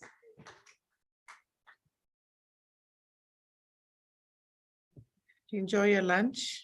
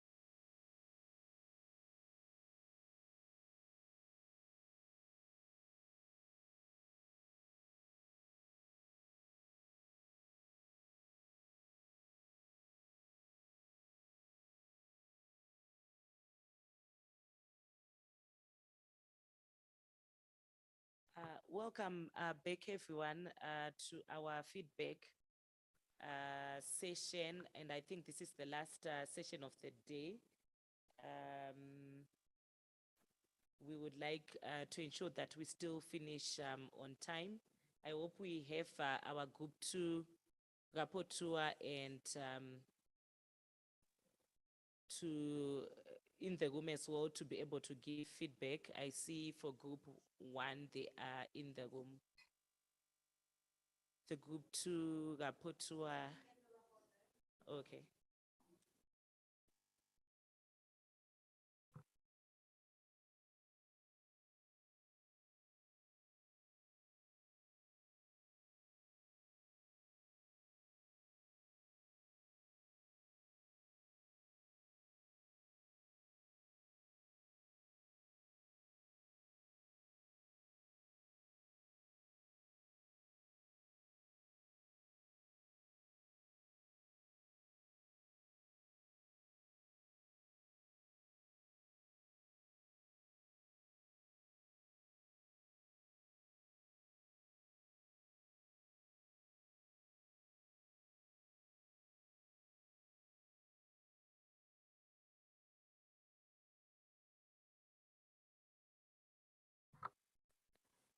Please, can you just kindly check on your desks if you have the registration form? And those that have not registered for today's meeting, please ensure that you have registered with the SADC Secretariat. The form was circulating earlier on in the morning. Please just check on your desk if you don't have the registration form with your documents.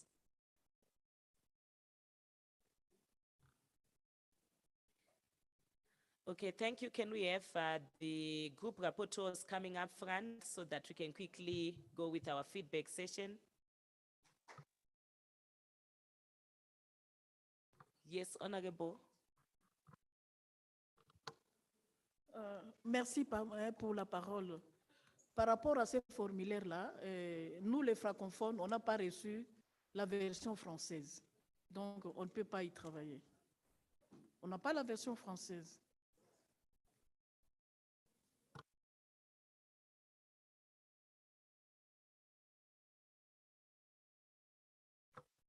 Honorable is saying they didn't register, they don't have the French form to register.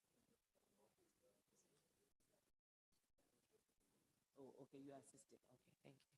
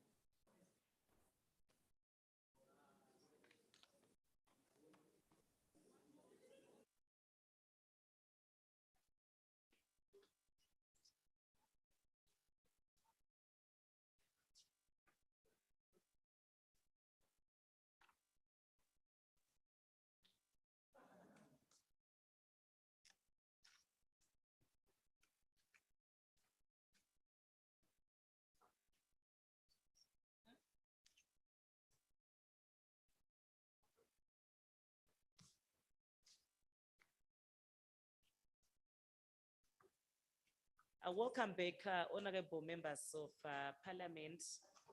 If we can hold the house to order so that we can quickly have our feedback session. Our commitment is that we try and meet our 5 o'clock time if we can.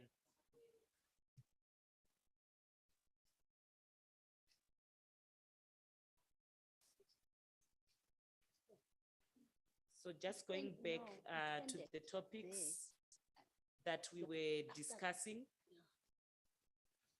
The first topic was promoting gender equality and women's representation in political party leadership positions, opportunities, challenges, and prospects.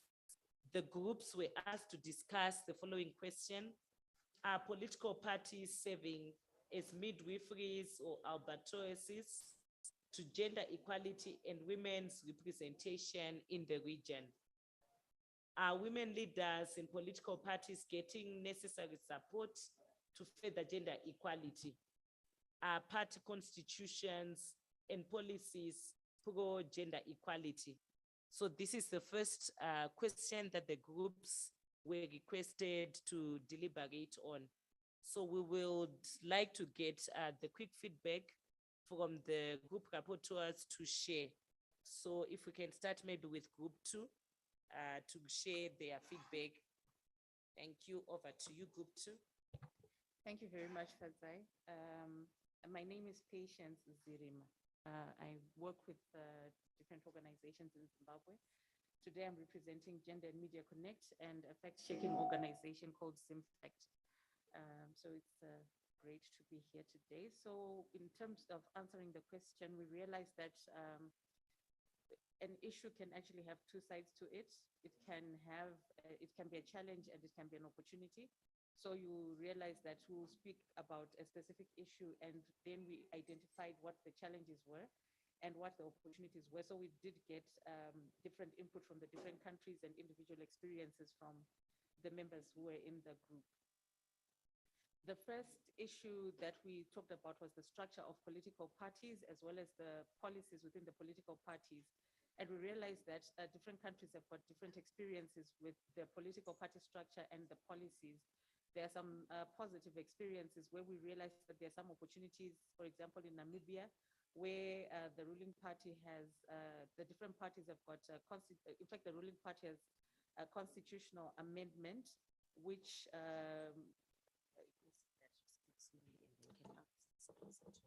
okay, my apologies, I'm going too fast. I'll try to slow down. Okay, so I was talking about the structures and policies of the different political parties, where the group realized that there are some positive experiences. For example, in Namibia, the ruling party has got a constitutional amendment.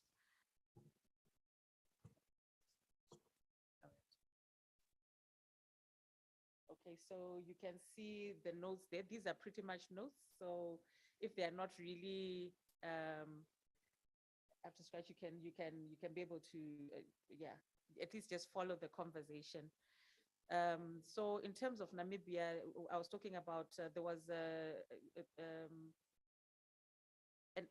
input around the constitutional amendment that was made that allows for gender parity, and this also then means there is gender parity in the different structures. For example, you have a zebra system, and wherever there is, for example, a position in the political party, these positions also have to be filled by both men and women. So this also, this is something positive that has come from the Namibian experiences. From Zimbabwe, there were issues that were noted as challenges in terms of the structure of political parties, where women are relegated to positions that they are given through the women's wing of the political party. And sometimes they might not be able to fill the positions within the main political party and the political party structures.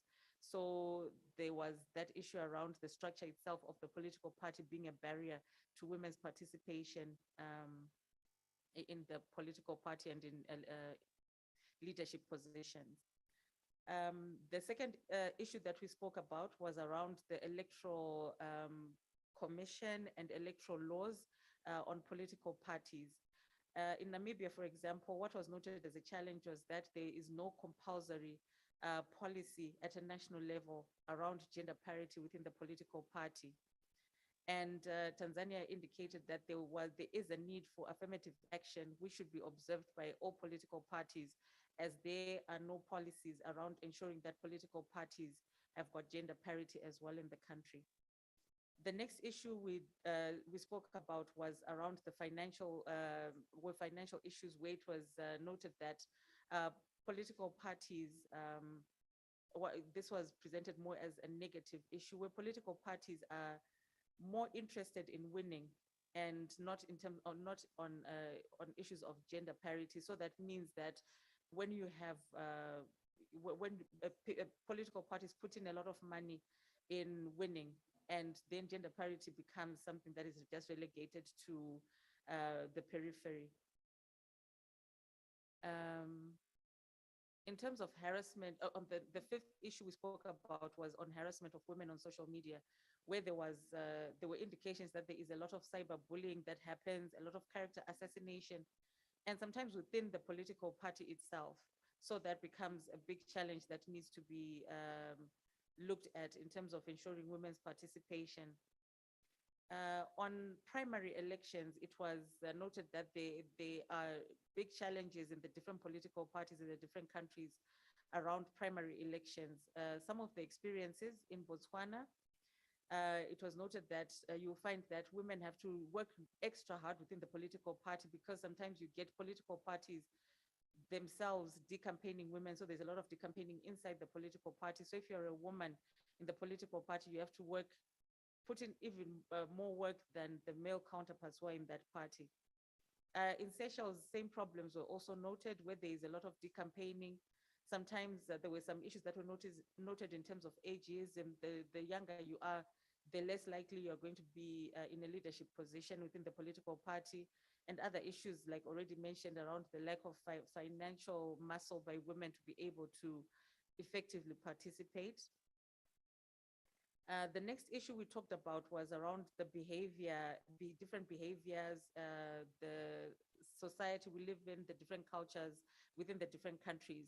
What was positive was noted, for example, from Zambia, that there are changing perceptions on women by communities, where it was noted that there is a window of change that we are beginning to see, where there was in the past challenges where people would think that women are not capable, but now there seems to be a change in those behaviors.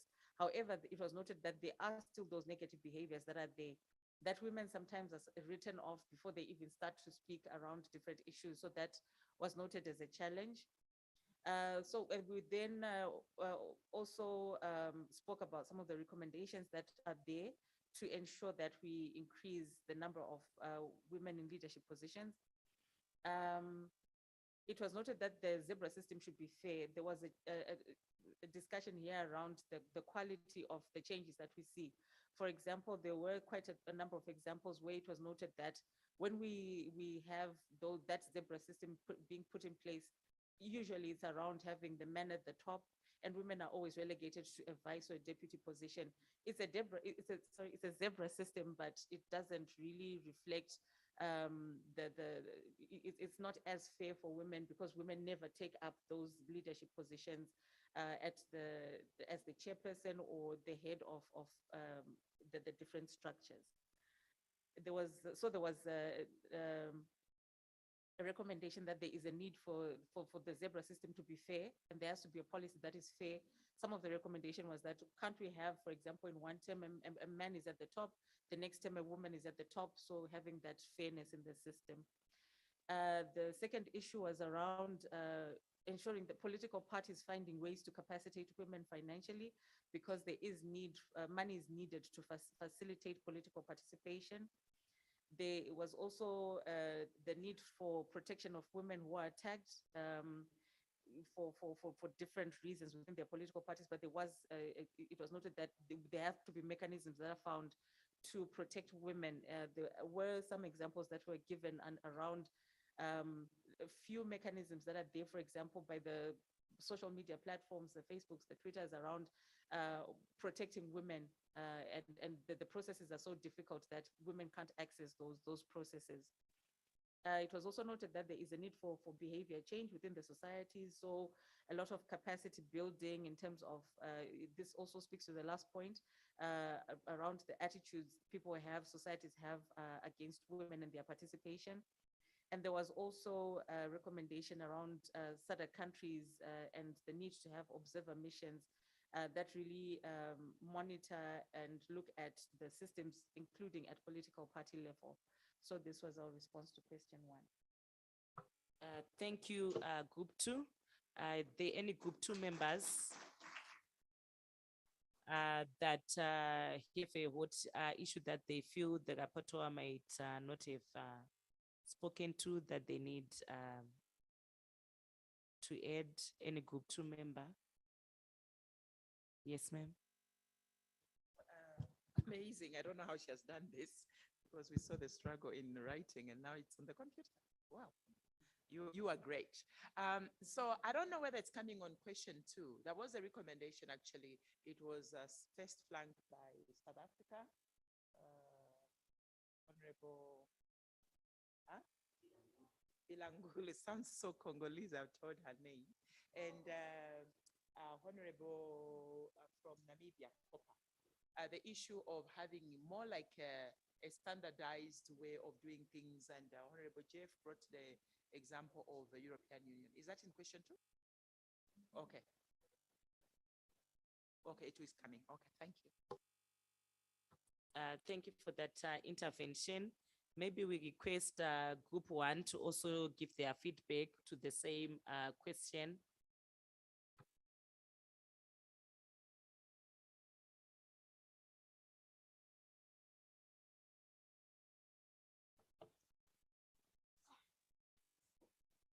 Okay, thank you. So for group 2, we decided to go on with the question in a combined way because we realized that while this we're talking about the point on question number 1, some of the points that were being raised were also answering some of the, so at the end of the day, we made it the approach was just one response and it's going to answer everything. So we then say that political parties, in a way, are there to guide women who want to be in politics and to take up leadership positions. And that would mean that politics is more like a starting point, especially for women who then want to become part of the government in different countries. And that would mean that if women are then not selected or chosen at a political party level, it then becomes difficult for them to also occupy the decision-making spaces, especially within their political parties, as well as to go on to the government level. And with an example from Malawi, whereby they're saying that the president for Malawi is championing so that women can also be involved in taking up in leadership positions, as well as in DRC, there was a measure, they did an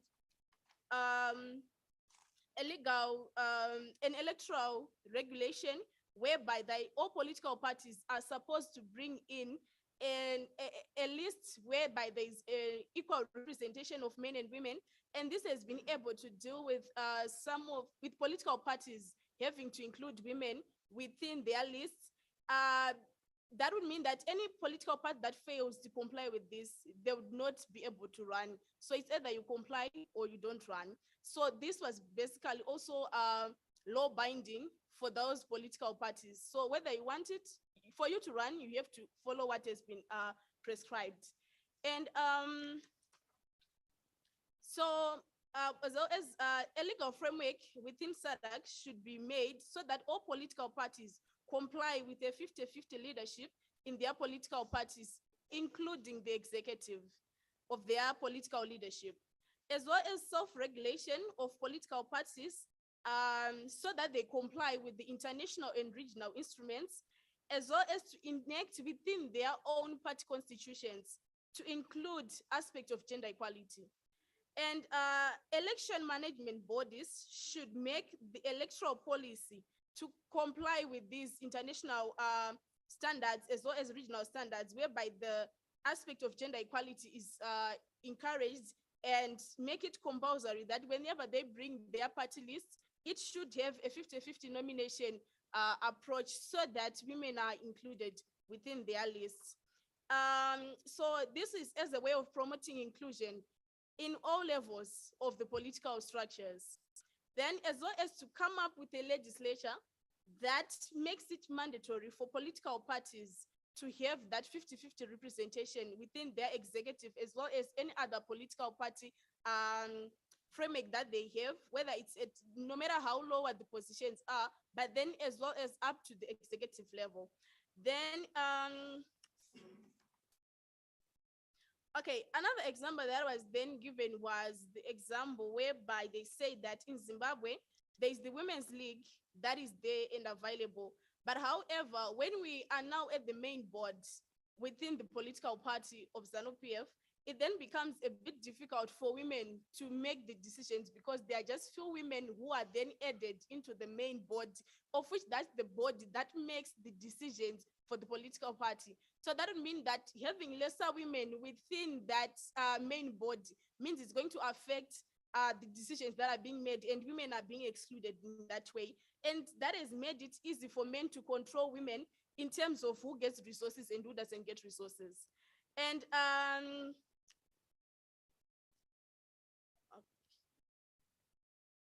okay, so then another example that we got was from Mozambique, whereby they're saying that their president is strict in terms of their youth political party to ensure that there's gender equality in parliament. So that means that the Frelimo, I hope I got it right, he has a number of women within the parliament that were selected through their own political parties.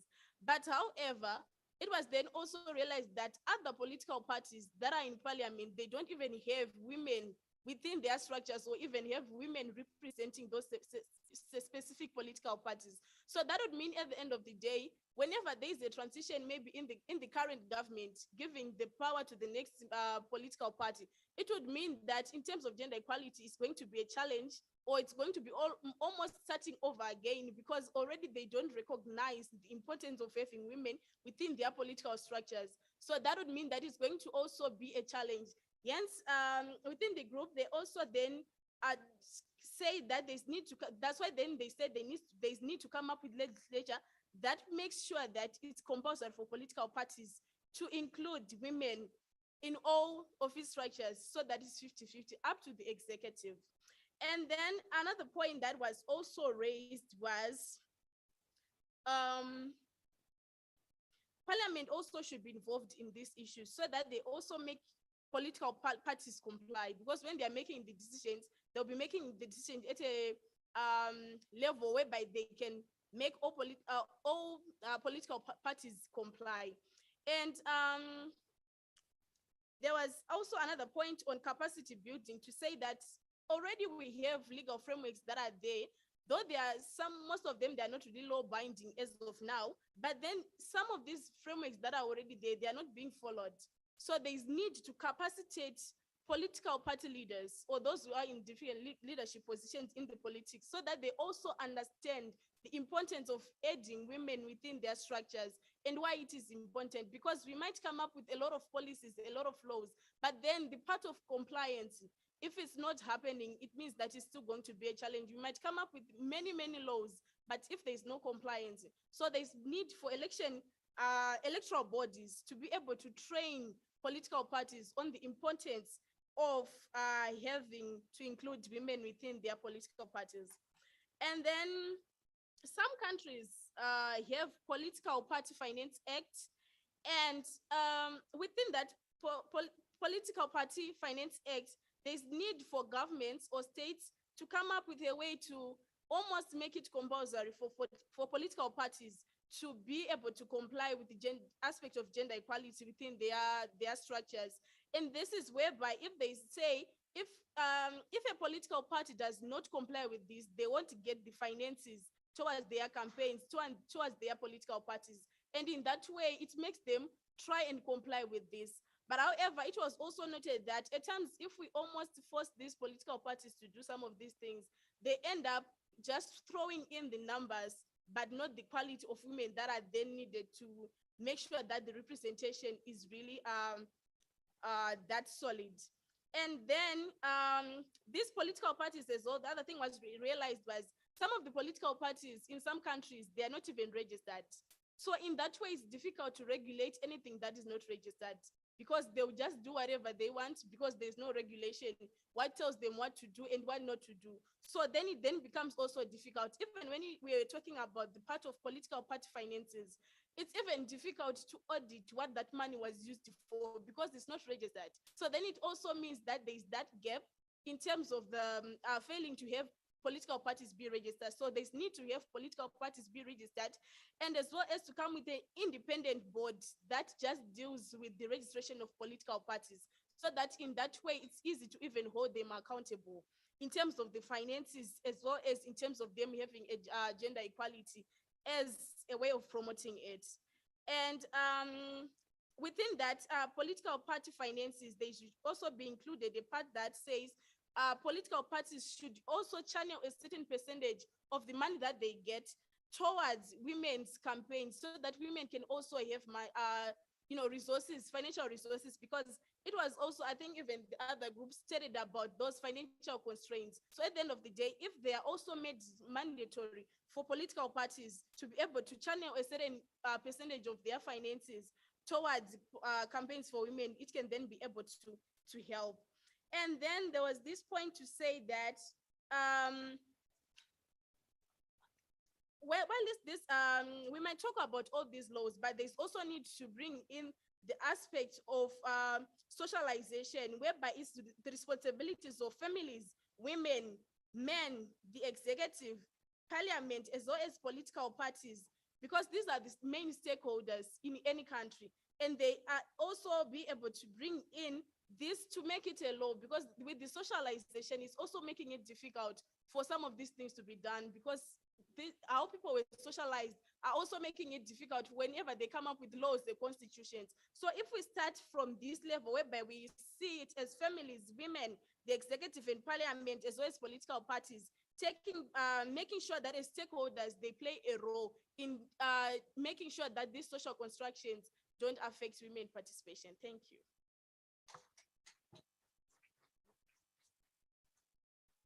Thank you, Group 2. Maybe we also allow Group 1 to add their feedback on question number 2 before we open it up to the floor. All right, thank you. So the second question that we're looking at was on the implementation of affirmative action and progress that has been done by the different countries. And by affirmative action, we're looking at different measures, but specifically the legislative quotas that have been implemented in the different countries. So initially, the first part of the question, we looked at the progress that has been made by different countries. In all the different countries, we noted that the results are very mixed in terms of the implementation of legislative quotas. South Africa gave examples around the policies, and I think this was a thread that went through all the different countries, that you might have national policies, but sometimes at the political party level, it really just depends on the will of the political party to implement certain measures. For example, the ANC, for example, in South Africa uses the zebra system, but then the other political parties, especially in the opposition, do not. So it really just depends on the political party and their willingness to actually put in place policies and implement those policies on gender equality. Same situation in the Seychelles. The quotas are also dependent on political party will to do something. And in Seychelles, there's no policy on quotas, but the political party just has to be willing to implement a quota system. And when that doesn't exist, then there's no women that then can get into, there's no gender equality that then happens. Parliamentary committees, however, it was in the different countries, we noted that parliament usually has certain rules or laws that actually ensure that there is a zebra system in terms of, or gender parity in terms of the parliamentary committees and chairpersonship of the committees. But in the Seychelles, for example, one of the challenges was that there are low numbers of women in parliament anyway, so there will be lower numbers of women that are going to get into the committees. So that then becomes really a chicken and egg situation, because if you don't have women, then there are no women to appoint to the committees. In Zambia, the example we got was that the zebra system is really within the standing orders of parliament. But then what the quality of representation was also given as a challenge, because in the different committees, men would end up as chairpersons and women as deputies. So there was also it was also noted that there is a need to review the quality of the representation that we actually have. And this brought in the issue of tokenism, where we have that there's a fear that a lot of these policies are really tokenistic in nature, where women just generally occupy the vice or the deputy positions within any zebra system that is there. And this was an issue in quite a number of countries. In terms of the recommendations around it was noted that we might, the first thing that was noted was that we sometimes have good policies, but the implementation just leaves a lot to be desired. So in practice, the practicalities of actually ensuring, for example, that you have, for example, a quota system, or you have a zebra system put in place, but with the implementation of that sometimes is not very clear. So it was suggested that there is a need to monitor progress, a need to track progress over time, and there's a need to set a framework with clear targets of what we want to achieve over time. And it was noted that all quotas are good, but they just need to be accompanied by that framework that really sets targets and tracks progress over time. There's a need to sensitize political parties on issues of gender. So this was something that came in terms of building the capacity of political parties to really understand issues of gender. And there was another recommendation that there is a need for a cross-country research or some kind of a committee. This goes also with point number 8, some kind of research, a committee that actually looks at the barriers that affect women, and then see how we can be able to come up with ways that work in actually ensuring that we implement the quotas systems that are there in the different countries. There was also noted that there is a lack of clarity around how quotas are supposed to be implemented in practice. And it seemed this was the biggest challenge that was there, that you have a quota system, but in practice, how does it really work, and how should it really work? It was noted that in the different countries, there are so many different systems, but then there might be a need for that gender committee to come together and be able to just find a midpoint that really works for the different countries in terms of implementation, that the different countries can then be able to follow. And there was a point that was raised around the need to amend electoral acts that are there to compel the different political parties, especially to have the 50-50 representation of women and men.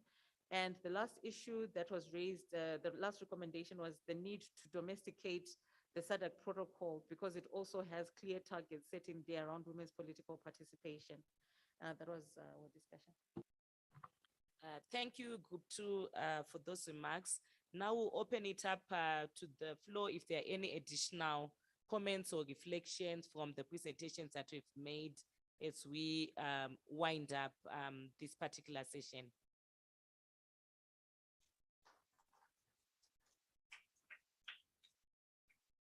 Yes. Thank you very much, Chair. Very incisive inputs from the groups. One of the omissions, probably it's our fault as Secretariat, because we may have proceeded on the basis of assumption regarding the SADC model law on elections, in terms of one of the mechanisms available to push for domestication of regional commitments. Because for the benefit of honorable members, the SADC model law on elections was developed by the SADC Parliamentary Forum after the revision of the SADC principles and guidelines governing democratic elections in 2015 from the 2004 version. And one of the positives, among the positives in the revised principles and guidelines, which then was the reason why the plenary assembly said, let's develop a model law to facilitate the domestication of the revised principle, is that it is linked to existing obligations that are contained in the SADC treaty, in the SADC protocol on politics, defense and security cooperation, and then the SADC protocol on gender and development. So the SADC model law on elections stands as the ready-to-use tool that, parliamentarians national parliaments and stakeholders could use in trying to push for domestication with regards to regional commitments on electoral principles and electoral rights and electoral obligations. So I'm just noting it because definitely it would have been one of the frameworks that ought to have been referenced. Maybe we in future will find a way of making sure that we refresh honorable members' memories regarding the SADC model law on elections. Otherwise, we really appreciate the depth of the presentations and the inputs from the groups. Thank you, Chair. Yes, over to you, Honorable. Thank you very much, Honorable Chair. I just wish to supplement what the previous speaker said. We actually did talk about the model law, but the weakness that we found is that after the model law is drafted, each member state has the right to implement it the way they want. So, which actually defeats the purpose. So we made reference to the European Union law, which once a law is made in the European Union, every member state has 2 years in which to implement the particular law. And where the European Union law crashes with the member state law, the member state law bows to the European Union law, which we don't have in the SADC region. And I thought we could just bring that up to yeah, thank you. Thank you for those reflections. Is that a hand at the back? Yes, Honorable. Thank you very much. I think as the day is going down, the voice also lowers. I wanted to add, I do not know whether we have the point of the responsibility to the RWPC to take it as a responsibility on themselves to do a research on the different member states and look into how they could supplement or assist member states who are very far behind in terms of the gender parity matter. So I do not know whether that point was there. It's a bit after 5 o'clock, you know, and the concentration also. Thank you very much. Thank you. I'm sure the rapporteurs have noted that and included it. Yes, over to you, Honorable. Thank you, Madam Moderator. I think the issue of WPC would come up in the recommendation maybe at the end of tomorrow's closing of the session. But I wanted to comment on the issue of quota.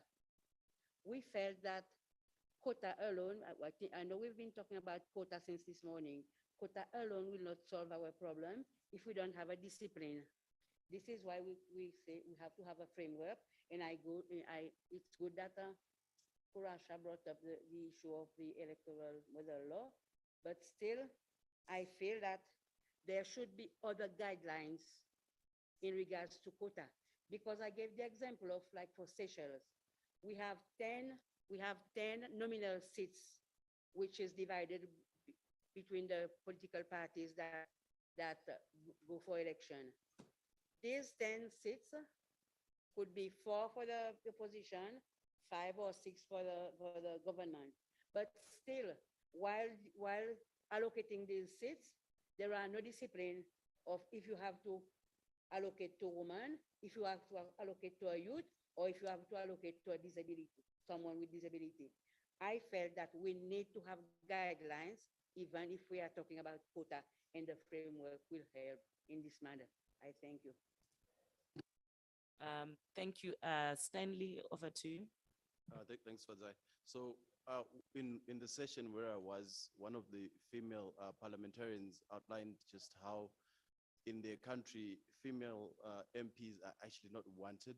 They're distrusted. And sadly, one may actually have to pay in order to get a seat to run for parliament. This really looks at the exclusionary nature of of politics, but one area where I think we could improve is coalition politics, because it brings in a double rung of exclusion for women. So first, it's within your political party. And then when you now have to cut out a coalition deal, the pie gets smaller. So whether you've got voluntary or statutory quotas, it becomes very hard to follow these. And I think that we need to take models.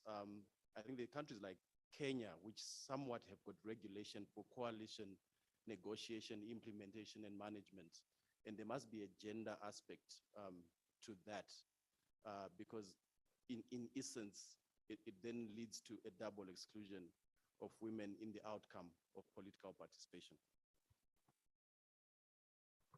Thank you for those reflections.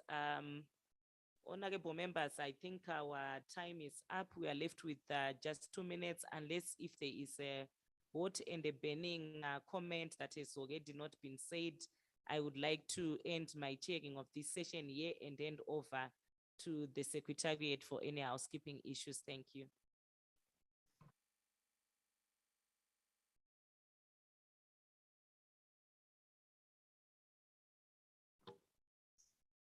Thank you very much, Chairperson. And let me also thank the rapporteurs on behalf of the House. I think you did well to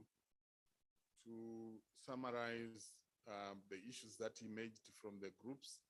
I also wish to thank honorable members and colleagues who were in the groups for the quality of the deliberations. And we are coming towards the end of the day.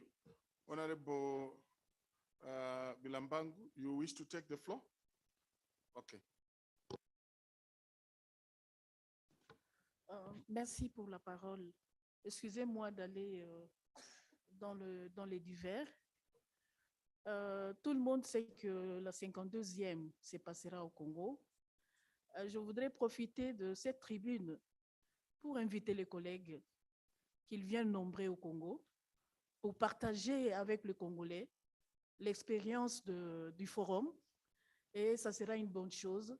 Ça peut constituer une émulation dans notre pays pour que les gens sachent réellement que la SADC fonctionne et que le passage de nos collègues de la SADC dans mon pays pourra laisser des empreintes, pourra encourager peut-être ceux qui ne veulent pas, les femmes qui ne veulent pas embraser la carrière politique, de pouvoir le faire. Je voudrais vraiment supplier les collègues qu'ils aient en tête, même s'ils ont un autre programme, mais qu'ils viennent quand même au Congo. Merci beaucoup.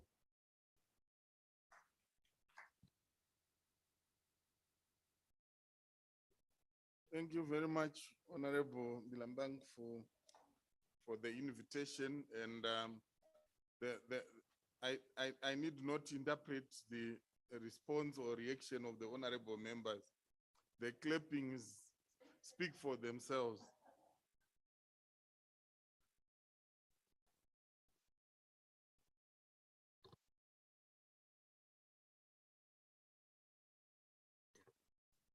Right, so honorable members, we end the day now, and tomorrow when we convene, we will go into groups. We will convene at 9, recap today's work, and break into groups again, where tomorrow we look at the 2 remaining pillars. Topic 3 being women in electoral processes, the opportunities, the challenges, and priority areas for action. And then topic 4, parliaments as arenas for championing gender equality and women political participation and representation. We look at the opportunities, challenges, and priorities priority areas for action. And we will, as we have done today, reconvene, going to plenary, and then we will be moving towards the conclusion of our meeting. I wish to thank everyone for their lively participation and take this opportunity to wish you a restful evening and enjoy. We meet in the morning unless someone has something burning. Thank you very much. Asante sana. We meet in the morning.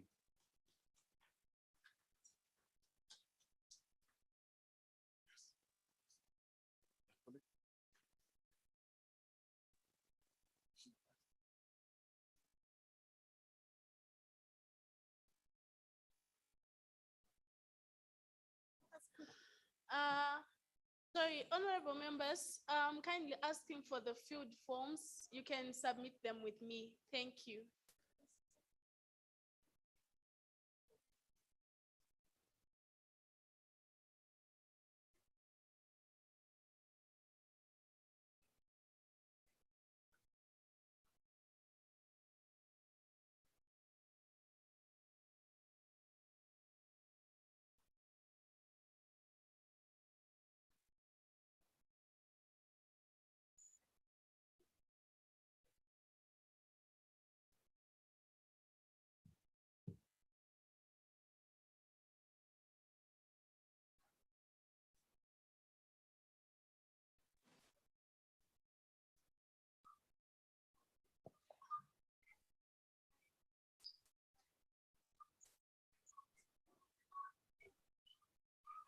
Honorable Kasune.